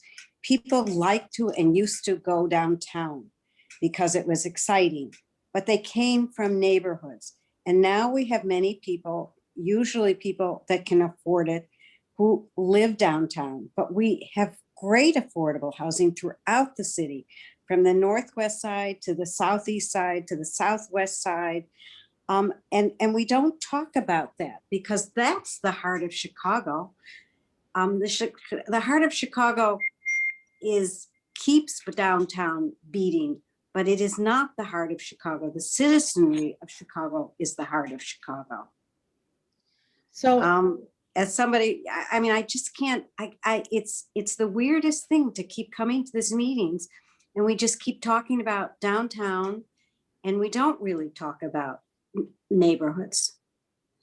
And where would Jane Jacobs be without neighborhoods? Well, where would Chicago even have been without neighborhoods? Well, and we see where it's going. Well, and the topic of this particular presentation was specific to downtown. Right. But not to lose sight of, I think, what Commissioner Grossman is saying, as someone who has lived here her entire life. And that's been a long time. And, you know, one of the things that Chicago has always touted, but does so less so more recently, you're right, is the fact that Chicago is a city of neighborhoods. And part of why we don't talk about it as much is because of either the gentrification of spaces, or because of so much disinvestment. But we still do need to be thinking about how we, because you're right, there's a lot of affordable housing out there. So how do we keep that housing affordable so that people don't get gentrified out of there? We begin to celebrate our neighborhoods and not just our downtown. So we have to celebrate. So Madam Chair. Hold on. So the question then that I have for you all then, so that we honor, I think, this very important point and this very long view, I'm not saying like long view with Commissioner Grossman, but this view right over your lifetime, is that what is the relationship then as you all are thinking about the downtown, because that's your focus? How do you think about that connection to the neighborhoods, right? Because Commissioner Grossman is making the point, and I know this also, right, that the people it'd be an event to go downtown to go shopping. So what's going to draw people? What's going to draw people right to the downtown area? And so I think just to think about it, and I think also part of why we talk about it more downtown more in this commission is because that's where a lot of the new development is coming, right? But I think with some of the efforts, it's going to take more than Invest Southwest, but certainly the Invest Southwest is a start, and I think we'll be hearing more about some of the neighborhood development. But I just don't want us to lose sight of what Mr. Grossman is saying. And the next presentation that we have two more after this one. The next presentation is going to be about the city plan. And so Commissioner Grossman, if you will bring some of your comments to that discussion, because that'll be where we're going to be looking now at the We Will plan. And that is meant to look at issues in the neighborhoods. So we'll have a chance to come back to this point that you're raising. Let me go to Commissioner Burnett, and then we should probably wrap up so that we can go to our next two items. And again, we've got We Will, and then we've got a design committee that Commissioner Cox wants to put in place as an advisory committee for his work. So let me go to you, Commissioner Burnett. Commissioner, and I'll try to be quick. I just want to say I appreciate what Commissioner Grossman is saying. I also appreciate what Commissioner Cox is saying. Having a diverse ward as I have, you know, the funny thing is from my downtown areas, they whine because they say they don't get enough attention, that all the attention is going on the west and the south side with the Invest Southwest. And they also cry to me and say that all of their money is going toward the west and the south side. So, you know, I think that so far, this administration has been doing a lot to touch the communities in a lot of different ways. But, you know, and Commissioner Grossman, you may concur with me, we don't have as many active community organizations pushing for developments as we used to have on the south and the west side. You know, we used to have a lot of organizations that were hitting banks up for money, hitting the city up for money and everything, coming up with projects. So we don't have as many as we used to, and we need to encourage and try to develop more, because right now, most of the stuff that's going on the west and the south side seem like the city is the ones doing it, right? When we used to have a lot of community organizations that used to push for it and do it. Also, the challenge is that if we don't, being on a true Chicago board, if we don't have downtown in place and we can't attract those tourists, we lose so much money in this city, so much money that goes toward development, transportation, and everything else. And unfortunately, downtown is what supplements most of the neighborhoods, because a lot of those neighborhoods don't produce a lot of tax dollars. Downtown is the one who does it. So we need to keep downtown in the central area growing and expanding, because downtown is expanding in order to support the rest of the areas. And it's starting to be, I think it's starting to come together, but we still have a lot more work to do. And we do need more of those organizations that used to do a lot of things in the community to get back up and get started. You know, unfortunately, a lot of those folks who did that are becoming older, and we need a new crop of people to step up to the plate and help encourage and do some things in the communities like they used to do all the time. And you're certainly right about how important it is to bring that money from outside into the area, from those tourist dollars that help generate those the sales tax, for example. But more and more people will continue to leave Chicago because they will find more attractive neighborhoods, whether they're in the northern suburbs, the western suburbs, southeast Indiana. We're losing a middle-class population that those people will still maybe come downtown. But if we don't have a strong population that has pride in their city and feels a commitment to it, we're dead. Well, and the data supports what you're saying. So I think that part of what we will continue to do is to keep your points salient in our conversations. And I look forward to our next presentation. Let me go to Commissioner Cox and Commissioner Searle. Yeah, I appreciate the sentiment, and I'm realizing that it might be appropriate for the planning department to present the Invest Southwest initiative, because we have rebuilt the entire planning department to focus on neighborhoods, and the Invest Southwest is really just one important part of attracting private development in a way that leads to kind of a more inclusive growth model. But we now have a planning department where about 25 planners are mobilized, and all they do is work on neighborhoods. And so it doesn't get reflected in the docket in the Plan Commission, because we're still managing where the market traditionally has been. But we are doing a lot to coax that market into other areas, into neighborhoods, and they're not doing it. They're not coming.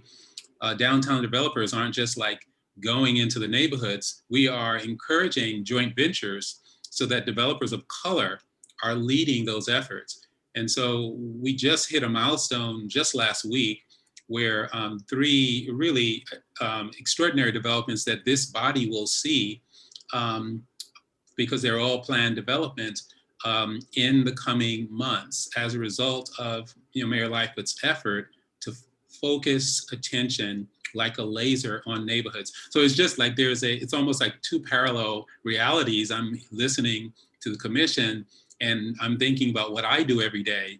and like 90% of it is in neighborhoods. So I suggest that it might be appropriate to bring this body up to speed in the efforts that we've made, even in a COVID environment, to embrace neighborhood developments as a critical part of the long-term viability of Chicago. So Can I just make one more suggestion? Sure. Because a lot of this is about money.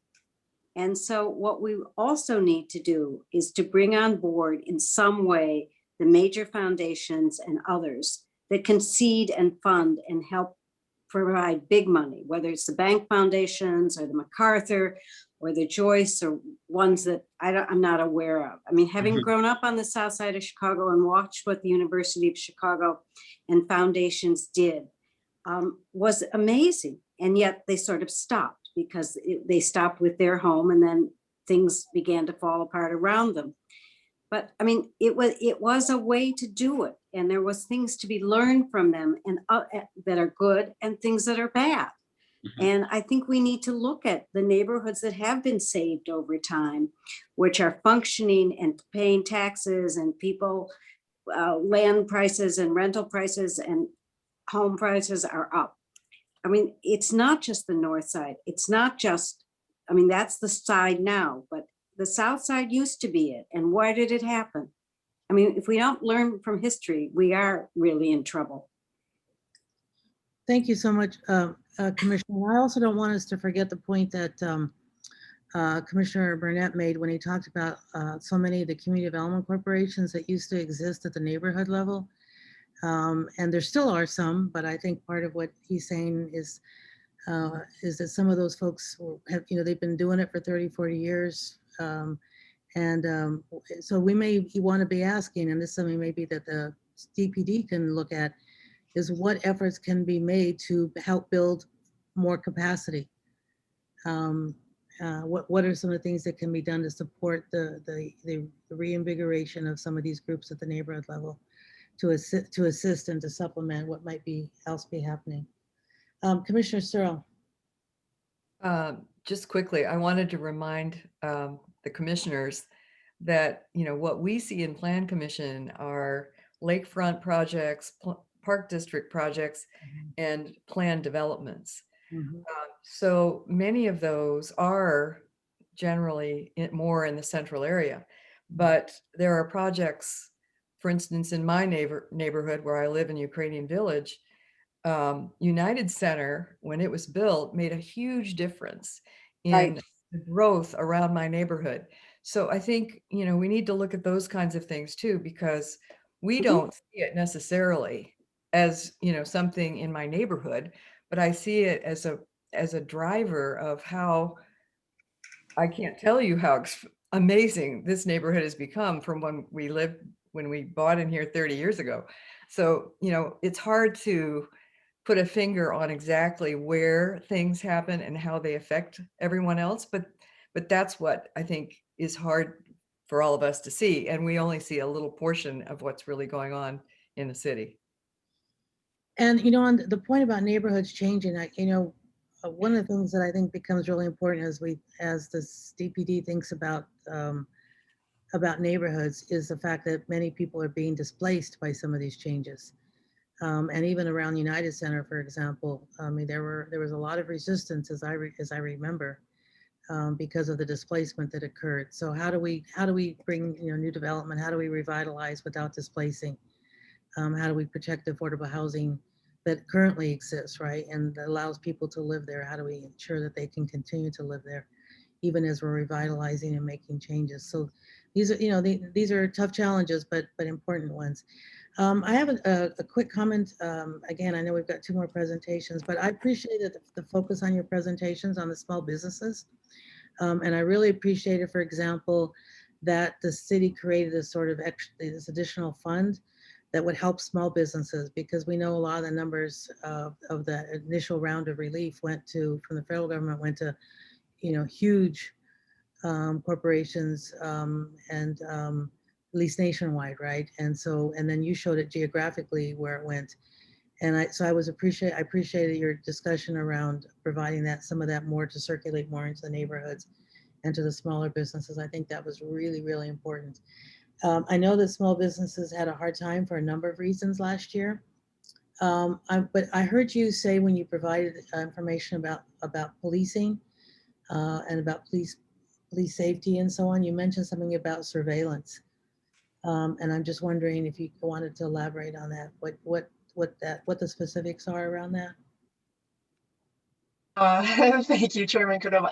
I don't know that I can provide all those specifics. We did have Commander O'Shea join us for a couple of those subcommittees. So if you want, I could follow up with you after the meeting on that specific question. But I do think that they are using cameras, for example, at different locations to kind of help them in monitoring, the city in general. So.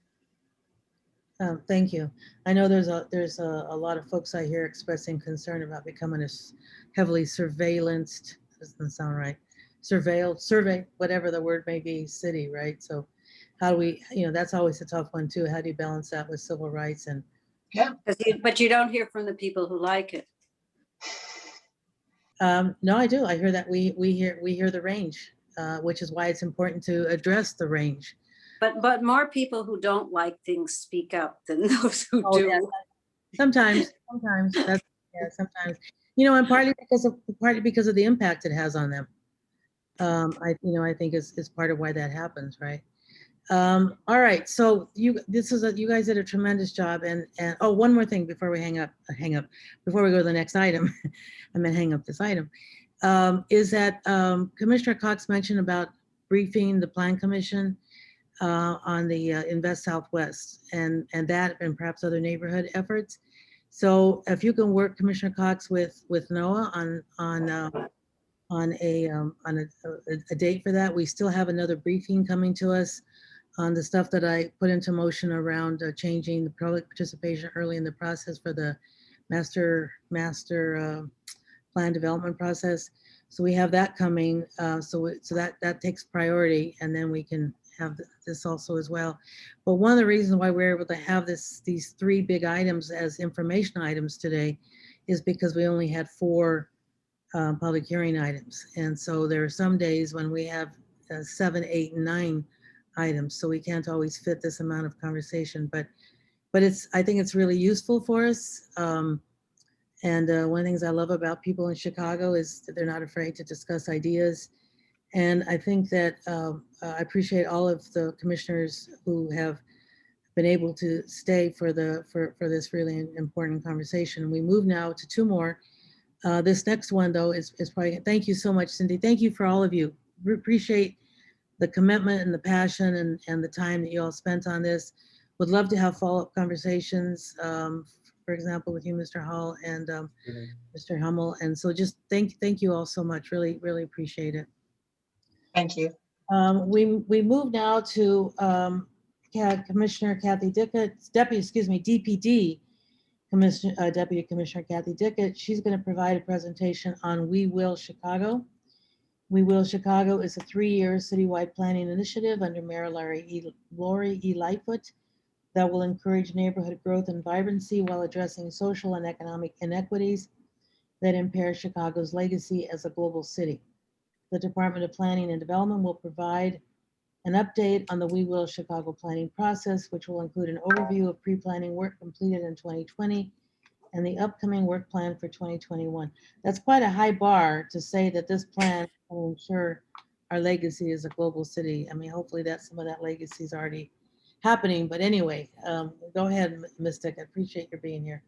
Thank you, Chairman. And for the record, Kathy Dickett with the Deputy Commissioner of the Department of Planning and Development for Citywide Planning and Historic Preservation. Well, yeah, I think you want to set a high bar and see how close to it you can get. So next slide, Brad. So citywide plans offer an opportunity to acknowledge existing conditions while also looking beyond those immediate concerns at ideas and options to create a better future. Now, and the last discussion was quite interesting and totally relates. So over the past 50 years, Chicago has evolved as a city with huge disparities in the amount of investment and growth in our communities, our neighborhoods, and the health of the individuals that live there. The map here, the two maps here show the change in income between 1970 and 2017 and illustrate the stark differences between incomes on the south and west sides, which as we know are majority Black and brown communities, versus the north side, which are often majority white. And I'm going to, I'm going to stop you. You already, I mean, you know that I've asked you to put the sources of data on that and so on, but I do want to say something about this map besides the point that you just made. Not only are you seeing, because this is a period of 70 to 2017, and so you see it over time. And so yes, you see an increase in numbers of low income people in Black and brown neighborhoods, but here's the other part that I want to call attention to. You also see in the predominantly white neighborhoods, you see a dramatic increase from 70 to 2017 in increases in high income and the concentrations of high income. And so what that suggests is what we're seeing here is an increase in the wealth gap, which I think is really an important point to highlight, right? It's not just that some people are getting poorer, but that others are getting richer, and the gap is really increasing. And that's part of what I think we need to be sure that we're addressing. Correct. That's absolutely right. And this is our present. It cannot be our future. So next slide. So citywide plans are common practice. Chicago hasn't done one since the '66 comprehensive plan and then something in the '80s, but other peer cities have recently adopted plans. You can see here Boston, New York, Los Angeles. And just to point out Boston, they're one of the cities that also hadn't done a citywide plan in 50 years. And so this is something we desperately need to initiate. Next slide. So similar to those plans, a lot which talk about visions for the city and policies for the city, we intend to look at these things. Now, this isn't the total universe, but definitely things that we need to address are criteria and metrics to guide land use and zoning decisions for adoption by Plan Commission and City Council. Standards for neighborhood and regional plans for city adoption. How we're going to align our budgets with capital projects and the policy priorities with this long-term vision that we'll create. How are we going to foster innovation in public financing tools, which we are familiar with and are somewhat limited, and incentives to ensure equitable development across the city. And then also creating standards primarily for agencies for civic and community engagement in public decision-making. Next slide. So this is a general timeline. The plans such as these typically take about 2 to 3 years. And what you see here is 2020, which we were doing pre-planning. So we're not even counting that. But I will update you on what that pre-planning was, which is the principles, themes, and pillars. So 2021, our goal is to, at the end of the year, have research and policy reports to present, not for adoption, but to present that then will evolve into final policy plan by the end of 2022. And at the bottom, you see an engagement arrow that is starting out a little small and gets wider. And our intent, and as we move forward, we're developing a myriad different ways of creating engagement opportunities. So more expand and deepen. And then also a DPD has initiated quarterly aldermanic updates on the We Will plan and other plans and other initiatives we do. So to let all the aldermen know what is happening here. And then also we'll be coming back to Plan Commission as we are now, and we will at other junctures. Next slide. So what we heard during the pre-planning phase and what we focused on were 2 principles, 5 themes that arose, and 7 pillars. And they all weave together, and we will have to keep them all in mind as we progress.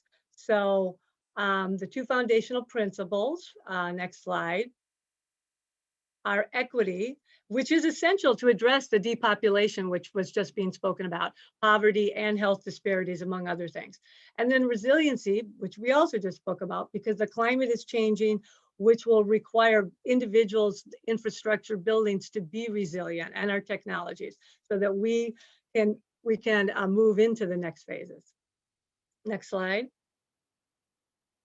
So 5 themes have been identified, and this happened through a series of workshops that were hosted and facilitated by one of our partners, Metropolitan Planning Commission, where we had over 60 government, community foundation, civic and business leaders from Chicago, but also from the 7 cities you see on the map there, which had recently in the last 5 years or so completed citywide plans. So we had a lot of discussion about what worked, what didn't work, what do you need to do? And so 5 themes emerged from that, which are historical reckoning and trust building, systemic evaluation of equity impacts, accessible and meaningful community engagement, accountability through shared metrics and transparency, and sustained interagency and cross collaboration. Next slide. So we also identified 7 pillars, and other cities also categorize the kinds of issues that cities work with into pillars or topics. So we looked at other cities, found these 7, and then next slide, we held a series of conversations with individuals across the city. So we had a team of consultants assisting us and really tried to get people from the lived experience realm and to the professional and in between, and have small conversations about what do these pillars mean to you. I would also add that during the same time, we had conversations with a group that's focused on the river. There's groups focused on both the industrial corridors on the southwest side and on the far south side. And we presented about that, I think in January. And also there were conversations with individuals concerned about the loop. So all of that information helped us to just get an idea of how we would start the conversations about each of these pillars. So to the next slide. So what we will show you here is, here's the pillar icon. You can see an image, and we've had images that kind of help let you see what we're talking about. And on the left in the box, under what it says, what do we mean when we talk about, these are the conversations and what rolled up, I would say, with lots of different input. Not to say that there weren't other individual things said, but these are the categories of what people talked about, what it meant to them when they talked about housing in neighborhoods. So here it's people and community central to the planning process for housing in neighborhoods, equity in neighborhood options, safety, affordability in neighborhoods, and diversity of amenities in every neighborhood. Next slide.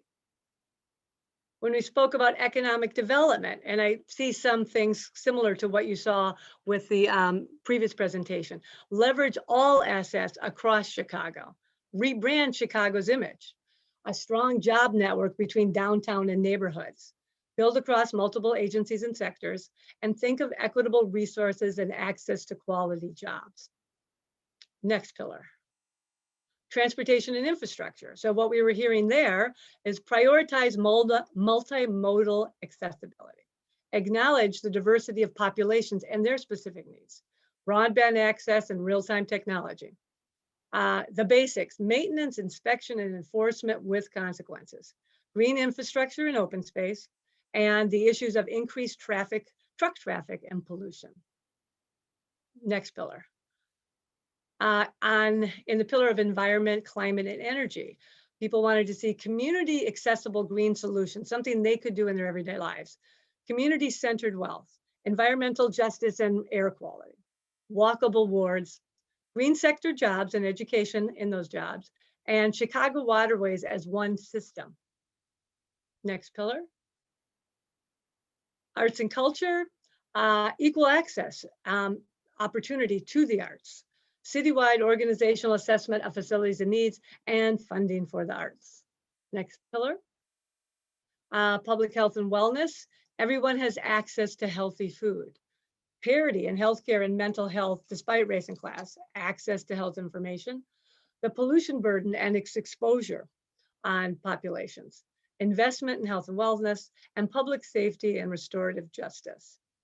And then the last slide, pillar is lifelong education, which actually comes from all of the other 6 pillars, because besides engaging K-12 students to help them succeed, which when you talk about education was one of the first things that comes to mind, also talking about education opportunities for adults in STEM, green sector workforce development. What does that look like? How do I get educated in that? Build civic responsibility, capacity, respect, and tenacity. And that would be among the entire citizenry. And identify gaps in training that support access to jobs. So,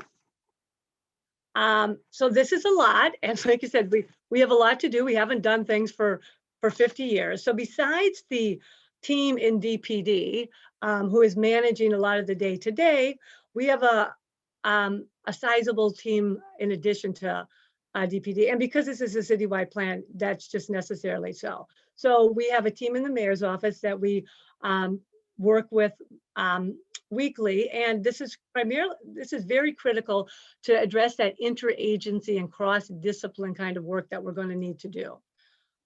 We have identified for right now, initially 7 individuals, 6 in city departments and then 1 in the mayor's office, to be the prime liaison to each one of the research teams so that they can go back to their department. And if we have a specialty need, which many departments have, they can identify that and get information from those people and go back and forth with their departments, their commissioners and staff. And then we have a consultant team to assist us both in hosting all these conversations, and we expect a lot more in 2021, and then helping with graphics, putting all the information together. So we will be getting consultant report to help this team, this very large team. Next slide. So this is idea of how we're organizing the governance structure right now. So up in the top right, we will be providing updates to the mayor, to the aldermen, and to the commissions, as I've already said.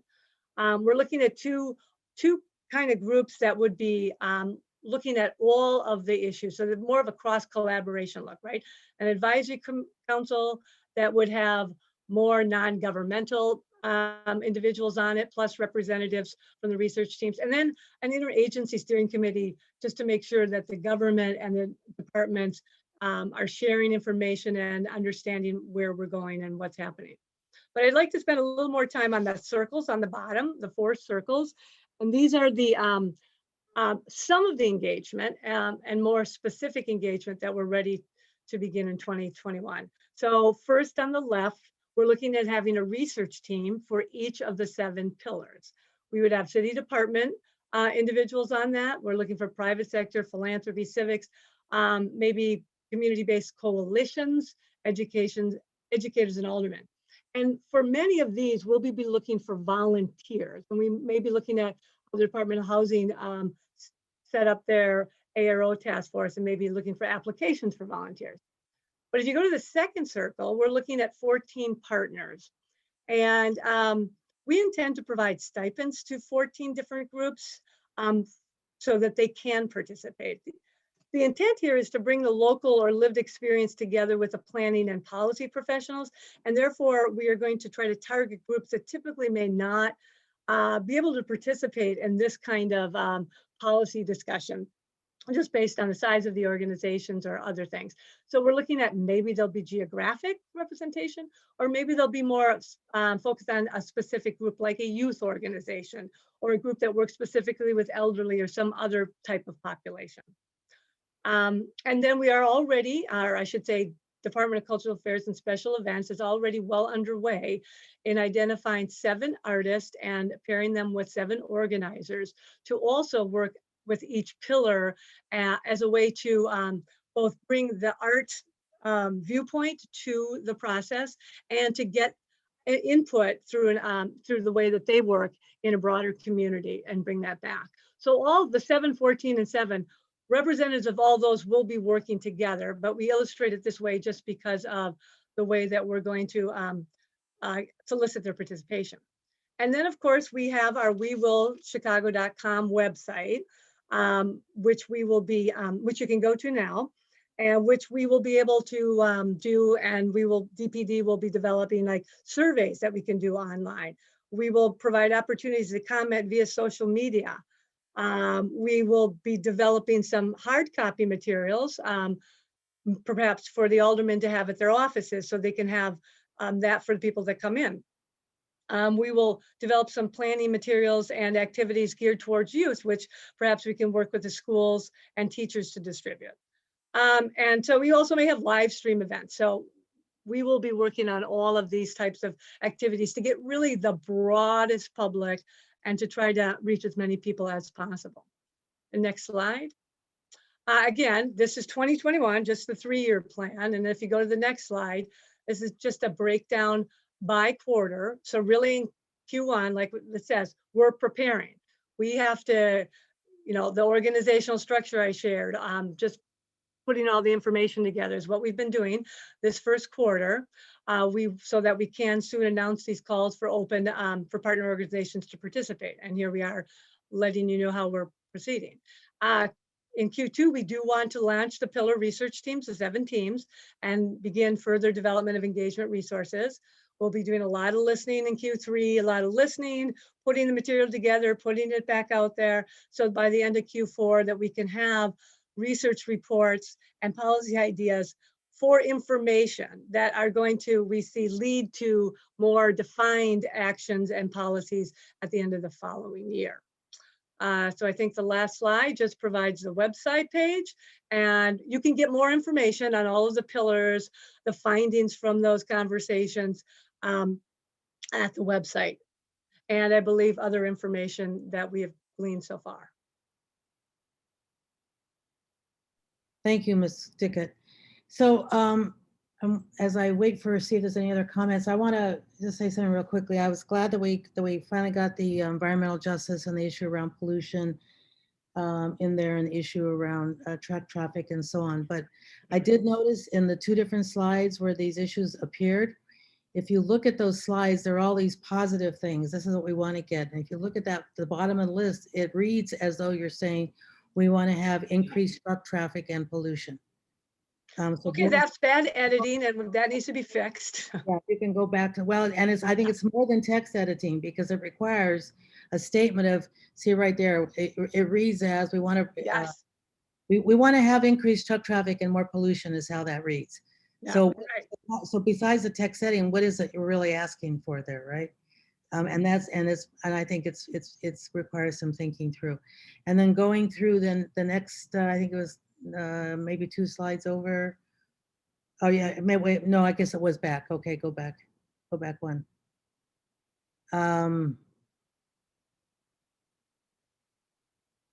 No, let's see, maybe it was one more, maybe it's 2, maybe it's one more up then. One more then, go back, keep going one more up. Well, okay, one more, maybe it was further back. But it was the one that talked about the pollution burden. Oh, that should be health, Brad. I think pollution burden and exposure. Yeah. If you read that one, it says everyone has access to healthy food. There's parity in healthcare. There's access to health information. And we want pollution burden and exposure is how that reads. And I don't think that's the intention there. That is absolutely not the intention. Okay, so if we can get those 2. We can do that. All right, I see no other comments or questions. So I think we thank you for your time. Commissioner Grossman, did you want to add anything or make any comments? This included some discussion of neighborhoods. All right. Madam Chair, yeah. This is Commissioner Cox. Go ahead. Yeah, no, I'd just like to help frame this just a little bit, because I think, as you noted earlier, this is a pretty ambitious and aspirational scope. And it's going to take every community of Chicago and every ward of Chicago to participate in this. And when Mayor Lightfoot brought me on and said she wanted to tackle a generational plan, I was elated, because a lot of political leaders can't really see beyond the next election. So for the mayor to engage in a conversation about the future, the generational future of Chicago, it's a big deal. And there is a reason that it hasn't been done in 50 years. But I would argue that if Chicago is going to grow in an equitable way, in an inclusive way, if it's going to address the kind of reckoning with its past that was encapsulated in that series of maps that showed the income inequality and the segregation by race and income that is a part of Chicago's history. We want to tackle this. We want to tackle this head on and understand how it happened, why it happened, what policies were put in place that enabled it to happen, and change the course of the future of Chicago for a generation. And so it is ambitious and it is aspirational and it is absolutely essential that we engage in this. So we've taken the time to brief the aldermen about the breadth and the scope and the purpose of this. And they recognize as well that this is an opportunity to reset planning principles and priorities around the themes that, that Kathy highlighted. So we're going to be working in a very close relationship with those elected leaders and with a number of civic partners who've expressed an interest in this work. And I think our greatest challenge is going to make this, a community-driven effort. So as we very purposely ask the question, who will plan the future of Chicago? The answer is we will. And that means we have to reach tens of thousands of people and engage them in conversations of how they want to see Chicago in their lifetime and in the lifetime of their kids and their grandkids. So I think that community participation, the public participation is going to be diverse. We're going to engage all forms of technology and meetings and entering into established groups that traditionally gather and in the coming months. And we want to be able to present our findings on a periodic basis to this commission. I would even ask those commissioners who can help us as we try to figure out how do we speak to tens of thousands of people when there's no imminent, project. That's going to be a significant challenge, but I think Kathy and her team have done an amazing job of laying the foundation for that. And we have built a team that you see goes way beyond the planning department. So I have enormous confidence, and I feel that, we can do the things that we have to do to show progress, that the city is moving forward, while at the same time, we engage all Chicagoans in a very thoughtful and deliberate conversation about the future of the city. So I love it. It's a both and strategy. That's it, both and. Deliver in the near term, but keep your eyes set on the long term. So again, thank you for allowing us to bring this to the Plan Commission and sharing it with our fellow commissioners and all those who watch and follow the Plan Commission. Thank you, Commissioner. I'm going to call on Commissioner Moore, followed by Commissioner Burnett. I want to remind folks that as Commissioner Cox said, it's an aspirational plan. What it is not is a comprehensive plan. So it's important that we not think that we're looking here at a comprehensive plan. Commissioner Moore, followed by Commissioner Burnett. Thank you. Commissioner Cox, thank you for those remarks. That was really helpful. You touched on sort of that engagement piece and that daunting task. And I think the chairperson just maybe put my question in a little different perspective of it not being a comprehensive plan, because my question is really around the engagement piece. And what I noticed in the timeline is starts off very small, and by the time it gets to the end, it's really large, which makes me feel like people are being engaged more or deeper at the end of the plan, when maybe people might feel like things have already been set. People have already got the framework, and then they're brought in at the end to say yay or nay, as opposed to being involved in the process. So I don't know if you want to just think about that a little bit. Maybe it's just how you're portraying that graph, but that's what it sort of raised for me. And the other point I would like to make is I really, in this city and the city of neighborhoods, to have housing, I mean, I like the fact that it's housing in neighborhoods, but what I would love to see, even aspirationally, is if we took neighborhoods and took those 7 pillars and peeled back what pieces of those are really going to impact our neighborhoods. I think we could get a better feel of what we're looking at. And I think that's to Commissioner Grossman's point. I mean, it looks very big to me, which thanks for the aspirational tone. But it's hard, I guess, to wrap your brain around it and see what we're going to come out with. And if we're projecting this to residents and we want input, I think we have to be able to convey the right message from the beginning. But I thank you, Ms. Dickhart. The presentation was great. I actually put in some ideas on the website a few months ago or something. But I didn't get any response back, so I don't know how that works, because you sort of get it in and it's not even a thank you, you know, something. So again, if that's how we're reaching out to the masses of people, we got to be able to do something to tell people they're being heard. Thanks for that heads up. We'll get on that. Okay. Yeah, that's very good feedback. Commissioner Burnett, followed by Commissioner Searle. Yeah, thank you very much, Commissioner. And I appreciate what everyone else said.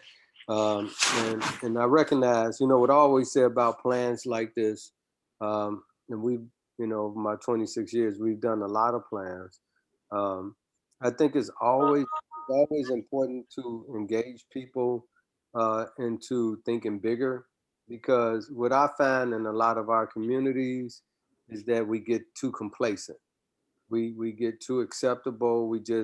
Some of us just give up on anything happening in our neighborhoods, and to be able to try, and I agree with trying to get people from the community involved early on, to be able to work on those creative juices that are in people's heads and make them see their community differently. You know, I think it's very important, because, you know, as they always say, you can be what you can see. And also, you can't believe it unless you can see it, you know, and so we need to make people see our communities differently, and also not just think that it's for other people, right? Because that's a challenge that I go through a lot in some of our neighborhoods. You know, they think anything that's built is built for somebody else, but not even if it's right across the street from them, you know. So I think it's important to have the community to be a part of it, to have their thoughts and their visions involved, and so they can feel ownership of the growth of what's happening in their community. So I commend everyone that's on board. You know, I've been working with Kathy for a long time. She's excellent, dynamic. You know, she really knows how to engage people and getting them to be creative with their thinking. Matter of fact, we're working on some things in my ward right now over in near West and West Humboldt Park, East Garfield Park area. So I commend all of you all for what you all are doing. And I know that, you know, all these things mutate, right? They continue to grow and continue to develop. That's right. And actually, you all started out, and really you end up, you know, what you started end up being a less of what it becomes, because it becomes more of what everybody else put into it. So I commend you all on what you all are doing here. Congratulations, and I look forward to working on it with my community. Thank you. Thanks. Thank you, Commissioner. Wasn't there another hand? Where'd that hand go? Okay, so that was it. All right, great, thank you very much. Thank you. It was me. I thought I saw your hand up, and then I didn't see it. Okay, go ahead, Commissioner Searle. Yeah, I just wanted to say, first of all, to the Commissioner Cox and the Planning Department, to thank you for bringing planning back to the Plan Commission. We have sorely missed it for some long time. And I think, you know, if there are things like that map, which are just eye-opening, you know, from 1971, I think it was, right? to 2017, to compare that to some other cities, and also maybe to find best practices where something like that got turned around in the other direction. I mean, I'm afraid that nationally, the middle class has disappeared anyway, you know. So are we the only ones, or is this kind of the trend of the country? And where are there some places, and what did they do that might help, you know, bring us back to a more equitable city all the way around, even though we're trying our best and doing lots of things, you know. How did these other places maybe do it, and it was so successful? Could be interesting. Can we get the sources of data on that map too? You don't ever want to have that data without the sources. Absolutely, yeah. Great, We thank you. can look at both those things, especially the plans we just showed you. Okay, so I'd like to be able to move on, Commissioner Cox. Do you need to make your comment? Oh, I see this. Commissioner Reyes hasn't spoken. All right, go ahead, Commissioner Reyes. Just very briefly, I know it's late, so I just want to add, emphasize again the issue of the community engagement. And I don't know how many people participated in the phase that it's already been completed, but in any way that I can help with, I think it's important that we have to bring more people from the community. And hopefully with the vaccine, you know, being in everybody's arms soon, we should be able to do some face-to-face meetings, because people need to have sense of ownership, and they're not even with this aspirational planning process. But if we don't invite them, if we don't motivate their participation, that's not going to happen. Well, and by them, it also means not the usual suspects. I mean, it's sort of expanding who the they is, right? That's at the table.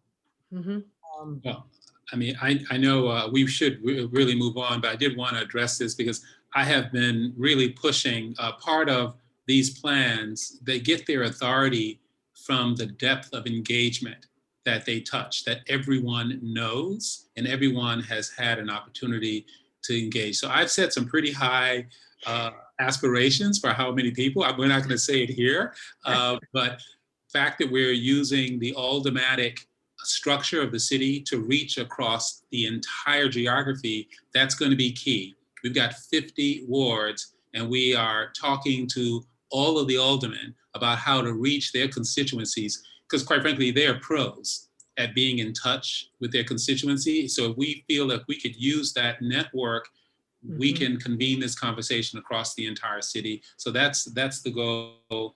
And I appreciate the attention to this issue about it's not by chance that the principles are equity and resiliency, that are issues of our time. This was not the set of issues back in the 60s that they were wrestling with when they had their chance to do a citywide plan. So we are trying to steep it in the moment that our generation is in. And we all know that equity is in the minds of everyone right now, and so is the resiliency of cities. And so we're hoping that that will produce something, a gift, if you will, for future generations about what we were struggling with during our time when we were asked to do a plan like this. So again, thank you for giving this space at this forum. And thank you, Kathy, for your extraordinary work. Thank you. Thank you, Commissioner Cox, and thank you, Ms. Dickett, for taking the time to come down and be here. Yes, and as Commissioner Cox said, knowing that we only had 4 items, I wanted to take the opportunity to get some briefings, and so these have been really rich conversations. Now to our third one, and this is an initiative by Commissioner Cox. You know, Commissioner Cox, we really have appreciated the design eye that you have brought to your position, and you know, things like activating streets and design quality, I think, is an important part. Chicago's always been known for its great architecture, and yet it has been so much of it lost, right? And as we build new developments, we want there to be the sort of the quality. So we appreciate the design eye that you have brought. Gerardo Garcia is here to provide a presentation on the Committee on Design that you are proposing for as an advisory for your uh, for you and for your department. So this is an advisory committee established pursuant to Commissioner Cox's directive to create regular and consistent opportunities for city, community designer and developer engagement for design excellence across the city of Chicago through a peer review process that is open to the public. The members of this committee on design will be a collective representing a wide spectrum of design professionals charged with reviewing specific character impacting projects based on Department of Planning and Development design guidelines and design excellence principles, fostering an expedited DPD review process. So Commissioner Searle, Commissioner Flores, Commissioner Brumfield, especially, we hope you'll be paying close attention to this item, as well as all of us. But go ahead, Gerardo, Mr. Garcia. Thank you. Thank you, Madam Chair, and good afternoon, Commissioners. For the record, my name is Gerardo Garcia, Deputy Commissioner with the Department of Planning and Development. Thanks for that summary, Madam Chair. If I could provide a little bit of context as we get started here. When Commissioner Cox arrived to our department and to our city, he really challenged staff at the Department of Planning to develop strategies to systemize design excellence into the work that we do. And so the best way that we could think to do that was to research how other cities were doing that.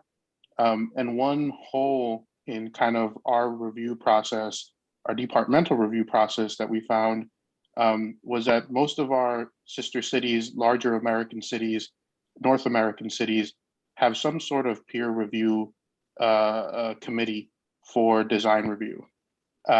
And so that's a point of departure from the way that the department has been conducting that review with internal staff.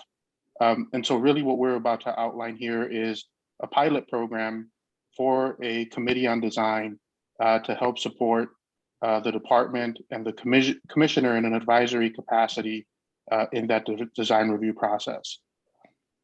So next slide, please. And so, you know, obviously it kind of begs the question of why the Committee on Design. And what we're looking to achieve here is to really create a space and a platform for elevated design review that's done in a standardized way, and while providing an incentive to the development community while expediting the department's review process. Next slide, please. Some of the goals of the Committee on Design are really starting around the idea of the built environment and open space in the public realm, really. And so, you know, focusing on the space between the buildings and the relationships between the buildings to our streets, we're really hoping to encourage a higher quality urban environment throughout the city. We want to use this opportunity to establish a set of design standards building off of our principles and existing department design guidance. We also see an opportunity here in how we engage communities and in being able to provide a process that's more transparent and provides a little bit more opportunity for folks to weigh in on issues around design. And lastly, again, we want to provide an incentive for the development community to participate in this process.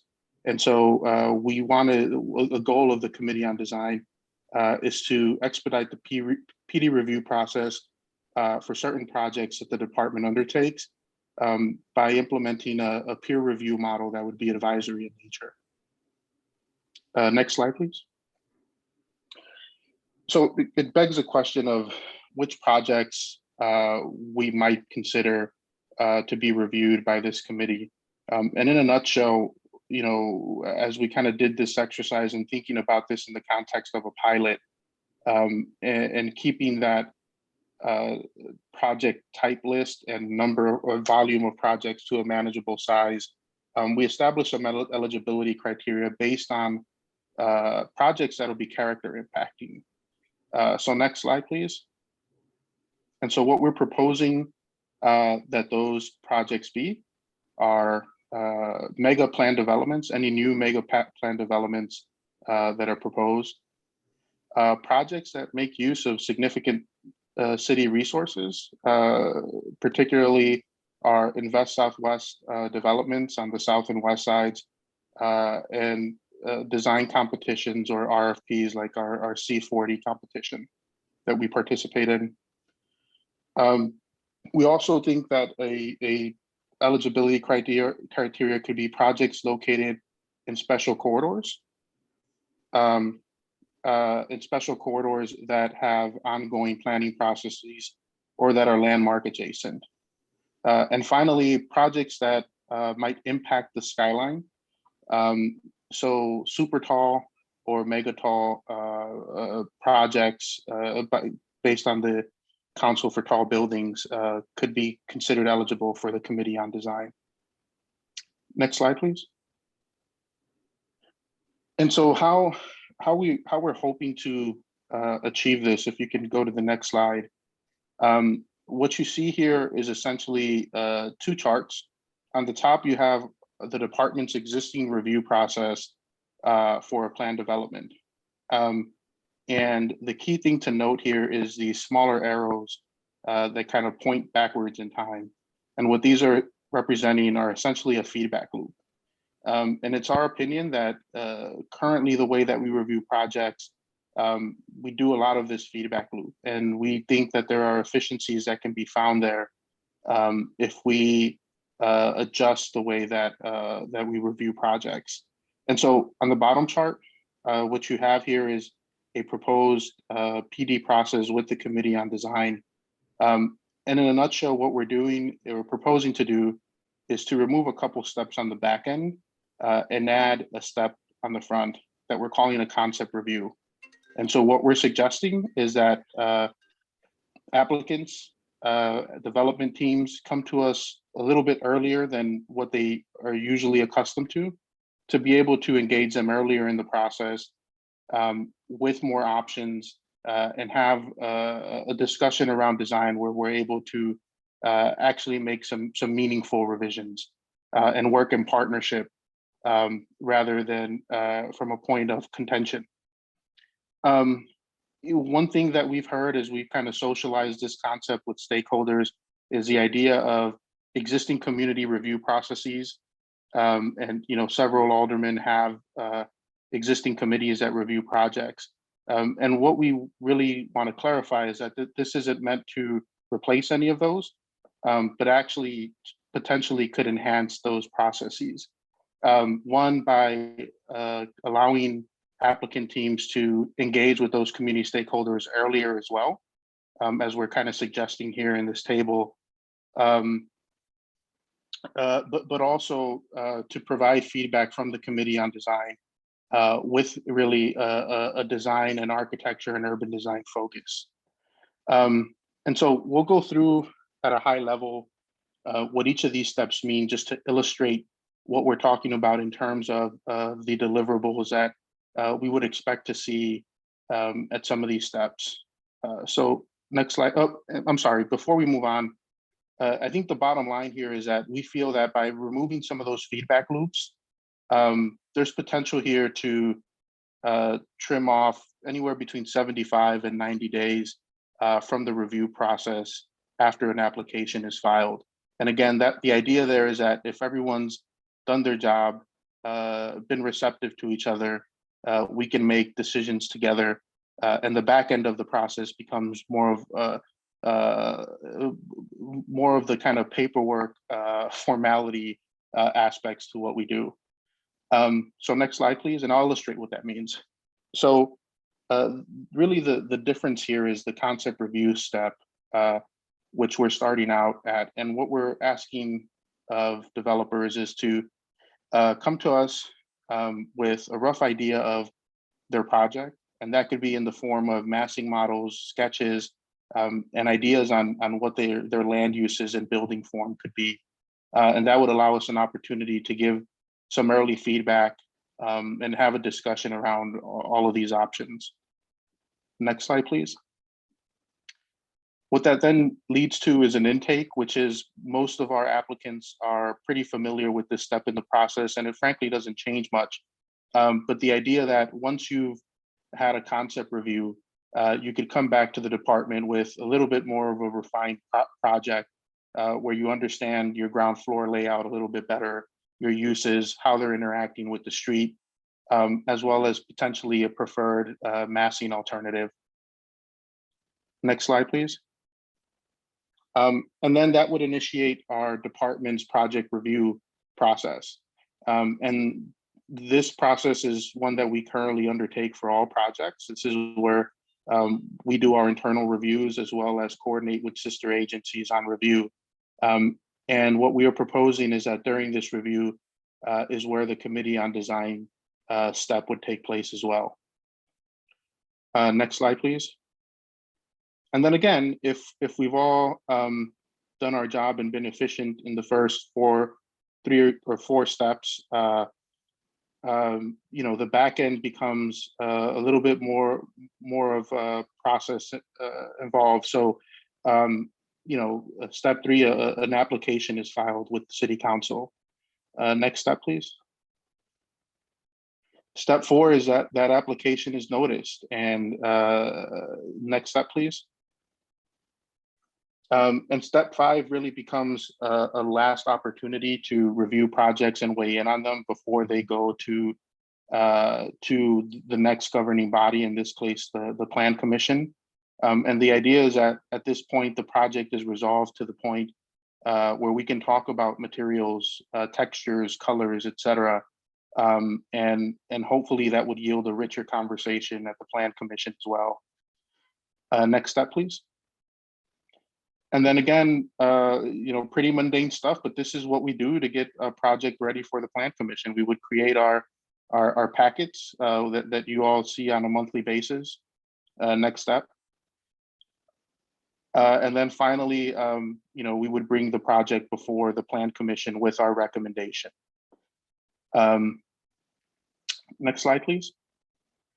And so again, as we've kind of done some research around the city, around the country of how other cities are conducting this kind of peer advisory design review, we've landed on a basic framework that we can talk through now, if we can move to the next slide. And so, you know, we think that the Committee on Design will be comprised of 15 members.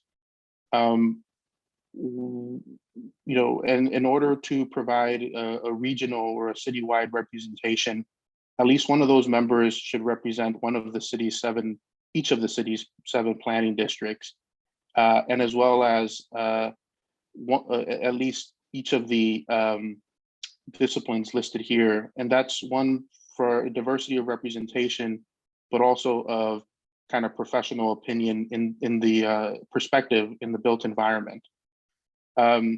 And, you know, as well as we really envision this committee to be comprised of folks that are well regarded and respected in their fields. And the idea is that they can hold their peers accountable, but also be understanding to the limitations or realities of developing a project. And the last kind of point here that we'd like to propose is that there could be up to 3 members of the Plan Commission who sit on the Committee on Design to provide some continuity in terms of the Plan Commission's review. But again, that would be that's certainly up for discussion and would be optional of Plan Commissioners. Next slide, please.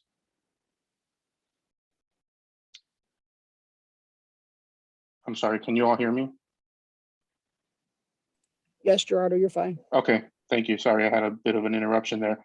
And then lastly, want to walk through some of the case studies, some of the other cities who have similar bodies that we researched to kind of be able to propose the current committee framework. Next slide, please. So we looked at the city of Toronto, which actually has a very similar kind of scale and volume of projects that we have here in Chicago. And you can see the membership is actually composed of about 15 members, comprised of the memberships that you see here. So architects, landscape architects, urban designers, and even preservationists. And these are folks that review projects, both public and private. Applicants, design teams, development teams present their projects to this panel. And the panel meets monthly.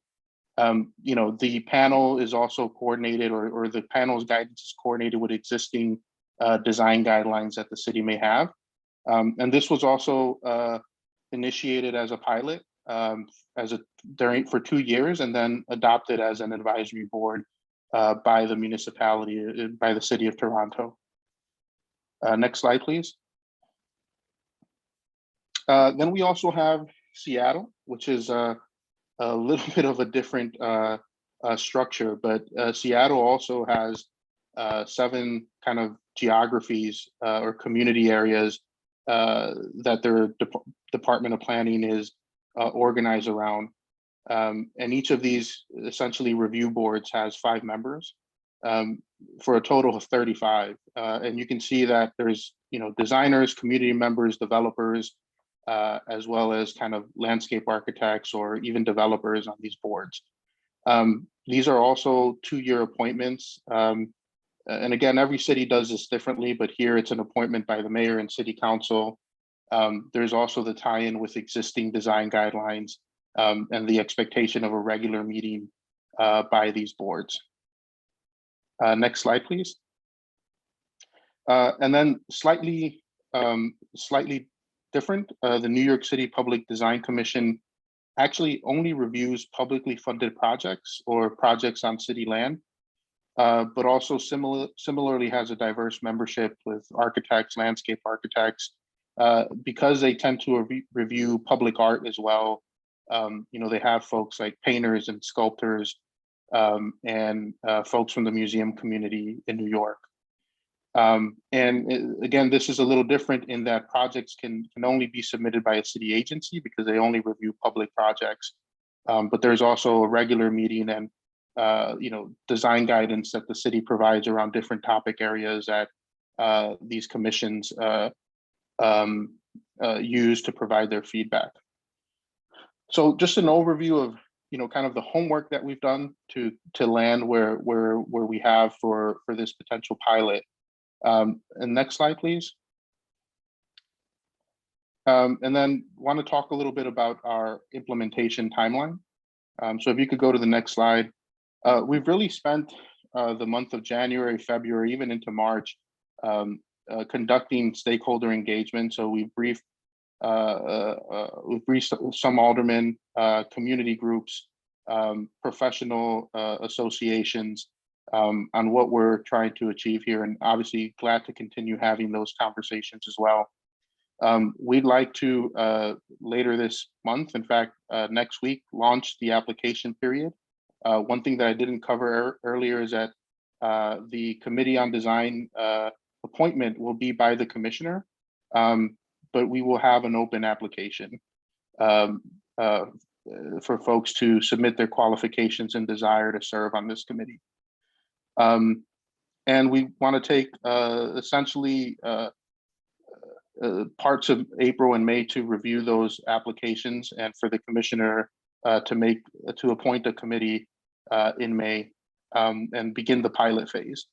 While that's ongoing, we also, in kind of our stakeholder engagement, have heard about the desire for more guidance on you know, qualifications of Committee on Design projects, expectations of deliverables, et cetera. And we'll be working on that and publishing that in tandem while the open application period is ongoing. But that concludes our presentation on the Committee on Design. Certainly would love to hear thoughts or questions from the commission. Thank you for your time. Commissioner Brumfeld.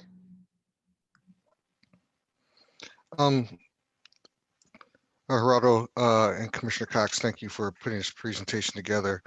To be frank, I think this is actually long overdue, probably by at least 20 years, and I welcome the process. I have to confess that At times as a commissioner, I find myself in a difficult position of supporting projects because it certainly is the right land use. It certainly supports the need to justify change in zoning. And it certainly has positive impacts related to employment opportunities, among other things. But in some cases, the architecture, to be honest, has been subpar, and in some cases, quite poor. I, for one, don't believe that design should be debated at the Plan Commission. If anything, I think it should be celebrated. And I think that this process, I know this is in its early stages of, or I should say it's actually pretty well planned out, but anxious to see how this goes as a pilot.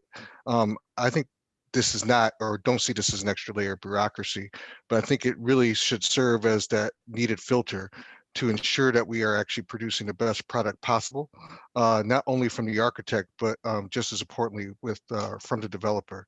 I'm of the belief when a project comes to Plan Commission, it should be the best product possible. Good design, if you will, it should really be a foregone conclusion once it comes to the Plan Commission. So I think, we as stewards of the land of our built environment kind of owe it to ourselves to not only promote this filter, if you will, in this process, but also, support DPD and the commissioner for the work that they've done and seeing how we could actually use this as an added tool and not an extra layer in our process.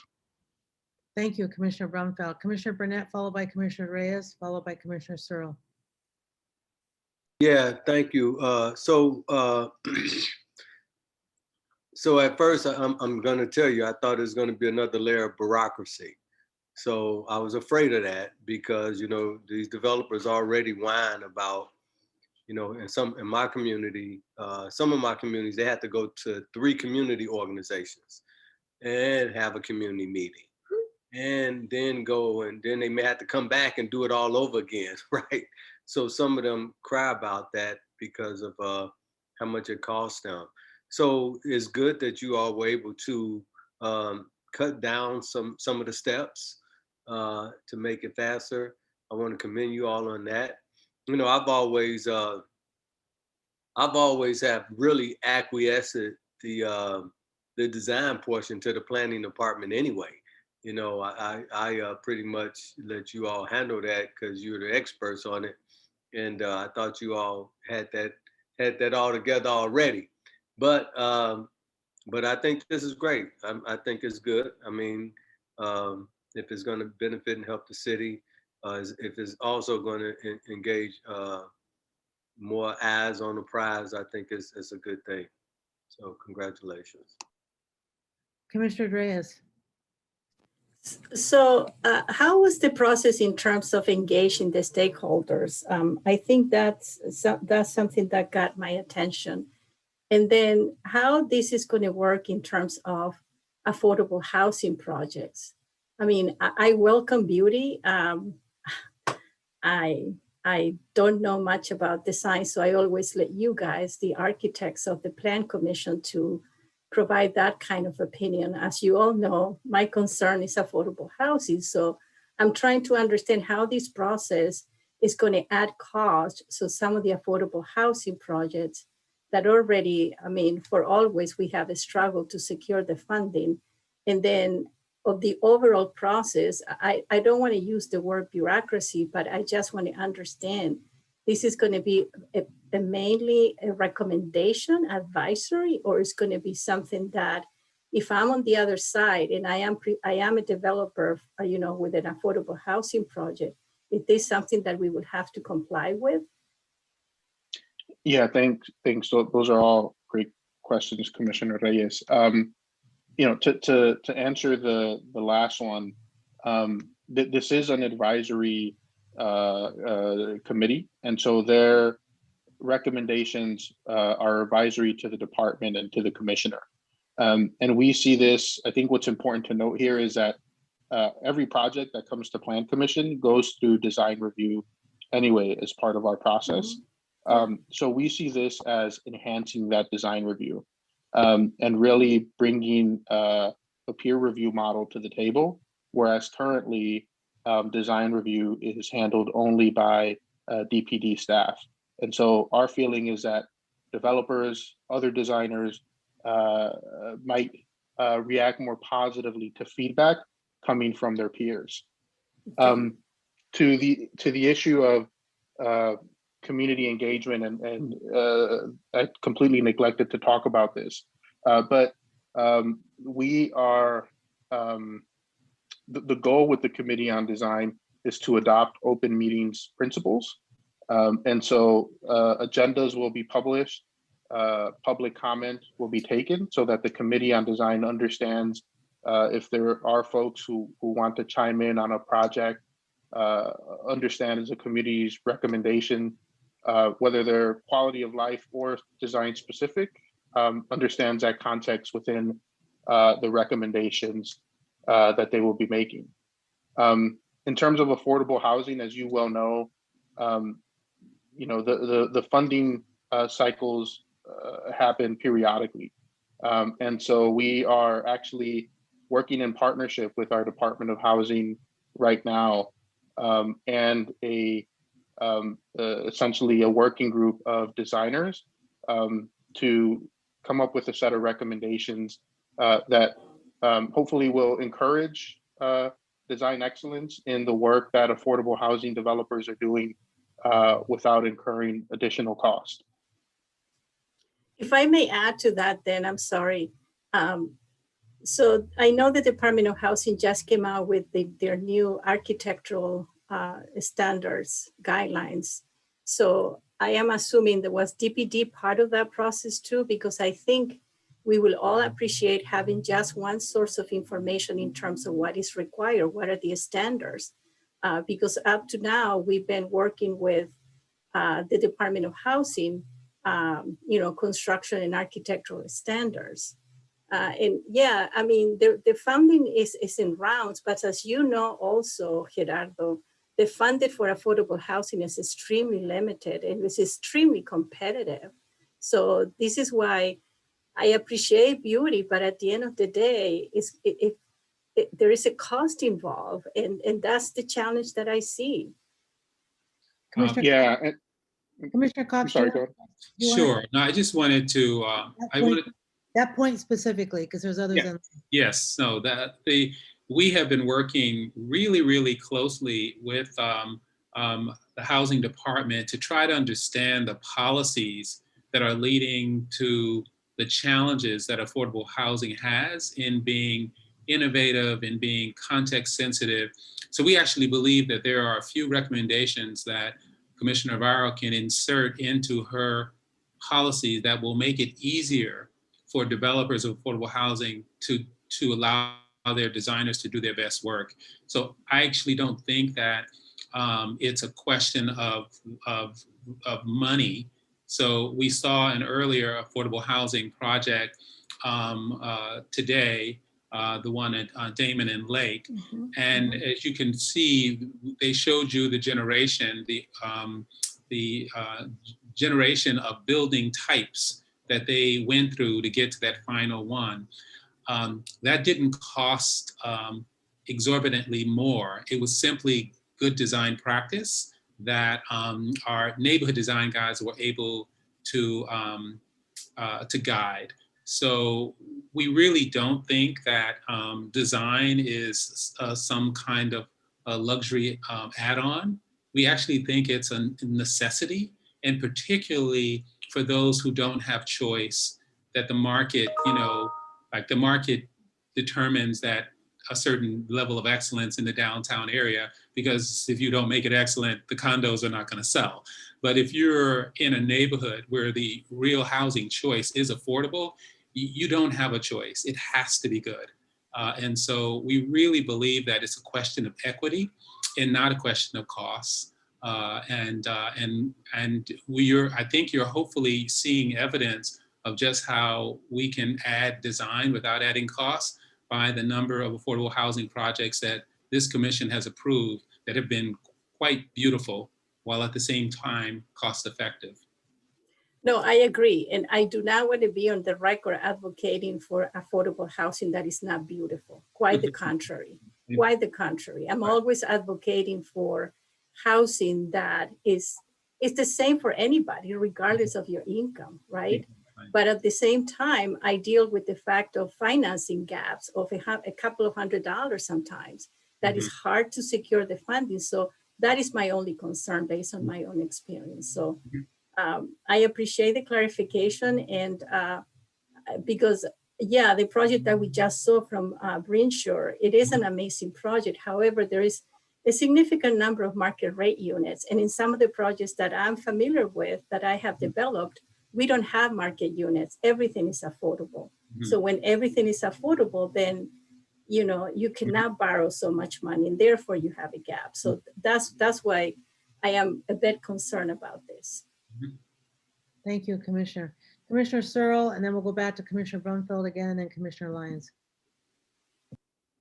I think this is a great way to, first of all, improve design quality in general in the city. And it's great to know, because we've been looking at this idea for quite a while. I mean, there have been over the years I've been on Plan Commission, a couple of commissioners who have had advisory committees and have looked at projects ahead of time. And, I think that did make some improvements. But we also had some strong plan commissioners who would, chime in to any comment that I would make about design and say, well, this commission is only about zoning. So we know, that thank God things have gotten, kind of much more inclusive and much more broad in the way Plan Commission looks at things. And if this process can, improve the whole process, and I think also maybe improve communication between the design community and the city and the process that's going on, that could really be helpful. So I thought I had seen a slide, by the way, about having some ex officio Plan Commission members, which I do think would be a good idea, because then what is said in design committee could be brought to the commission in even just a little report by either Commissioner Cox or one of the Plan Commissioners who's ex officio. And I think that could be useful too. So I think it's a great idea. I hope we will do it. I think the great thing is that we're looking at design, and we're looking at affordable housing, and we're looking at all these things. And we know too, by the way, Commissioner Reyes, that you can do great design at a reasonable price. It's not cost that makes design great. True that. And I think part of what this can do, I think, given the issues that Commissioner Reyes has raised, is to, with this kind of advisory committee, we can make sure that the development community that brings in the affordable, or that does affordable, is creating the sort of the standard, if you will, right, for how to do good design even for affordable housing, right? But take it into account, I think the real considerations that Commissioner Reyes is raising is how do you do it? How do you do it in a way that remains affordable? And so it could be something that actually this committee brainstorms about, and sort of sets the kind of ethics, sets the kind of standard for, well, what are the kinds of things that we could do that would make it beautiful without raising the cost? Because oftentimes I think it's the developers who take the approach that because it's a cheaper design, or the architects, mostly the architects will take the position, well, because it's, or both, however, but they'll take the position that, well, because it's affordable units, we don't have to care about the design.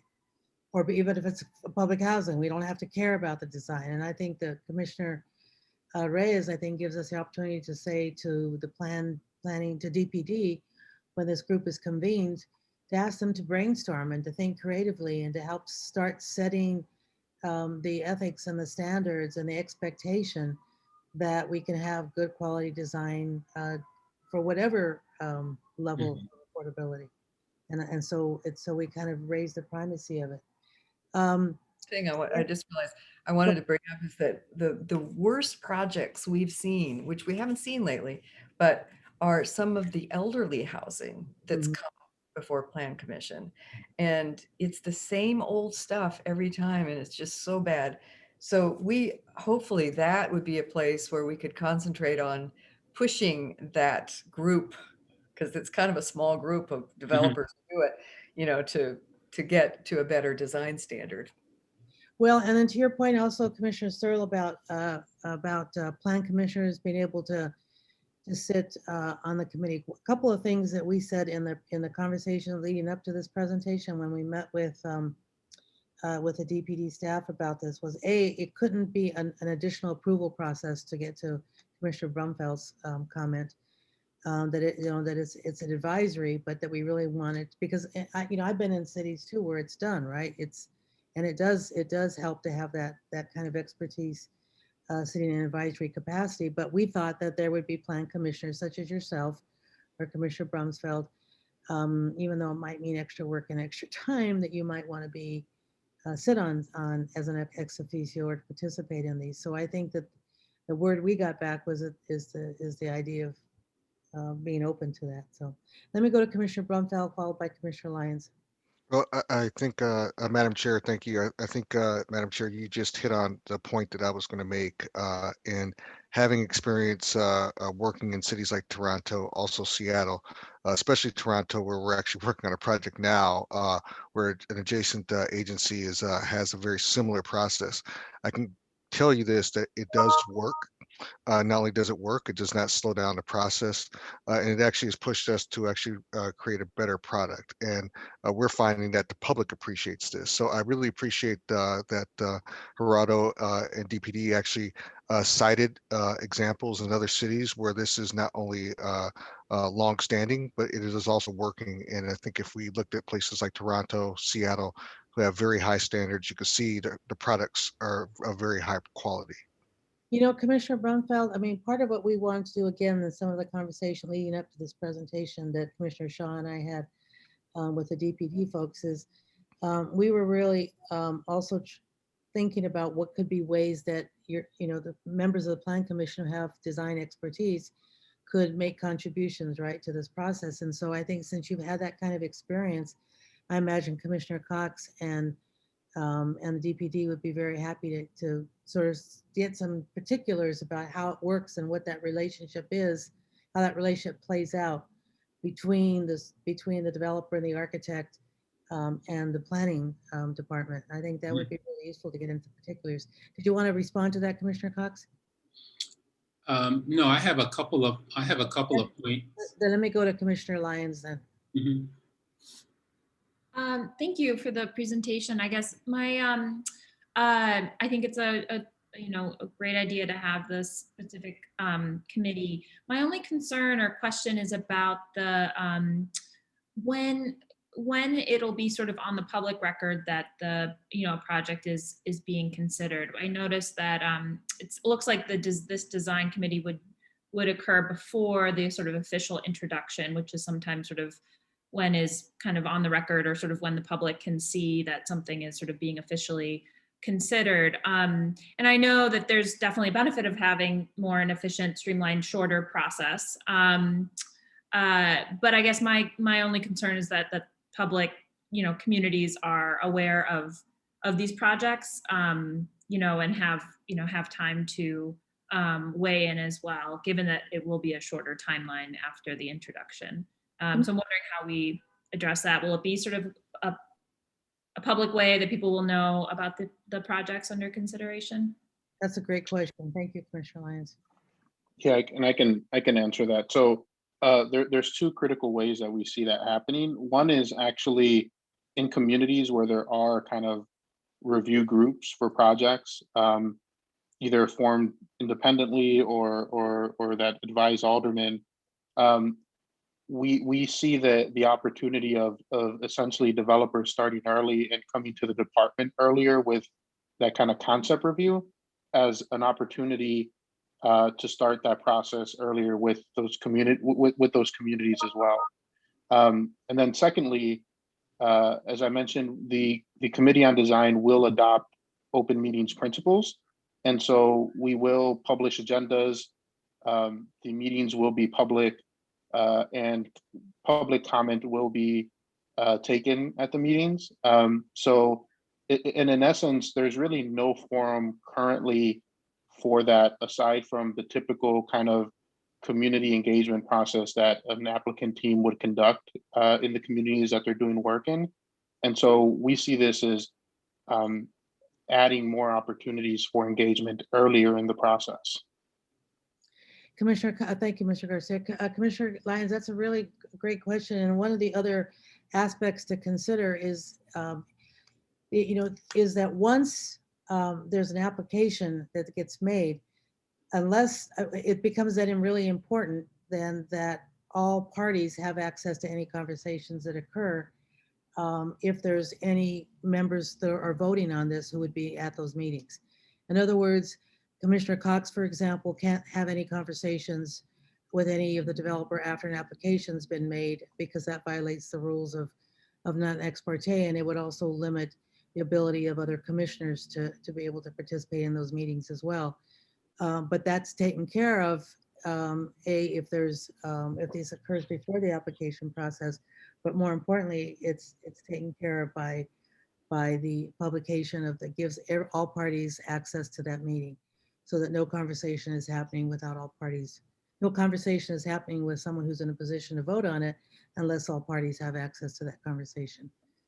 So that's the other important piece of this, so that we are honoring our legal obligations there. Were you done, Commissioner Lyons? Okay, and Commissioner Cox. Yeah, I just wanted to address a number of points, excellent points that have been raised, and why it's taking me so long to get to this realization that this could be of amazing public benefit. A couple of things, and it goes back to Commissioner Grossman's earlier points about the neighborhoods.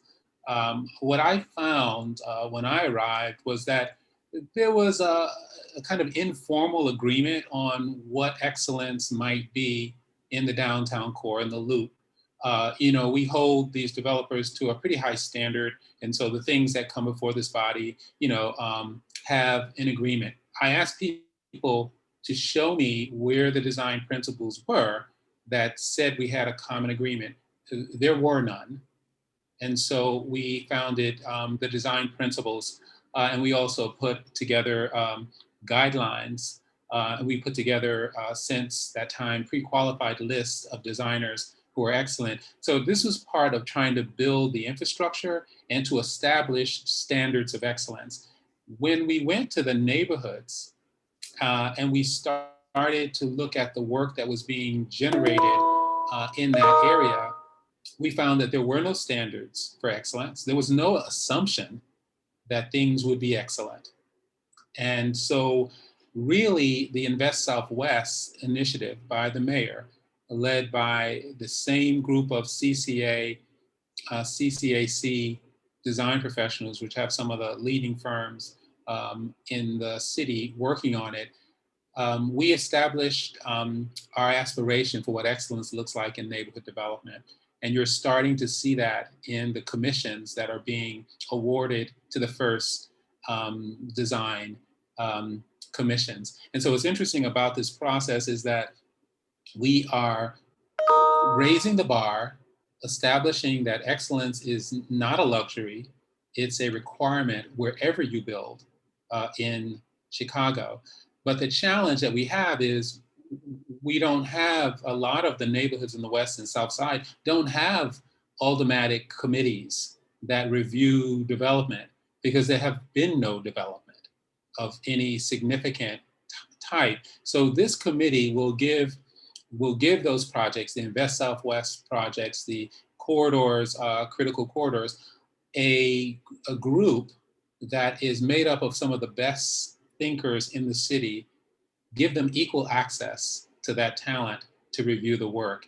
And I think I'll just end by saying, I have found that if you value something, then you debate it in public. And we need more forums to debate the things that we care about in Chicago. And so by holding this committee and design review in public, whereas currently it goes on behind closed doors, and then the only time it gets public is when this body sees it.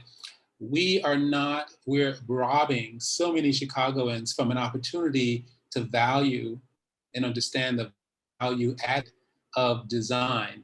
So I'm interested from a policy perspective in giving more forums for us to talk about design more often in the places where people can reach it in their neighborhoods. But I also, it was important to me that instead of a group of 5 city planners in the planning department really trying to wrangle these projects into excellence, and they do an amazing job, as you can see from projects that we saw today. Really, the real test has been peer to peer. Firms want to go before bodies that represent their peers. And not to take anything away from professional planners. And so we have the good fortune of Chicago of having some of the best designers and thinkers of the built and natural environment in the entire country. And they, as we saw from CCAC, they are willing to serve as those of us who serve on commissions like this. So I think that peer-to-peer is really important. And then the agreement that I have made with the developers who we've talked to about the value of this has been, this is supposed to expedite the process. Their projects will not be stuck in an endless loop of back and forth within our department. They now will be able to go to a group in the front end, very front end. They will have to work a little harder in the front end, but in exchange, when they do that intake, their project is ready to go. And we can lop weeks and weeks and weeks off of the schedule. So that's the promise that I've made, as I think Commissioner Brunfield said, this is not about adding another layer of bureaucracy. This is about expediting excellence and bringing more and more projects to the Plan Commission that we can all applaud, like we did today for several of the projects. So I know it's a systems change, it's a culture change, it's a culture shock for Chicago, but for a city that has a reputation for innovation that Chicago has, I think the time has come for this type of review. So I just appreciate, your support, and I've registered continued issues that we have to address. So this has been very, very helpful to have it presented to this body. And I do hope, even though it might be a little more work for some, that some of our Plan Commission members would act as that mediator or facilitator between that body, which happens early on in the process, and this body that is really the last stop. So thank you, Chairman. Well, it isn't always the last stop. Sometimes it is, sometimes it goes on to City Council. Commissioner Shaw. Thanks, Chairman. So I just wanted to chime in more on the design process issue. In general, I think Commissioner Searle mentioned this is something that we think is a good idea to have a strong design process, given that the Chicago Plan Commission comes out of the Plan of Chicago from Daniel Burnham. And this was put in place so that we could create and beautify and strengthen the commerce and the communities of the city of Chicago. And so to me, having something that that continues to support that throughout our city as we continue to grow, as we continue, our neighborhoods hopefully continue to gain strength, and we celebrate the diversity of all of our communities and all our ethnic communities, and that's what makes Chicago strong. I think it's something that sounds great. I was talking to one of the Plan Commission team, and I particularly liked the way he formulated it. Resonated with me that this is really supposed to be a mentorship process for the planning department staff so that they can also become stronger in the way that they are reviewing and pursuing things. If I had to, I think the one concern that I have about this is that, you know, given that there's 15 people and they're all different types of people, that, you know, again, these are ideas. This is not binding. And because one of the things that makes Chicago, whether or not you like it, great, is the diversity of the different types of architecture. I know I can walk down the street and think this particular project is great. And there's some that I walk down the street and say, oh my gosh, what is this project doing here?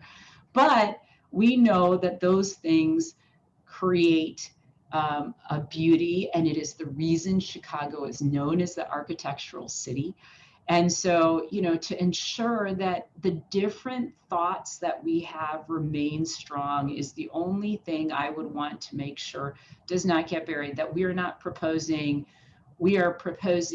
ideas, but we're not proposing that this is not a proposal of, you know, this is what you need to do. And so that's the big thing, because to me, it's that great diversity that makes the city of Chicago great, when it's people and they bring their different ideas. And we want to make sure that we continue to do that. Thank you so much, Commissioner. You know, it reminds me of something else, Commissioner, that you and I raised when we were meeting with the staff prior to this presentation, which was to remind them there is something underway that that Nancy Radovich has been taking the lead on from staff's end of it, to change the way we do the review process for our master plan developments, so that people are coming to, people have a chance, people in communities, stakeholders, people who are impacted by a project have the opportunity to have access to be able to have their voices, be able to have their input not only said, but then actually taken into account. And so what becomes important is that this in no way supersede that this nor that this in any way overlook that. And so that process is still really important. And so I think it's really important that DPT be mindful, or that this design process is mindful of then this other process, right? That and in fact, the two should somehow be coordinated in a way that, just to your point, Smita, that we can get those endpoints that others have made, that we can get that widespread stakeholder access to this conversation. The other thing, if we would appreciate, you know, you're coming back as this develops. I think it's really important. Commissioner Flores, I don't know if you had anything else you wanted to say, or Commissioner Brumfeld or Commissioner Searle, we can wrap up this conversation. Anyone else? Thank you, Commissioner Shaw. Well, may I just say that now that you, this group that has reviewed, you know, hundreds of projects, we are looking to make this Committee on Design one that is acknowledged and acknowledged as the very best of Chicago. And so I would welcome your experience in even informal nominations of people who I might encourage to apply. Because this committee is only going to be as good as the members who populate it. And so I appreciate your Rolodex of years of watching design and development happen in Chicago. So that's really, and I make that same offer to those who are listening, but particularly to the commissioners, building off of your years of experience of following design and enabling it to happen. So thank you. Thank you, Commissioner Cox. All right, and with no other questions, we've had some really rich conversation today. This has been fantastic, and some really wonderful projects that came before us today. So really, really good, solid meeting. But it does conclude this month's meeting of the Chicago Plan Commission. So do I have a motion to adjourn? So moved. Yes. By Commissioner Shaw. Commissioner, could I just say I would be happy. So I think to be Commissioner involved. Sparrow was the second, and who was the first? Commissioner Shaw. I was. Oh, Commissioner Grossman. All I right. was the yes. All right, very Can we good. clarify those names for the court reporter, please? We missed them on a couple meetings, so. Commissioner Shaw, I think was. Yes. have it. was Moved first. by Commissioner Shaw and I think seconded by Commissioner Searle. Okay. All right, that's my Unless dog. Commissioner Grossman would like to be the first. Sounded like so with the yes, but let's go. And by the way, thanks again to the court reporter and also to our technical support. We appreciate it. And as you guys know, I need to do the roll call for us to adjourn. So I think there are many of you who are still left. I'm not, but I'm just going to go with my role. I think Commissioner Biaggi, I think, is gone, but Commissioner Brumfeld is here. Yes. Mr. Burnett has been here. I think he's still here. Yes. I know he's still here, but Commissioner Burnett. Commissioner Cordova is a yes. Commissioner Cox. Yes. Commissioner Flores. Yes. Commissioner Garza, I think, has gone. Commissioner Grossman. Yes, and it's a pleasure to work with all of you people. You are so great, especially the one I can see now. Thank you, Commissioner Grossman. Your input was really valuable. I'm, as you know, I really appreciate that you're, always bringing the neighborhoods to the conversation. Commissioner Kelly. Yes. Commissioner Moore. Yes. Commissioner Murphy, I think, is gone, right? I think Commissioner Murphy was gone. Commissioner Nevada is gone. Commissioner Reyes is still here. Yes. Oh, good, she's still here. I know you had a 4 o'clock meeting. Commissioner Searle. Yes, and I wanted to say to Commissioner Cox that I would be happy to participate in any way you would like on the Committee on Design, whatever.